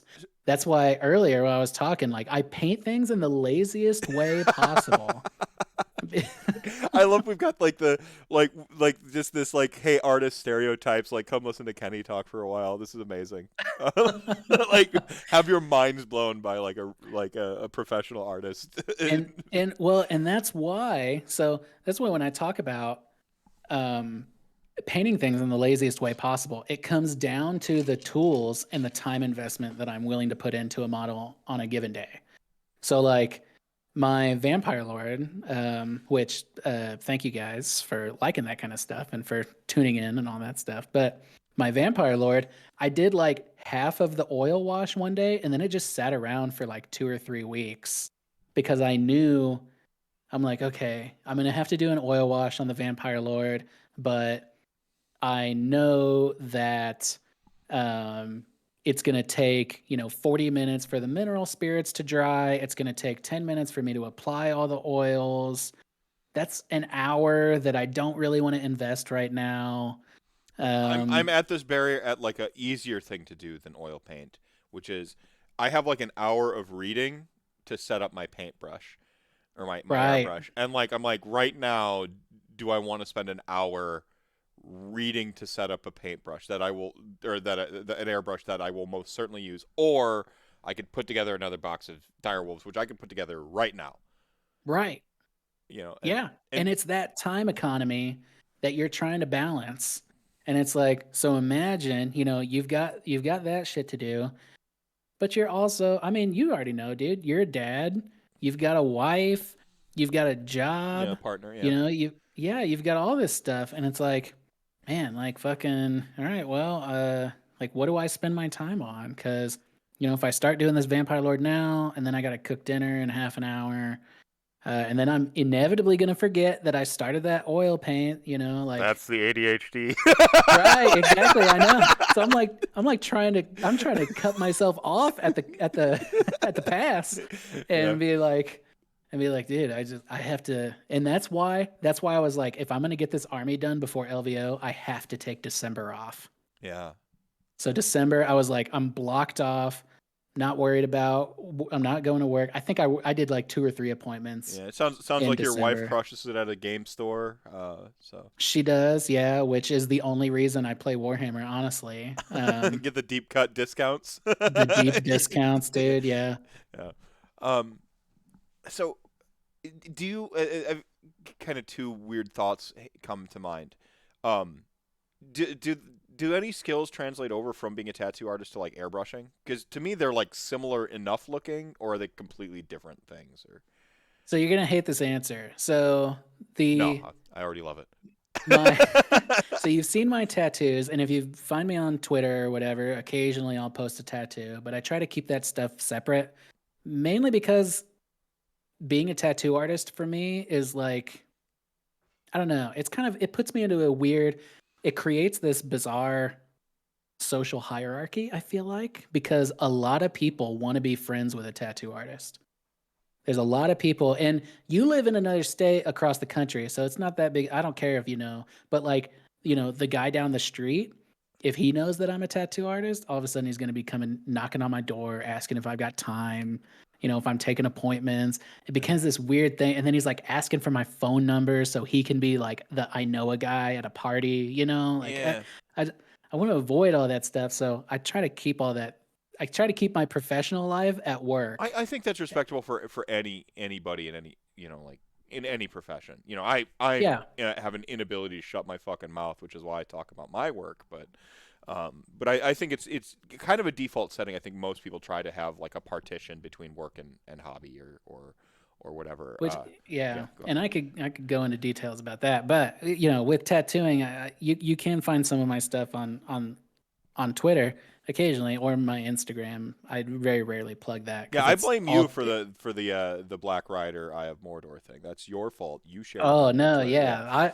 yeah, I will share. I'll share paintings, Yeah. and I'm gonna send you a copy too when I get this painting done. I'll send you a print. But That's very generous. That's awesome. of course, And all. Yeah. All right. wow. But anyways, so my tattooing style is incredibly stripped down and simple. Like the lines, I only have, what needs to be there. I like to call it the steak and asparagus method, where it's like, like I was saying a minute ago, if you've got a million things going on in your design, if you got 10 gallons of shit in a 5-gallon bucket, Mm-hmm. then it's very easy to mess up. So it's almost like you're at Golden Corral, like if the mac and cheese isn't good, who cares? You can get the mashed potatoes. If the Mm-hmm. mashed potatoes aren't good, who cares? You can get the nachos, you know? Uh, Traditional tattooing and that kind of thing is like, nope, you're getting steak and You asparagus. have And if no either place to one hide. sucks, Yeah. yeah, exactly. You got no place to hide. If either one of it sucks, you're going to know. Wow. Yeah. um, so what that does is it makes it so that when I design a tattoo, I am doing things in the most cost-effective way, the cost being my time and energy. If a design could have 50 lines, but instead I put 10 lines, I have to put 50 lines of fucking effort into 10 lines. You know what I'm saying? Does that Mm-hmm. make sense? Mm-hmm. So I'm focused more on a tattoo that is more stripped down because again, nothing, you have nowhere to hide. Um, some people, I don't know. I guess the way that I would say this is what it links to with my miniature painting. The common thread there is that it's my lazy method in that I am trying to execute the most impactful visual aesthetic with the least amount of Wasted time. energy. Yeah, like just wasted. Yeah, Yeah, without the wasted. weight. Exactly. Exactly. So that's why if you look at my Blood Knights, it's the box art and literally taken from the GW like how to paint Blood Knight armor tutorial. But instead of doing it like they did, I do it with an airbrush in 2 steps. That so that's the method. Like, in this thread, guy dunks on toddlers. Like just like there's so like it's so I'm trying to get my confidence back with painting. You know, like I really This I I broke my hand a while back. I treat every episode like it's somebody's first episode. I broke my hand a long time right. ago, and it compiled with the fact that when I went to college, I was forced to specialize. Growing up, I was an artist and a writer. Like I wanted to write and illustrate my own books, maybe do comic books, blah blah blah. When I went to college, the School of Art was a separate school from the English school. So I had to double enroll, double major if I wanted to pursue art, and I ain't got fucking money for that shit. Let alone it was all Yeah. confusing. So I was forced to specialize. So I could only take like the base elective art, like fine art course. So like an art history and like a life drawing, and then one like I think it was one other like arts 105 or some shit like that. Art basics. We had a small gallery. I did some shit with some oil pastel. Um and that was it. Like that's all I got. That's all I was allowed at college.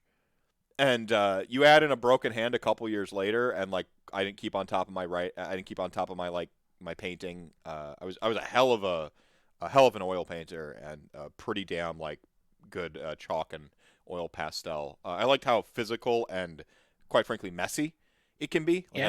I love how messy. Like with oil painting, you're like painting on the canvas. The opposite of tattooing, by the way. Like you Yeah. throw shit on the canvas and you're like, oh, I'm gonna fuck about with this for a little bit until I get it to like Yeah. look like what I want.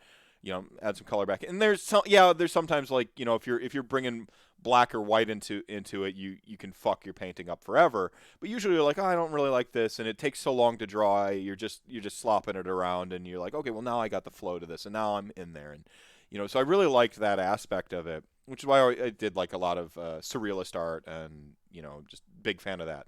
Which is maybe why I'm going back to my basic. Maybe, like subconsciously, my brain knows that to be comfortable with doing my Soulblight Gravelords army, I have to go back to abstractions and surrealism. Like Dude, that maybe I was just gonna say that mentality is what you need to bring to the miniature fucking painting world. Because and that is what it's incompatible with the way Games Workshop's told me how to paint their minis. exactly, dude. That is what the heavy metal that's what the heavy metal technique has taken away from the miniature painting world. We've been told that it's paint by numbers when really it's just paint. And nobody knows more than me, dude. If you don't like the way a model looks, you can reprime that fucking thing. You don't even strip them; you just like reprime. I just straight up reprime. Dude, I reprime over oil paints. Oh man, It's on I, one of my blood knights, I and it's totally fine. I mean, you can strip them, and stripping a model is good. You know, get your isopropyl alcohol works really well. If simple green never worked for me, but I used like 91% isopropyl alcohol, and dude, that shit strips paint. yeah, I don't strip. Yeah, I stripped a bunch of models. They got half stripped. I'm like, ah, fucking, I'm priming over it, and these are my test models now. Just prime over that shit. I love it. Travis, exactly, dude. Me and you, brother. I just like um, fuck it, dude. Prime over, and with an airbrush, with it. So, you know, I was never against an airbrush, but I was, you know, obviously it took a long time for me to get money to have one, and really, I didn't even buy one. A friend of mine like let me have it, and was like, Mars you know, sent me an airbrush. Mar yeah, is like a birthday last year, the year before. It's been sitting right on that side of my desk for again time I don't fucking know. Like a year, could have been 2 years. I hope it wasn't 2 years. And like I said, I got some baggage with my art and just trying to right, get back into like no, you loved art once, like it again. You know, you're using the broken hand shit as an excuse going on like fucking 12 years now, man. Shut the fuck up. Get back to painting. Like you like dude. it, you know. Get back. And so that is why, and so when you get your airbrush up and going, Yeah. um, the layers that you can do with an airbrush are so thin that you really can just prime over stuff and it doesn't affect it's not going to affect the detail. It's not going to affect the detail in your model or anything. You can just because the airbrush paint is so thin, you can just be like right over it. Doesn't matter. Well, my hope is that the airbrush as a tool might help me get into some of the techniques that get into some of the spaces where I'm more comfortable, like fucking around. Quite because that's the art I like. I like when I'm fucking around and then I start to see like what it can be. Like I have an idea going into stuff. Like I have an idea of what I want this army to look like, but until I fuck around, I won't find out really. Well, hey, you know, I was just gonna say, my club here, we have an art night every once in a while. We call it "Fuck Around and Find Out" night, and it's basically like the last time we did it, we got a bunch of easy to build Stormcast models, the free ones. We got them primed, and then we picked a bunch of weird colors. Yeah, we fucked around, and we did oils at the end of the night. We just got out some oil paints and kind of picked them around.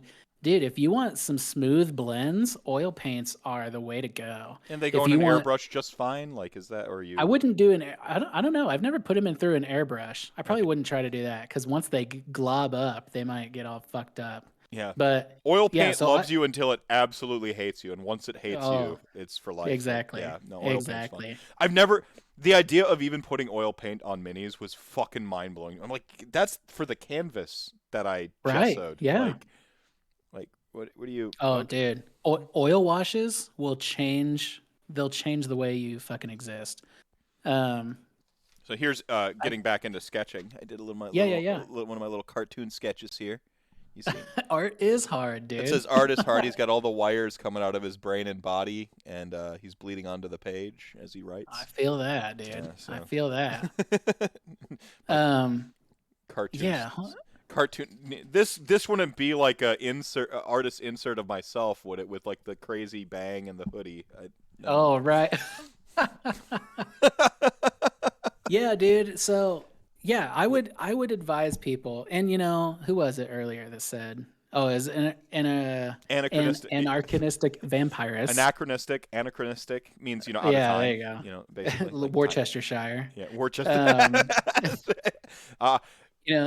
They said, I like GW's paint system for Space Marines and Dark Eldar and Vampire Armor. And it's true. Yeah, because it looks awesome. Mm-hmm. Definitely not hating on the heavy metal style, just that it's technically a very demanding process. And it is. I mean, again, thinning your oil thinning your paints down to the right consistency, having the right brush, which GW uses... here's another tip. If you're not gonna use oil paints for edge highlighting, and you're gonna use acrylic paints, don't use a shader brush, or the ones that kind of like they start with a tip and then they get a big body, and then they go into the fucking brush or whatever. Go to an art store and buy a liner brush. It'll be way cheaper than a GW brush, or at least just the same. And its body is the same length throughout, and you can pull clean lines all day. All day. That's interesting. Stone Shield Maiden, we all randomly pulled 3 colors out of a bag or something. And that's what you had to use.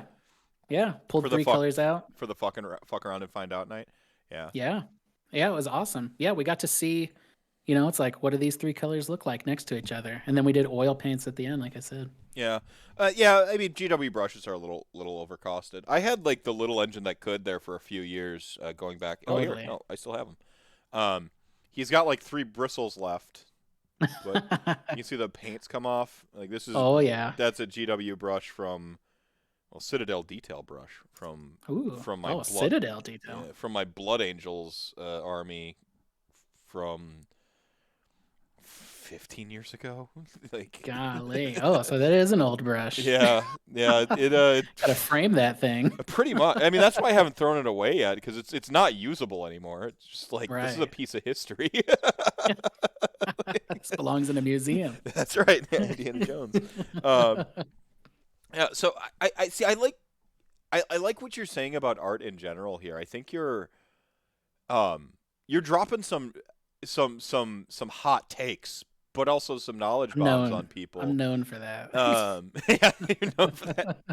Well, I mean, you could watch like 20, you could just go to YouTube right now, watch 20 videos, And they'll probably say they're gonna say the mantra, like or the whole thing is just saying the heavy metal style with different words, or trying Yep. to like teach you shortcuts to their methodology to make it more approachable, because it does Yeah. feel a little intimidating for like a newbie, or Oh, it somebody getting totally. back into painting, or somebody trying to translate their painting skills from 2D canvases to minis. I'm like, well, this isn't how I paint on a canvas. Like, how the fuck am I supposed to do it on a mini? Like, And it is hard. I'm not saying that. So I guess what I could say in GW's defense is that yeah, they are trying to make painting more accessible, which is good because more people should paint.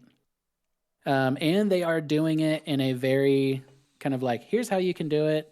And they end all their videos with like, and it doesn't just have to be this model. It could be any model in the range that you want to, you want it to look like bone. So all that stuff is good. But it's when people don't go beyond that, or they feel intimidated to not go beyond that. Like if you enjoy the GW heavy metal style, and you bust it out and you love the way it looks, and that's the only way you want to paint, dope. But if you can't paint heavy metal style, like me, dude, I can't paint heavy metal style. I wish I could, but I didn't feel my artistic expression really come through until I started painting my Anvil Guard army, which was the precursor and basically laid the foundations of how I painted my Soulblight army. hmm. And my Anvil Guard stuff, that's when I started messing with oils.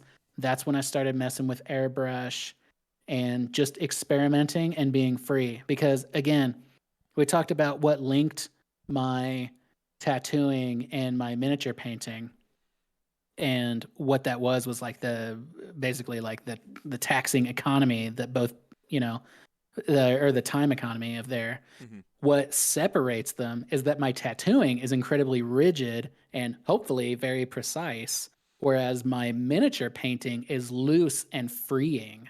Well, I'd imagine that that's actually got some psychological utility for you as an artist, like Huge. allowing your model painting to be free, essentially, right? Yes. Because I can't, unlike you, I can't paint oil on a canvas. I'm shitty at it. Hmm.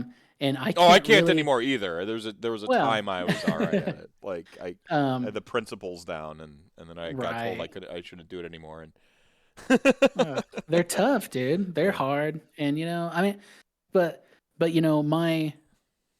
I make art on paper that represents how I tattoo because I want people to look at my tattoos or my art on paper and be like, I want that tattooed. And if I can draw it, I can tattoo it my for my them, probably. so my favorite teacher in high school was a guy named Mr. Ganrud, and he um like he was the guy who let me have fucking 4 independent study courses my senior year, so I could fill up half my day with art, and Sweet. not realize I had ADHD as a kid. Yeah. But he went into art for a girl. He went to college undeclared. Nice. There's a girl who was an artist. He couldn't draw a stick figure when he went to college. It's a story he always told me. He couldn't draw a stick figure when he went to college. But he met a girl, enrolled, like, so he went undetermined, and then like met a girl. She was an art major. He switched his major to art. Ended up marrying her. That was Nice. his wife. Had like 20 happy years together. She passed from cancer. Damn. And you see his like self portrait, his family portraits he's painted with oil, and all this oil painting he done, and you're like, you fucking couldn't draw a stick figure, and then this is what you're putting out. And the first thing he gave, because every year, and he wasn't afraid to admit it, like he usually had like a favorite, like kind of like had like the favorite student every so many years. I've heard teachers tell me you don't have a favorite student, and I've heard him directly contradict that. I don't know which it is. And it's clear for that like block I was his favorite student. Um, and like I was getting interested in oil paints, but like they didn't teach oil painting in high school. It's too expensive. Yeah. They teach you acrylics. And he's like, Oh, he's like I was just showing an interest in oil painting because it's what all the old timies did, and I had these romantic Yep. ideas of old timey painting, and so he bought with his own money, like linseed and like basic oils and shit like that, and he taught me to prime a canvas, he taught me to paint, and the first thing he had me do is do a palette knife painting. He said, "Don't Oh, worry those are about so like," cool. he's like, "Don't worry about making anything." He's like, "Just get a feel for the medium and putting it on canvas." And I remember just you get a fucking palette knife and you just start fucking you get this feel and the way it like kind of swishes on the canvas. And like Yeah. it's funny because as I developed and I became a better and better painter and I started learning to do faces and translating my sketching to doing faces in oil, and as I got a little bit better and a little bit better and just getting cheeks like blending in color into the cheeks and swirling it around and bringing up the colors and stuff. As I got into that, the thing I was the most obsessed with was the feel of a canvas knife painting. And so doing that just with like brushes and just starting to like do these like really crazy abstract paintings where I'd have like I had this ocean that became a tree, and then the tree had someone climbing it to try to reach the moon, and this very cyclical painting where because I was just obsessed with like the swirling that, and it was just like that was my painting that actually like got featured and won a thing, and I did it all because I was just like obsessed with like the feel of putting the oil on the canvas, Yeah. and And that's huge, dude. And you can I haven't have, felt that in minis though. Like I haven't.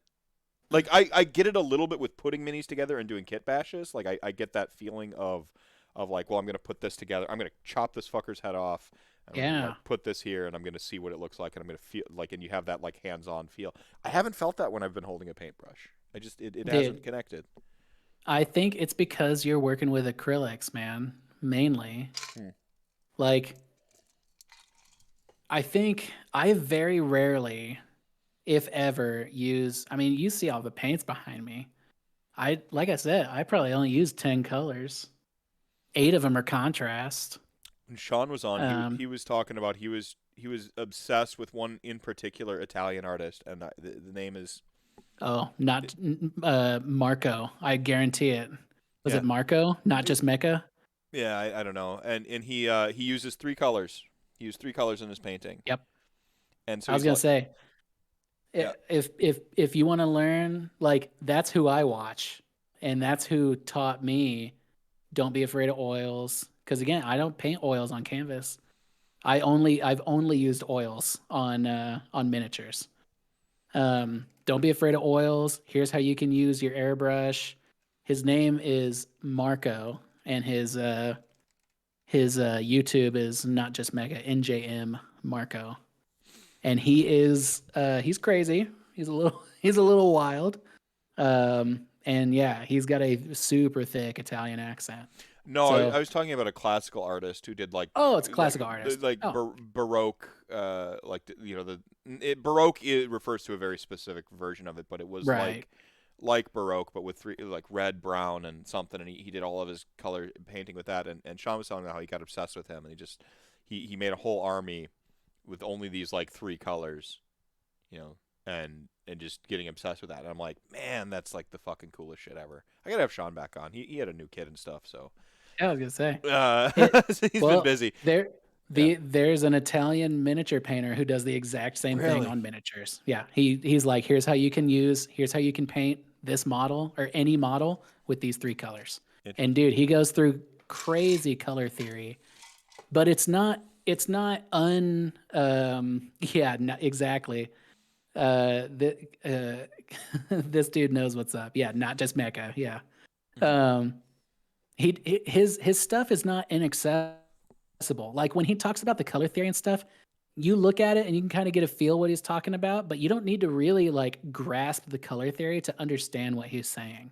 Mhm. And for me, he gave me the courage to just like let loose Hmm. and experiment and try to just kind of like go nuts. Yeah. And dude, I've never had as much fun painting an army as I did my Soulblight Gravelords. And I think you can tell when you look at them. I mean, Yeah, I mean, I think that's that passion thing coming through, right? right. Like it's even looking at some of these direwolves here, and just, I mean, the direwolf kits just, they're fun, and They're so fun. Although the I hated building them. the zombies. I Oh, love I didn't mind the direwolves. The direwolves are fine. The zombies had this moment where I'm attaching. I have 2 contact points for arms, and I'm gluing those 2 contact points with plastic glue. So I'm melting the fuckers as I'm trying to get them to land just right. And that yeah. was the moment I decided I hated the zombie kit. But Oh, I love it.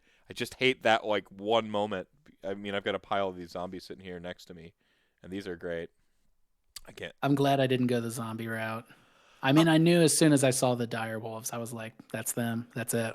I've got the direwolves and I've got the zomblors, and I mean, I love them both. This is the problem I have right now building lists is I want to put it all in there, and I think that's why Yeah. Soulblight Gravelords is the best book right now, because you really can build some compelling lists, just kind of going across the range. Everything has its role. Dude, I think there is a I almost went this direction actually when I decided I was going to start doing tournaments was I think there is a super valid or there's at least a fun and very playable way to do just like skeletons, like just like a really nice like death rattle army that has like good synergy. Oh, Graveguard are insane.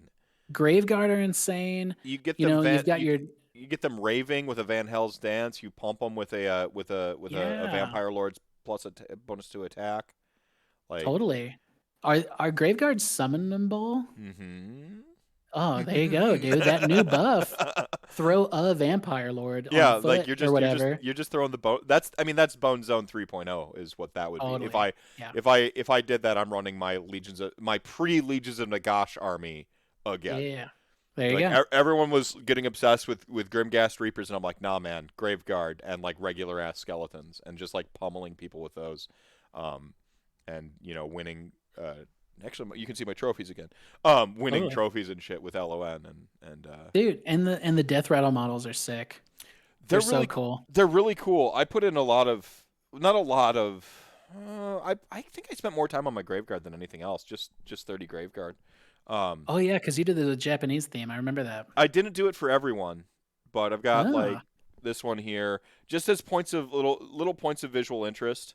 This one here is got a katana, but is also bored carrying a scythe over the shoulder. Um, classic. yeah, you'd have the board, the board over the shoulder two-hander. Totally. Totally. Yeah, so I did some minor conversions. Like I said, like I get joy out of that, like that feeling, the oil canvas feeling. I get that from the build. It hasn't translated to paint yet, and I know if I could get it to translate to paint, then I would get addicted to that feeling, and then I would do it, and then I would paint more. So Dude, well, like I said, I think so. Out of the 2,000 points of my Soulblight army, before December 1st, I had the Vengorian Lord painted and like 8 Blood Knights. mhm, mhm. So I did so from December 1st to January 1st in 1 month, I painted 7 Blood Knights, Vampire Lord on Zombie Dragon, Belladama, 30 Dire Wolves, and a unit of Fellbats. And again, Just insane. It's in the just laziest insane. way. Your lazy painting. Your lazy painting is just spitting in the face of people who are like, I try so hard and I paint half as good as this. Well, and again, I think it's because of the impossible standards of the heavy metal style. Yeah. Because I'm not painting with acrylics and a brush, buddy. I'm doing the all the pre-work, and you know who else? I mean, I shouted out earlier, but a huge influence on my painting has been Dana Howell. Mhm. Her underpainting techniques, and again, I don't go as far as she does. I do the lazy way. I do I do a straight up the most simple zenithal highlight I can possibly do. Um, I might do a white dry brush on top of that if I'm really feeling it, but usually not. But I also do a really bright zenithal highlight. So like my models are almost entirely white. There you go. Perfect. That one, Kernigget? Yeah. Yeah, Yeah. dude, just like that. Okay, so take that Uh-huh. and then just start blasting Just start fucking blasting. And then I started blasting. Yeah. Yeah, exactly. That's how my models start, and I start blasting with contrast paints out of an airbrush. I hit it with metallics after that, and then an oil wash, maybe if I'm feeling it, and then boom, it's done. And again, my stuff's not like it looks crazy, but it is 100% style over substance. Like I'm not spending... I think we established something about style over substance early on in this show today. Totally. That's a reset. Yeah. And it's like, I'm not spending, dude, I mean, I appreciate, and I'll pick up a model. Yeah. The Maw Crusher army that stomped me a couple weeks ago, I was talking about. Mm-hmm. That dude's mod, I mean, he's an infuriating person to play against because not only is his army incredible, but he's a phenomenal painter. Yeah, and you feel a little cheated. You're like, the person who's the best painter shouldn't also be the best gamer, right? Like exactly. Yeah. And he's great. I love him to death. Yeah, we call that the Adam Trunzo effect here in the Midwest. Like, not only is he the nicest person in the world who could win any sports award, he'll also destroy you and his minis, but also his display boards are insane. Oh God, yeah. And his stuff, he's got the Maw Crusher army, and it's amazing. It's super tough to play against, but everything is painted to like heavy metal quality. Wow. And it's crazy, dude. I look at it, I'm like, I can't do this. Well, I want to get to that, like, to the what do they call it? Like the tabletop standard plus. Right, yeah.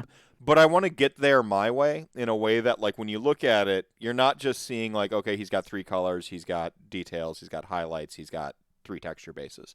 Like, I want it to, honestly, like, with my, like, intent with the Baroque, it's not Baroque because Baroque is 3 specific colors, but my Baroque style Castlevania army, where it's like my colors are red, white, and black, you know, and it's the gradients therein and blending and stuff like that. So you're going to go in different directions, and maybe a little metallic here and a little yellow here for some highlights to bring out some eyes and stuff.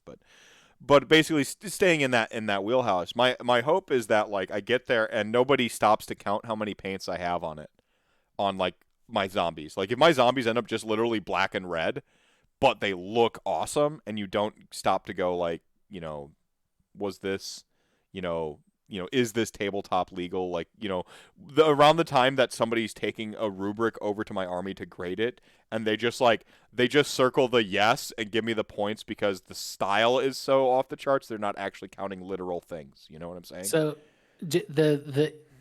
so you're going after, obviously, a monochrome. Yeah, kind of a monochrome, kind of, yeah. Yeah, I mean, really, it's like black with like some dramatic shadows and dramatic lights, right? Mm-hmm. So again, you know, take your black primed model, don't fuck with a zenithal highlight, and then you've got, you know, do an oil wash with like an indigo kind of purple. You know, by the time you get to the last model, your first one's dry, you can clean off. So all that's left of the oil wash is way down in the recesses. So you have these super cool black chromatic black shadows, which are sick. Mm-hmm. And then hit them with an airbrush, you know, get your red light on top. Boom, that's all done. And then you can go in and pick out some metallic details here and there, reestablish a shadow with like something really simple, and you've finished an army in a week. You know, like, I hate how easy you make it sound. I like it's right there. It's right there, man. This is what I would impart to anybody listening. Okay, if this is Kenny, how do you paint? You know, I don't know, 1,500 points in a month.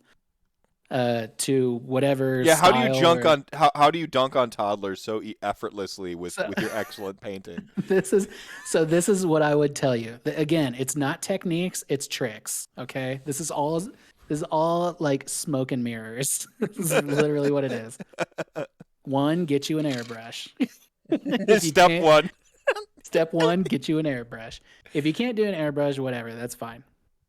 But this is what I would tell people is, let your undercoat do a ton of work for you, okay? So, and what I do is I work from lights to darks. So I will, like I said, I prime everything with a zenithal highlight, but really I'm priming everything black and then basically priming it until it's almost completely white again. I'm not interested in the mid-tones. I'm not interested in the gray. So after that, then you can start going from the lightest colors to the darkest colors, right? Because those are the easy ones to cover up. So with my white dire wolves, it was basically like 3 different kinds of white, and then I went in with some fleshy contrast paints, and then like a Ushabti bone to highlight the bone, and boom, it's done. Yeah. Hit it with a little dry brush on the high points for the fur, Yeah. and you could really pull it up too. Like, And the dire wolves, dude, you'll blast through those. If people out there painting dire wolves, don't do them black. I know you want to, but don't. well, I and then learned that I don't lesson. know if it was like Tyler Mengel or somebody like shared their like black recipe, and they was just like looked insanely good, and then like I started getting down that like thread, and I'm like, oh no, like there was like so Yeah, many fucking steps because they look great, and like, oh, it's really easy, this is what you do. I'm like, yeah, it probably is really easy, but it's like the time steps, like the time. like So like much I'm like time. around the, and my brain can't handle that much time in on like one fucking. It's a battle line unit, everybody. Battle line unit, dude. Exactly. It's So yeah, I painted the entire direwolf. I painted it as if it was complete fur. And then because it's white and it has all these built-in highlights and shadows already because of the Zenithal Prime and all the undercoating steps there, which were really like two. Then I could go in, add in all the Flesh Terrors red to do all the scars and guts and all that stuff. And then go in with the bone color, which because the model was almost entirely white, I could just use Skeleton Horde and then pick out the bones if I want with some highlights. Hmm. And I think I finished that whole unit in, like I said, like 2 to 4 hours. insane.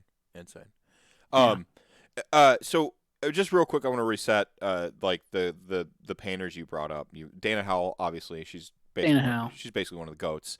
Yeah. And you mentioned this Italian painter that helped you with oils. Who was that? Yes. Marco from Not Just Mecha.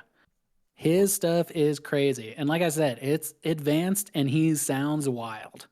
I mean, it is a crazy thick, he's super energetic and he has a super thick Italian accent. Mm-hmm. So it might be jarring for for some people. It was jarring for me. That's But yeah. dude, once you get used to him, he is just a bottomless well of information, dude. Right on. And the stuff that he does is just crazy. It's crazy. And he changed how I paint in almost entirely because his whole thing is speed painting. And the quality of his models, dude, he paints whole Warcry war bands in 4 hours. And they look like display pieces.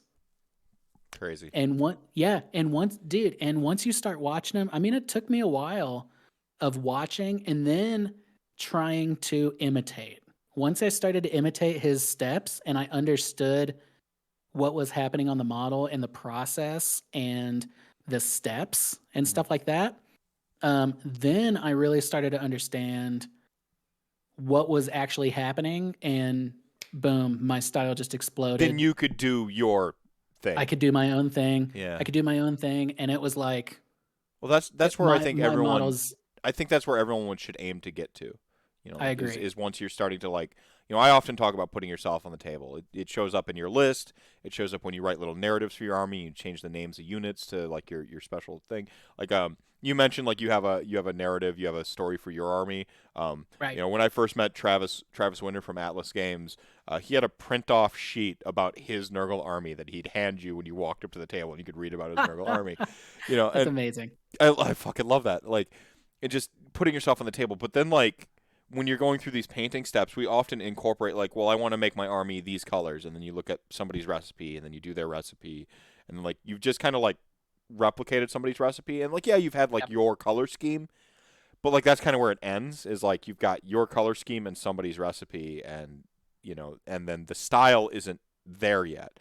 The point you should aim for is where you've done you've got an understanding, a functional understanding of painting, to where you're now doing your own thing.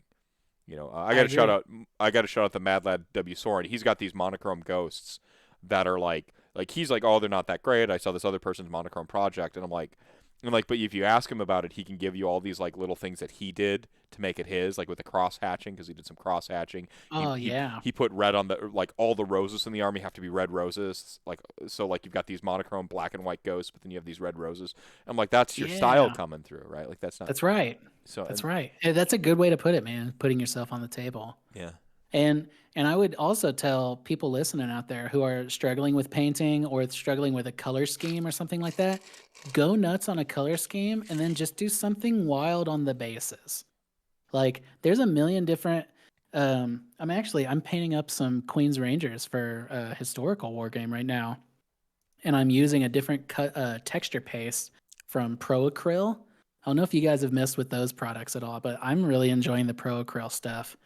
And their basing paste is awesome. It's super duper gritty and kind of I use a mixture of like at least 2 different kinds because I like to have, you know, a bunch of different stuff going on. But you can do that kind of stuff. Yeah, Kickers. Yeah, exactly. With his pirate hats and his cowboy hats, dude. Well, you made a trifold hat out of like fucking cardboard and put it on a model, and it looks like it's part of that mini. I think it was like fucking cardboard. It was something. I'm like, what's the material you used? And you painted it, and like, I can't tell. Like, I'm like, this was meant to be on this mini. And I'm like, it's fucking cardboard. See, dude, if that were me, I would have looked for a 3D printer like manufacturer, and if I couldn't buy it, I would have abandoned the idea. He built like Travis built them all. He fucking built a boat. He built an entire boat. Like, cause he took a wreck, and he's like, and it's like most of the wreck it's a wreck, and he built a whole fucking boat. Like he went in and he did the planks.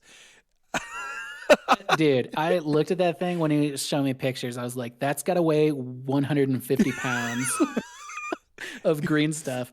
It looks incredible, but dude, I'm so happy he won an award with that army too. Dude, so. Me 100% deserved. Travis's stuff is unparalleled. Well, my hope is to win a hobby award at all with a death army at some point. The hobby scene is so strong. Like, dude, it's hard. Like, it's harder to win a hobby award in the Midwest than it is to win a tournament. You can fucking take that to the bank. Dude, like, look at. I mean, you know, I would tell somebody look at the Golden Demon winners from like 1985, and look at them now, because 1980, the 80s and 90s Golden Demon winners, though most of them were heavy metal style. Super duper clean, very precise, straight up heavy metal. Yeah. Nowadays, you don't really see heavy metal style models winning Golden Demons. They're more experimental. They're more realistic. There's a lot more. There's just been like this crazy change. Yeah, I don't know. I'm still like I read chat again, and I'm like, I got derailed. Yeah. Like the hat was cardboard. Like fucking made a hat that looks like it belongs on part of the model, and it was fucking cardboard. I mean, I wouldn't dream of like, well, I want to make like I've got you were talking about the 3D. This is a resin 3D print thing I bought in bulk. The rice hats. Yeah. Yeah. I wouldn't say like Travis, like he'd just grab a pile of cardboard and be like, I can fucking make you a rice hat. Yeah. There's I got a story about entering a hobby competition. Oh, let's go. Yeah. So hold on, dude. I gotta show you how I used to paint models. Okay. Talk about DM on Twitter. Yeah, I'll DM it to you on Twitter. Okay. Talk about how I tattoo versus how I paint miniatures. I don't know if you know who Kevin Dallimore is. I may have seen stuff, but I don't know that I know them. Like, Kev Dallimore is an old school model painter. I mean, this dude's been around forever. He literally wrote a book on how to paint models. Yeah, here you go. And I wanted to paint just like him. If you've ever looked at the Frostgrave models, he's the one who paints most of the box art. Okay. So they're incredible. They've all got black lines on them, you know, and obviously like my tattoo stuff, all has black. Well, at the time, my tattoos are all outlined in black. Good line work. Good line work here. Yeah, thank you. So I'm like, okay, like I might try to translate this to miniatures. Like this is how I paint and draw and tattoo at work. This is how I might try to do miniatures, right? Mm-hmm. So I started going in on it, and I was actually quite successful at it. And you can look at the photo I sent you if you like. I'm still really proud of this model. Yeah, I've got it pulled up, checking and see it. So Okay, I'm sick. Yeah. But yeah, I'm quite proud of this model. And you Little can Norse see looking dude, right? Like totally, yeah. And you can see there's like black lines, separating all the different textures. And this was before I knew anything about oils, so all of this is 100% acrylic. All these black lines are manually painted like a fool. And like some dude who just has all the time in the world, I painted all these black lines manually. And so I hope people watch this episode of RantCast and just absorb some of your nonchalance with painting. That is the greatest gift any struggling hobbyist could receive right now. look, Like dude, it's just I just want people to understand it's not as hard as we think it is. And I was there. I was there up until lockdown. I was there. And then I saw a better way. as a And I was like, professional "Fuck it." artist in reality, you were there Yeah, with your mini. I was there. Yeah. Yeah, exactly. Yeah. And so, and this story will reinforce it. So I went to LVO. It was 2019. I entered this guy, a few other Frostgrave models, and a little batch of Warhammer models. This was before I even started playing Warhammer. I went to LVO as a favor for a friend and ended up just being like, oh, I'm going to take some models. Maybe someone there will want to play Frostgrave. Nobody played Frostgrave with me. And so I was like, well, I got all these models. I might as well enter them into the painting competition or check the painting competition out, right? Mm-hmm. So I go to the painting competition, and I'm like, all right, there's some stiff competition here, obviously. It's a big Warhammer tournament. There's Kingdom Death models painting to this like impeccable standard all over the table. I'm like, dude, I'm not entering if I have to compete against these guys, right? And I'm talking to one of the judges. There's 3 judges. Talking to one of the judges, he's like, hey, don't worry about it. When you enter your model, you're not competing against everybody else. You're only competing against yourself. So they're going to look at your model and be like, gold star, you did great. Or they're going to look at your model and be like, could have been better, bronze, I'm like, okay, whatever. I was pretty confident in my painting ability. And like I said, I'm still really proud of this model. I would not be ashamed to put this model I don't anywhere. know where the story is going, so I love it even more. Like you're a great I storyteller. know. You should be a GM Yeah. in tabletop RPGs. Oh, hey, GM Kenny has a good ring to it. Yeah. So, all right. So I enter him. I'm super nervous, dude. I'm like walking away. My heart's beating like crazy. I'm like texting my wife. I'm like, dude, I just did it. I entered into the painting competition. She's like, okay, oh my God, I'm so excited. And dude, and I mean, at this time, I was a commission miniature painter. So I was taking money from people in my local scene and painting their miniatures, all this kind of stuff. I'm a professional fucking artist. I'm like, all right, I may not get a gold thing, but like they might I didn't want to be like, oh, I'm definitely going to win something, Right. cuz like whatever. You're going to But I form was that like, disconnect between expectations and setting right, yourself up, and you exactly. don't want to do that. Yeah, you don't want to do that to Exactly. yourself early. Yeah, I didn't want to do that to myself, and I was like, okay, and if I don't win, it's not a big deal. Maybe I'll be able to get some good constructive criticism. That's just as good as a win for me. Like if somebody can If you be can like, learn hey, something, yeah. here's how to up your game. I'm like, dope. That's a win. So the day goes by, and I'm like peeking in the door, like looking around, and I'm like, oh, are they judging anything? And nothing's been judged. I'm like, okay. So, whatever. We go out that night, we get some pizza. The next morning comes around, we're going in. They still haven't been judged. I'm like, all right. So I'm like wandering around, like getting anxious at this point. I'm like, just fucking judge the models. Mm-hmm. At 11 a.m. or something like that, I go back. The models are all judged. I'm like, sick. I go up to my stuff. Nothing. I didn't win anything. I'm like, okay, whatever. I didn't win anything.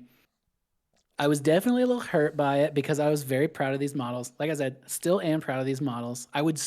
This model, I would still enter it into a competition today, right now, right next to my Vampire Lord on Zombie Dragon, and be like, the same dude painted these, fucking deal with it. So, so I walk away and I'm like, all right, whatever. Let's go back and see what's up. So I go back in there. I'm like, hey, look, these didn't place. Whatever. I don't care. I'm talking to two of the judges. Okay. There's three. I'm talking to two. I show them the models. I'm like, hey, these didn't win. What can you tell me that might give me, an insight? And maybe I can win next time or something. I can take home a medal.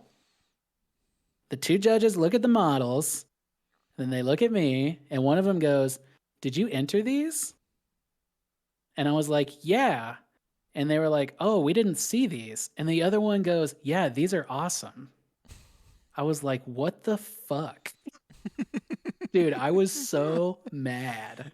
I was like, wait, there's three judges and two of them did not see my models and they think that they rule? I was blown away. So I was like, well, okay. Well, can you give me some advice anyways? And they looked at him and they were like, yeah, okay. They're like, well, I guess we can see you're going for like a box art kind of thing. And I was like, yeah. And they were like, I don't know, maybe like the shadows down at the boots shouldn't be as bright as the ones on the gloves or the highlights. And I was like, okay. Like when you look at Warhammer box art, are the highlights on the boots the same as the highlights on the gloves? Yes. Like don't give me this. Like my dude looks like a cartoon panel. Don't try to shove your Zenithal bullshit on him. They're naturally darker because the light is on the ceiling. Yeah. Dude, I was so furious. Like not winning anything was a blow to my confidence for sure. But then like two of the 66% of the judges didn't know that I entered the models into the competition and they told me to my face they were cool. I was like, all right, well, so and dude, that hurt so hard that I probably didn't paint. I didn't know what to do after that. Yeah. I didn't paint models forever. I was completely lost on my style. I haven't painted a model in that style since. It just totally, I don't know. I mean, it fucking blew me away. I wonder and again, Go I'm ahead.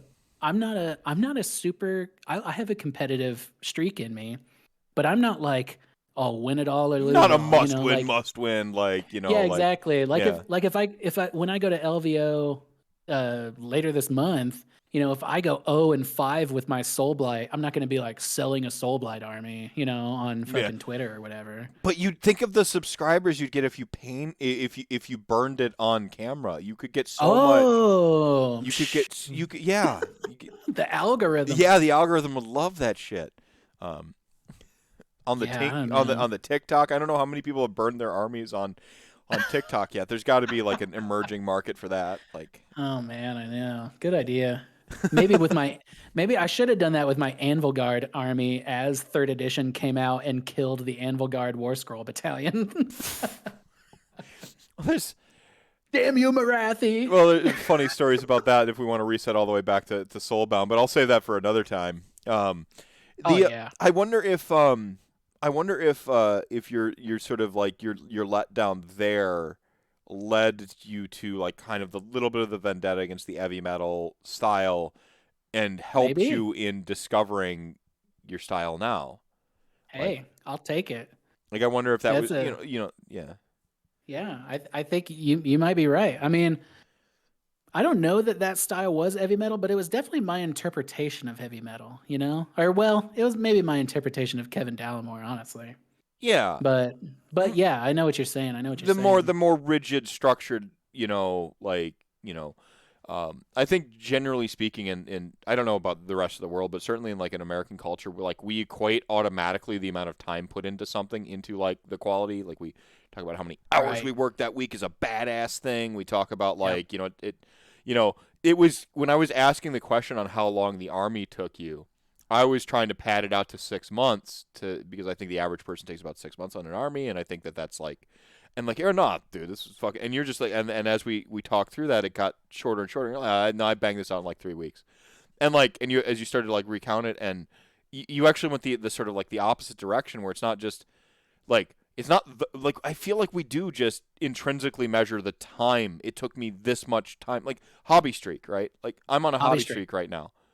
Like, is the two direwolves I put together the other day, as like, I'm focused on that I got the number to 25, not that I felt fulfillment in putting together and taking my time with the way I took my time with the Blood Knights. So I'm also doing a hobby streak. But you can find me on Twitter at HeyGMKenny. Nice. There you go. Now I see. Look at that checking. I taught him that it's okay to like self-promote That's right. constantly. That's part of it. Now I've done it 100 times. There you go. No, keep going. So, it's part of the game. I am doing a hobby streak, but okay. So I had a hobby streak that was probably day, I don't know, maybe somewhere around 300 or 400 something. No, it was less than a year. It was 300 something. And I also had a Duolingo streak that was probably it was more than a year, because I was teaching myself German. And what I learned, and what I learned was, it got to the point where I was like, okay, what can I do on this hobby streak that I don't feel like doing shit? I'm gonna clean some mold lines on a model, and that's gonna be it. Mm-hmm. Or I'm hopping on to Duolingo.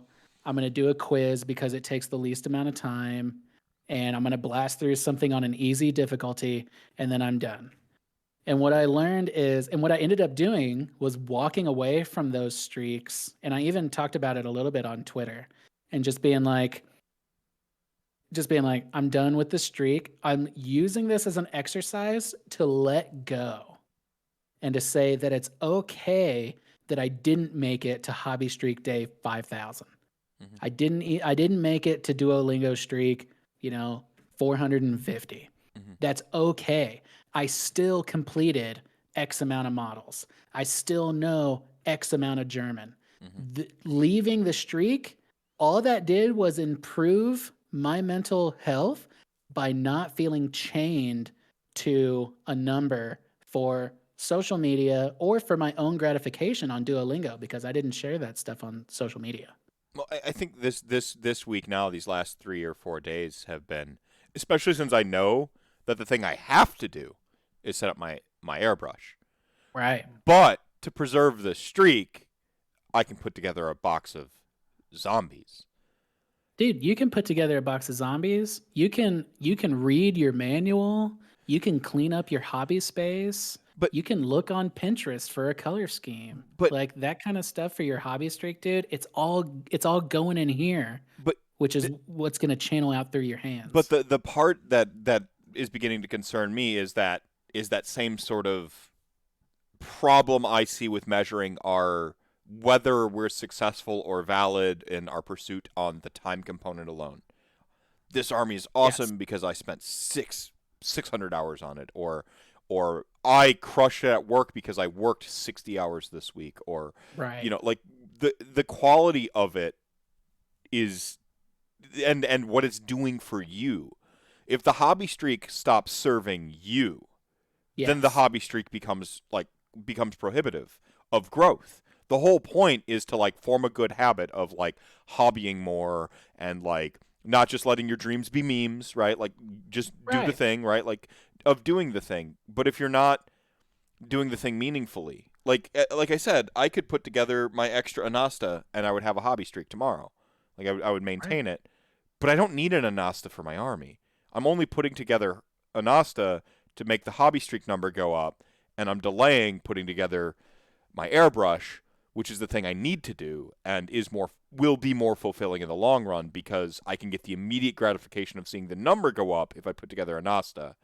Yes. But to get the benefit of the airbrush, I got to put in all the work up front of reading and assembling and learning and painting little fucking lines on a piece of paper and wasting water and, you know, like all that shit you got to do. So this is the advice I would give you. And here's more data / studies, because I like this kind of stuff. And somebody just told me this. You wouldn't say that you hyperfixate on studies sometimes. Maybe when I the mood strikes you and then you hyperfixate and then suddenly you walk away and you know everything about Animorphs one night. Why the fuck did everyone miss that I had ADHD? Wait, we did that together. We did that together. Okay. Why did everyone? How did I? Yeah. So okay. I have a show called RantCast, for fuck's sake. All right, go on.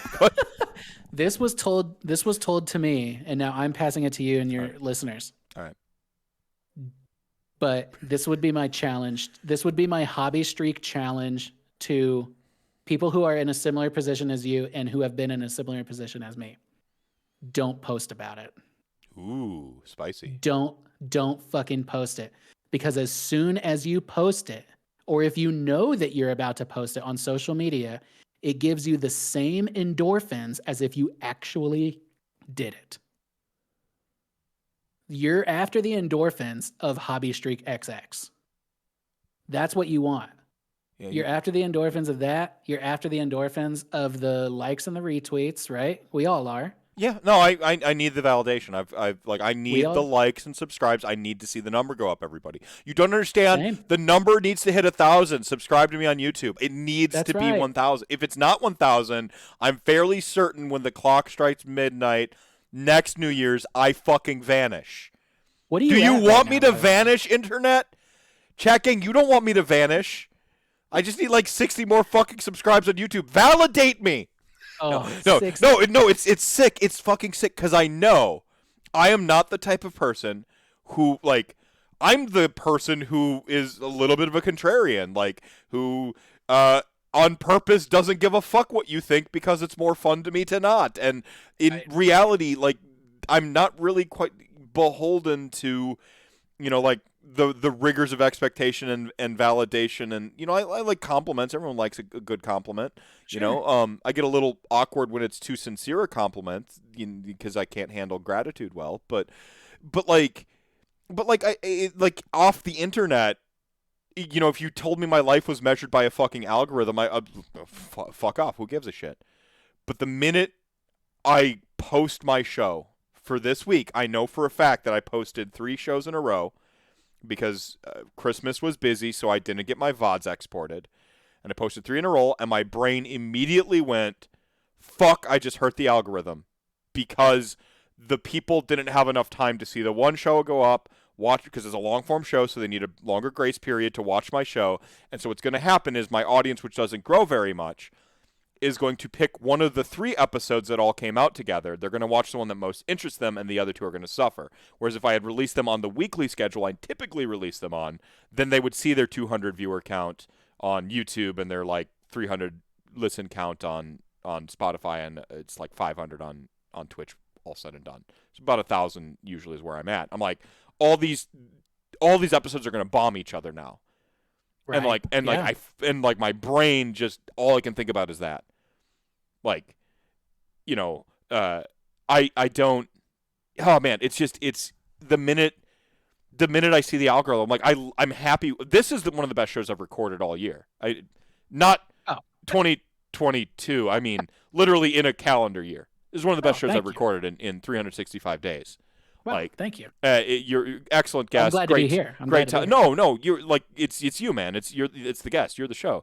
Like this, I'm just guiding the conversation and occasionally like hijacking it and like being me. This is one of the best shows I've recorded, and I'm already like, well, God, the fucking numbers better be high because this show is awesome. As if the numbers aren't high, what I have just said out loud and know for certain inside my body that this show is excellent. That if people don't watch this, they fucking missed out. But if I don't see the numbers tomorrow, or in a week when I finally make the VOD, my brain, I'm gonna hit that little like that. I'm gonna feel a little dejected. I'm gonna be a little upset with myself that I didn't advertise it as well. Like all that shit's gonna happen. here's where I am but a shadowy reflection of you.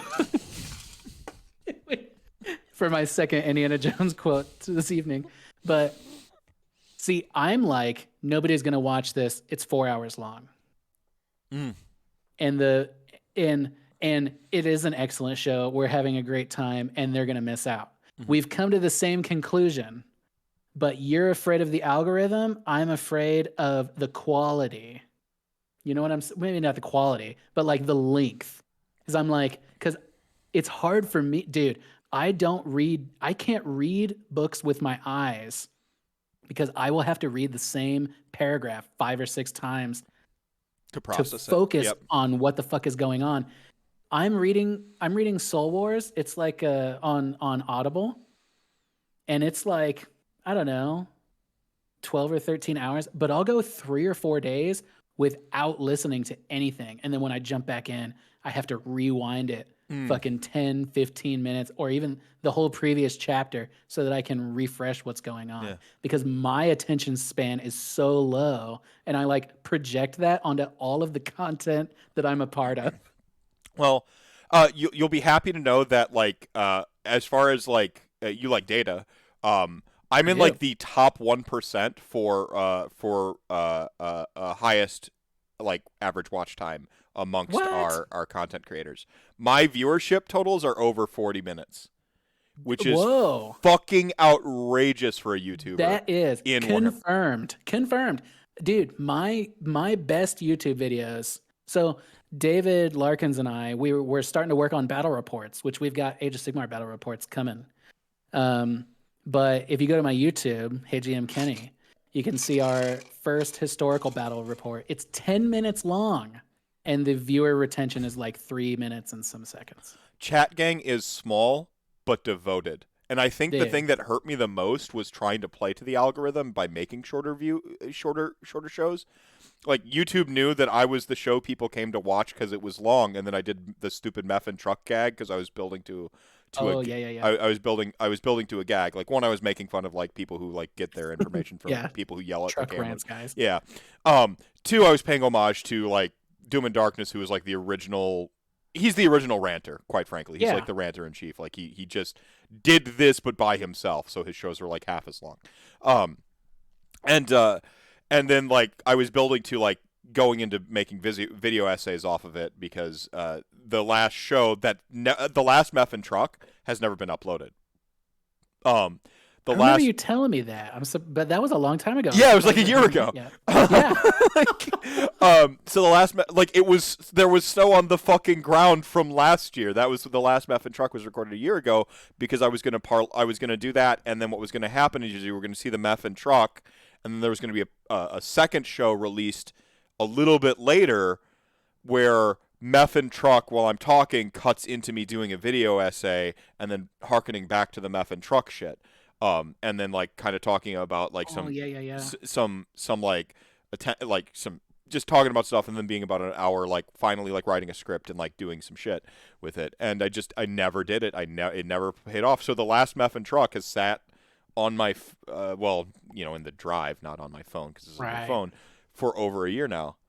And I've been trying to reverse engineer what happened with my like the algorithms beginning to hate me, and the one thing I can think of is starting to do shorter content, because I do have really high like viewer retention and attention rates. Like, people watch my shows once they're like into it. Finding my shows, they fucking never can find them. That's the problem. But like once you get into it, you watch it for a while. They watch it on their commute. They watch it on their commute the next day. They pick up where they left off, and then they get through a RantCast episode a week. You know, kind of picking away 45 minutes at a time. And the cheat code is to do it at 1.25 speed or 1.5 speed. Everyone who wants to like speed run a RantCast. We got to put that at the beginning of the show. It's true.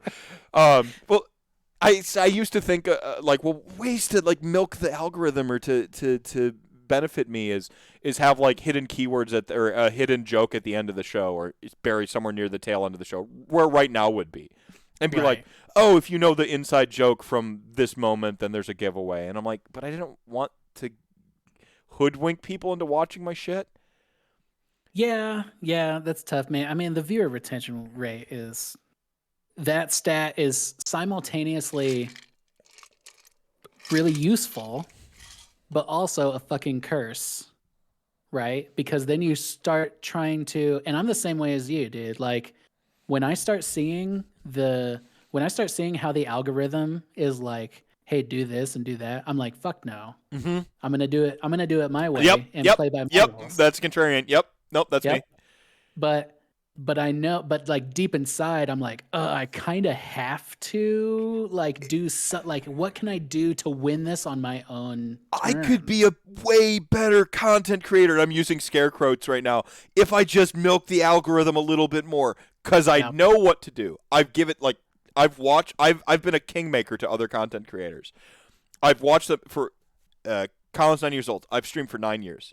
I have watched people come into the Twitch stream game for 9 years who looked up to me. I gave them all the advice that I needed when I had started out, and watch them Oh go yeah. on to be partner, watch them go on to have the huge streams, watch them go on to like great success with YouTube, like with all the stuff I know that I should be doing. And like at this point I actually have to make a second channel because there's a lockout period for YouTube. If I wanted to milk the algorithm, I'd have to make a second channel, and then that second channel I can exploit the algorithm and do shit. Yeah. But I'm lazy. I know I really can't because I'm lazy, so I couldn't actually milk the algorithm, but I know what I would have to do to do that. Me and And you are the kindred spirits here. But it all comes down to time, right? well, this is This whole episode. I the first time I looked at the clock, it was an hour and 50 minutes in. So I know if we had a hard out for 2 hours, I would have caught it. But if we had a hard out for 3 hours, I would have missed it because the second time I looked at the clock was when you mentioned that we were on like going on 4 hours, and I'm like, Yeah. that's how you know you. And again, like I'm a Twitch show predominantly, like the live audience, people hanging out, people coming in and out and having a conversation while the show is going on. The show within the show, chat gang knows. That's the format. That it goes to YouTube and Spotify is one, my ego. I would like more people to see my stuff. Sure. But like yeah, like I know that people can't always watch live. So like if you missed out and you really wanted to, here it is. It exists for you too. Like to not be exclusive, or to not exclude people, to let people be in on it, and that. That's the worthier part.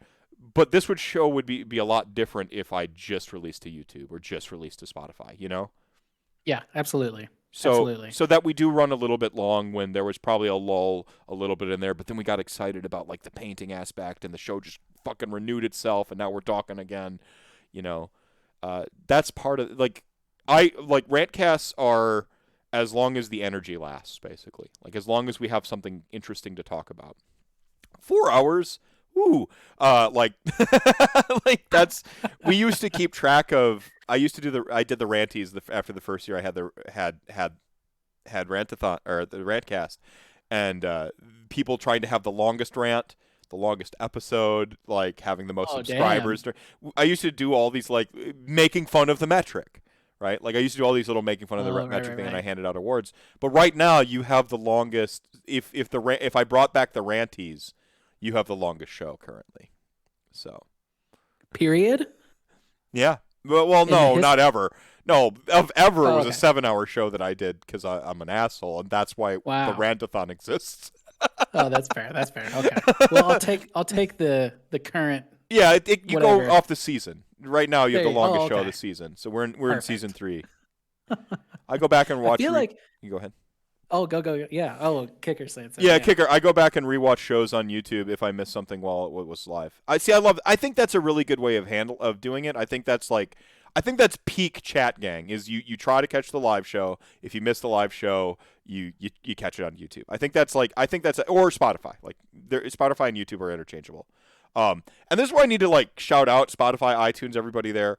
Y'all are like the silent like fucking pillar of this community. The numbers do not move. It's like that algorithm is unshaken. Like you give the middle finger to the algorithm every day. Like the fan base that listens to me on just like Spotify and iTunes is like hardcore as hell. They're the ones we hear from the least because chat gang, sure. for live you can interact. YouTube, you leave comments, and Spotify, there's fucking nothing for you to do. You listen, maybe say it was good on Twitter one time or two, but like there's nothing you can do with that. But Chat Gang, you're every bit of Chat Gang on Spotify. But yeah, going back and watching on the YouTube, I think that's probably the way. It's easy to just keep going with Kenny. Spicy takes and tinfoil hat theories aplenty. Oh yeah, rate 5 stars. Sorry, Kernigat, I'm supposed to shill harder. Oh yeah. Spotify, you can rate now. Yeah, rate it 5 stars. I don't care though. I know. Well, again, it's feeding the beast, dude. You got to throw it the 5-star rating, so it trickles out a little bit to somebody else. Like, I care because I want people to hear this. I think this was a good show. Like, we had a great conversation, but like, I don't want to become a different person just to be successful. Does that make sense? Oh, 100%. Like, because go ahead. Well, one, because then like you're being inauthentic to yourself. Like if you're not yourself, if you're putting on I mean, Mr. Mephisto is a little bit of a character, right? Yeah. Or at least its origin started as that. Well, there's a. I mean, the gag is that it's just kind of me turned up a little bit. Like if you watch me on like a regular stream night, you get more of me. You get like the more authentic. Mr. Mephisto as a show host, it's a little bit of a WWE persona. Yeah. And it exists that way because it has to, because if it didn't, then every show would be 4 hours. Right. Yeah. So you get like a little bit like I don't like I'm a writer. When you read a story that I write, you read versions of me. You don't not get me.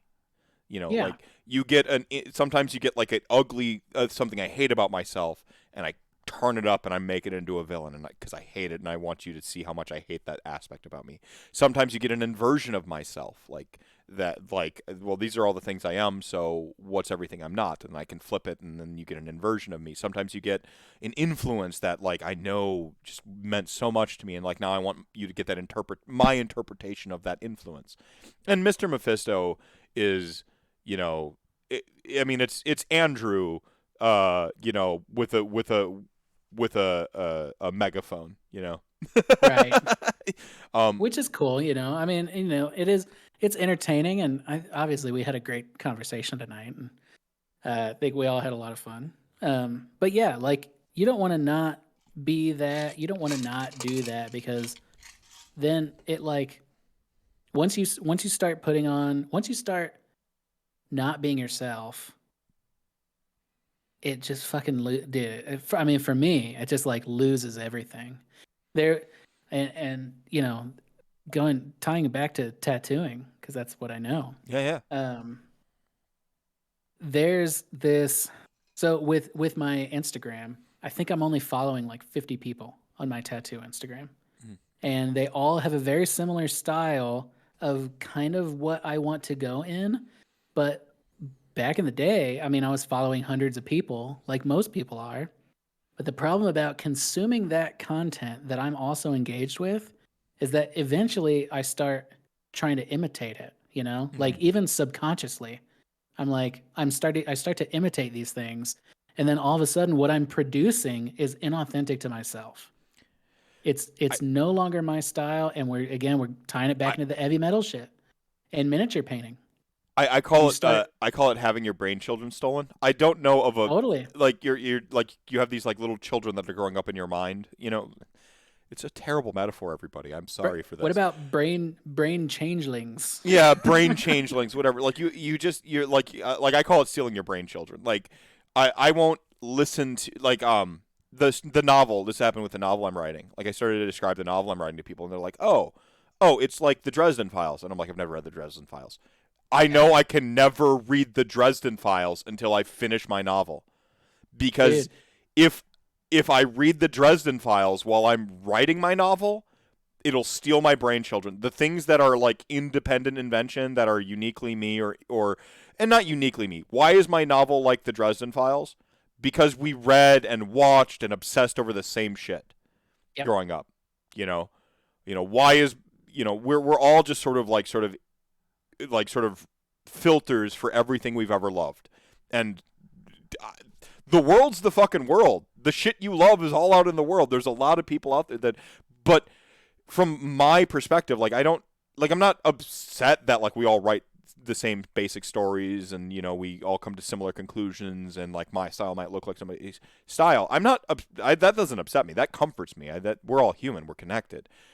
What would bother me is if I wrote the thing and then it was hijacked directly by something, and I didn't have an opportunity to let my own influences sort of like extrapolate out. And that's the brainchild theft. Like, this is why I stopped listening to AOS content creators the more and more and more I made AOS content, because the more I made AOS content, the more I wanted to have my own opinions on AOS content and not just saying something I heard someone else say, accidentally like getting it into my cerebellum or down in the recesses of my brain and then just saying it my way. Yep. So like I stopped listening to like Battletome reviews. I fucking same. So I can't listen to Battletome reviews because I want to be able to read a Battletome, give my own conclusions, and it's weird how much this stuff kind of hijacks your identity. Like, oh, it's crazy. It's crazy, dude. Like I love RantCast. Like, this is, like I love doing this show. I love doing it this way, which is why I'm not changing it to chase an algorithm. I will always have that part of me super angry about the algorithm in various ways, and I'll say passive aggressive bullshit about it. Sometimes actually aggressive bullshit. But I'm not going to change it because like at the end of the day I remind myself that I like doing it my way. I like doing this. I like the utility, the psychological utility, the enjoyment, fuck utility, the enjoyment I get out of doing this. Yep. I could have a Vince Venturella on every week because every one of my Vince Venturella shows gets 1,000 viewers on its own on YouTube. Like, every time without fail. And I could just, cycle between Vince, AOS Coach, and Jack from Rerolling Ones and just bring everybody on. I love On Cue. By followers and viewers shows up. Fucking On Cue, the robot. They know, dude. They know. Yeah.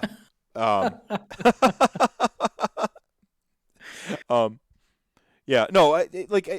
But it's way more fun to cross-pollinate communities and talk to chat gang directly and pull up people and have a long overdue conversation with somebody I've admired from afar and then at one point more directly on a show about like fucking art, because that's awesome.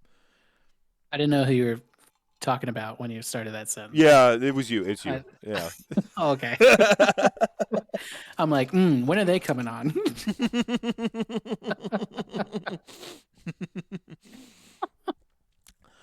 No, yeah, this has been super fun, Meph. I mean, it's again, it's me and you have kind of orbited we've been circling each other for like we've been in each other's orbits for a while and interacting, and I feel very familiar with you in a way I shouldn't for someone I've never had a voice to voice conversation with, if that makes sense.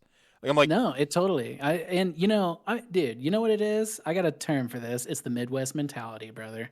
Like, there's a comfort in like finding somebody who's kind of in the same circles as you, and we both come from similar cultures, just being white dudes in the Midwest, and all of a sudden, like, and we've had a long time to kind of stew in one another in our juices. Yeah.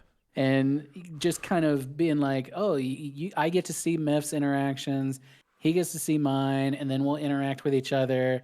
And then, so it's very much like talking to an old friend, That's kind of how I feel. Yeah, it is. That's the best way to describe it.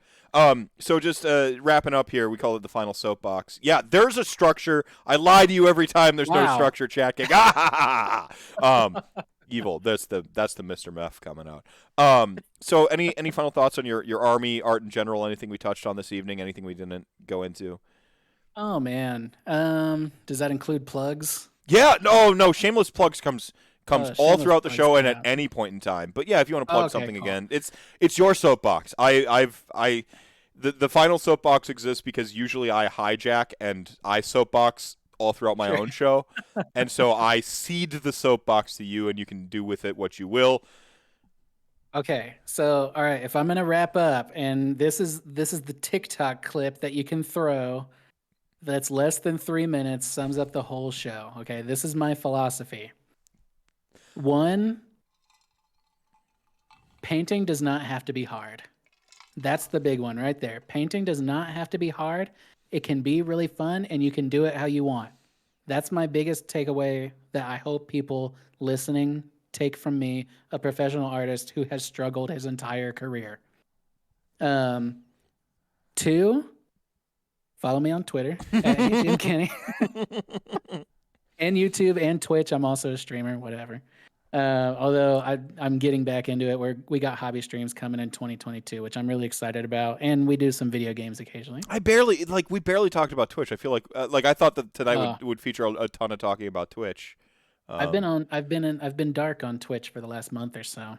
Yeah. So basically all December focusing entirely on painting my models. I've seen your tweets go out every now and then. You're on an actual play, and then I am on an actual and then I play. think to click on it, but depending on where it is in the day, I'm busy, and then I don't click on it. I'm like, I'm gonna go watch the VOD, and then I don't because I'm a terrible person. But the VOD is only okay. So I've done one actual play on Twitch, which is me and David playing Call of Cthulhu. It's a solo game, and then I'm on the Esoteric Order of Role Players, which is just a podcast. So the VOD is actually just the audio as well.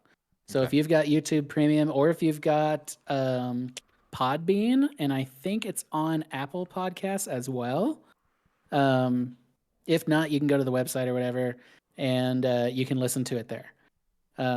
And I've been in 3 shows. I've been a Palladium Fantasy show where it's just a duet. It's me and David, which is so much fun. I play a character named Guthermer, who's my favorite. if you want an experienced Palladium player to show up in there and be a second player, Gerardo Assassin, I've got one pre-rolled. I can just amazing. Gerardo Assassins are very twinky. Okay, that was for the check. And then I've been in a couple other shows. Most recently, where I'm playing through Glorantha, the starter set for the new Rune Quest from Chaosium, which is a ton of fun. And God, like I said, I'm doing stuff on YouTube occasionally. I did a quick look at the Soulbound module for the Foundry virtual tabletop, and then David and I uploaded a historical battle report. We got more battle reports coming down the line, including some Age of Sigmar stuff. And I think I'm getting together maybe I'm still working out the details, but a Soulbound podcast at some point or something. Yeah, you should do that. Those are fun. I should go back and finish mine, but you should. But so the lessons I want people to take away: 1, your army is probably awesome. Play it if you like the models. Like the models, yes, but find out if they're doing okay. Also, don't sink a bunch of time into an army that you're going to lose with continuously. No matter how much you love the models, you hate losing more. Me and my 5,000 points of Beasts of Chaos have. My God, yeah, exactly, exactly. 2 Herdstones. Give me 2. No. I'm just being silly. Yeah. I don't know. Write lore for your armies. Paint your armies how you want to. Be free. Be expressive. Painting a model can be fun, and I think that's my big thing. And be careful about the time that you spend, because it's the one resource that we never get back. And you've got to use it wisely. Use your time wisely. So if that means cutting corner, well, I don't want to say cutting corners. It means discovering new ways to be effective with your time. That's really it. I think that's the biggest lesson for me. When the subject of this video is the first 2,000 points. That's how I painted 1,500 points in a month, to whatever quality I did. Is that I used tools and tech and tricks and techniques to get it done fast. Yeah. That's it. Yeah, right on, man. Right on. That was, like I said, excellent episode. If you made it to this point, you know that you just watched one of the best episodes. I've been rattling off W's. Like my last 3 episodes were pretty excellent. I have to go back a long way in time to remember my last bad episode. I'm not to toot my own horn, but I'm pretty good at this. But with that said, I say all that to say this. I think this is the best one I've done so far. Certainly the best one of 2022. See, I'm cheating. Best one all year. Yeah, I'm cheating. Yeah, but no, excellent episode. Thank you so much for being on. Excellent guest. We got to talk more, man. We will. Chat gang, you're the show within the show. The reason we do this thing. Remember to drink your milk, pay your taxes, be mindful of your time, be excellent to yourselves and each other. We'll catch you next time. And good night. Good night.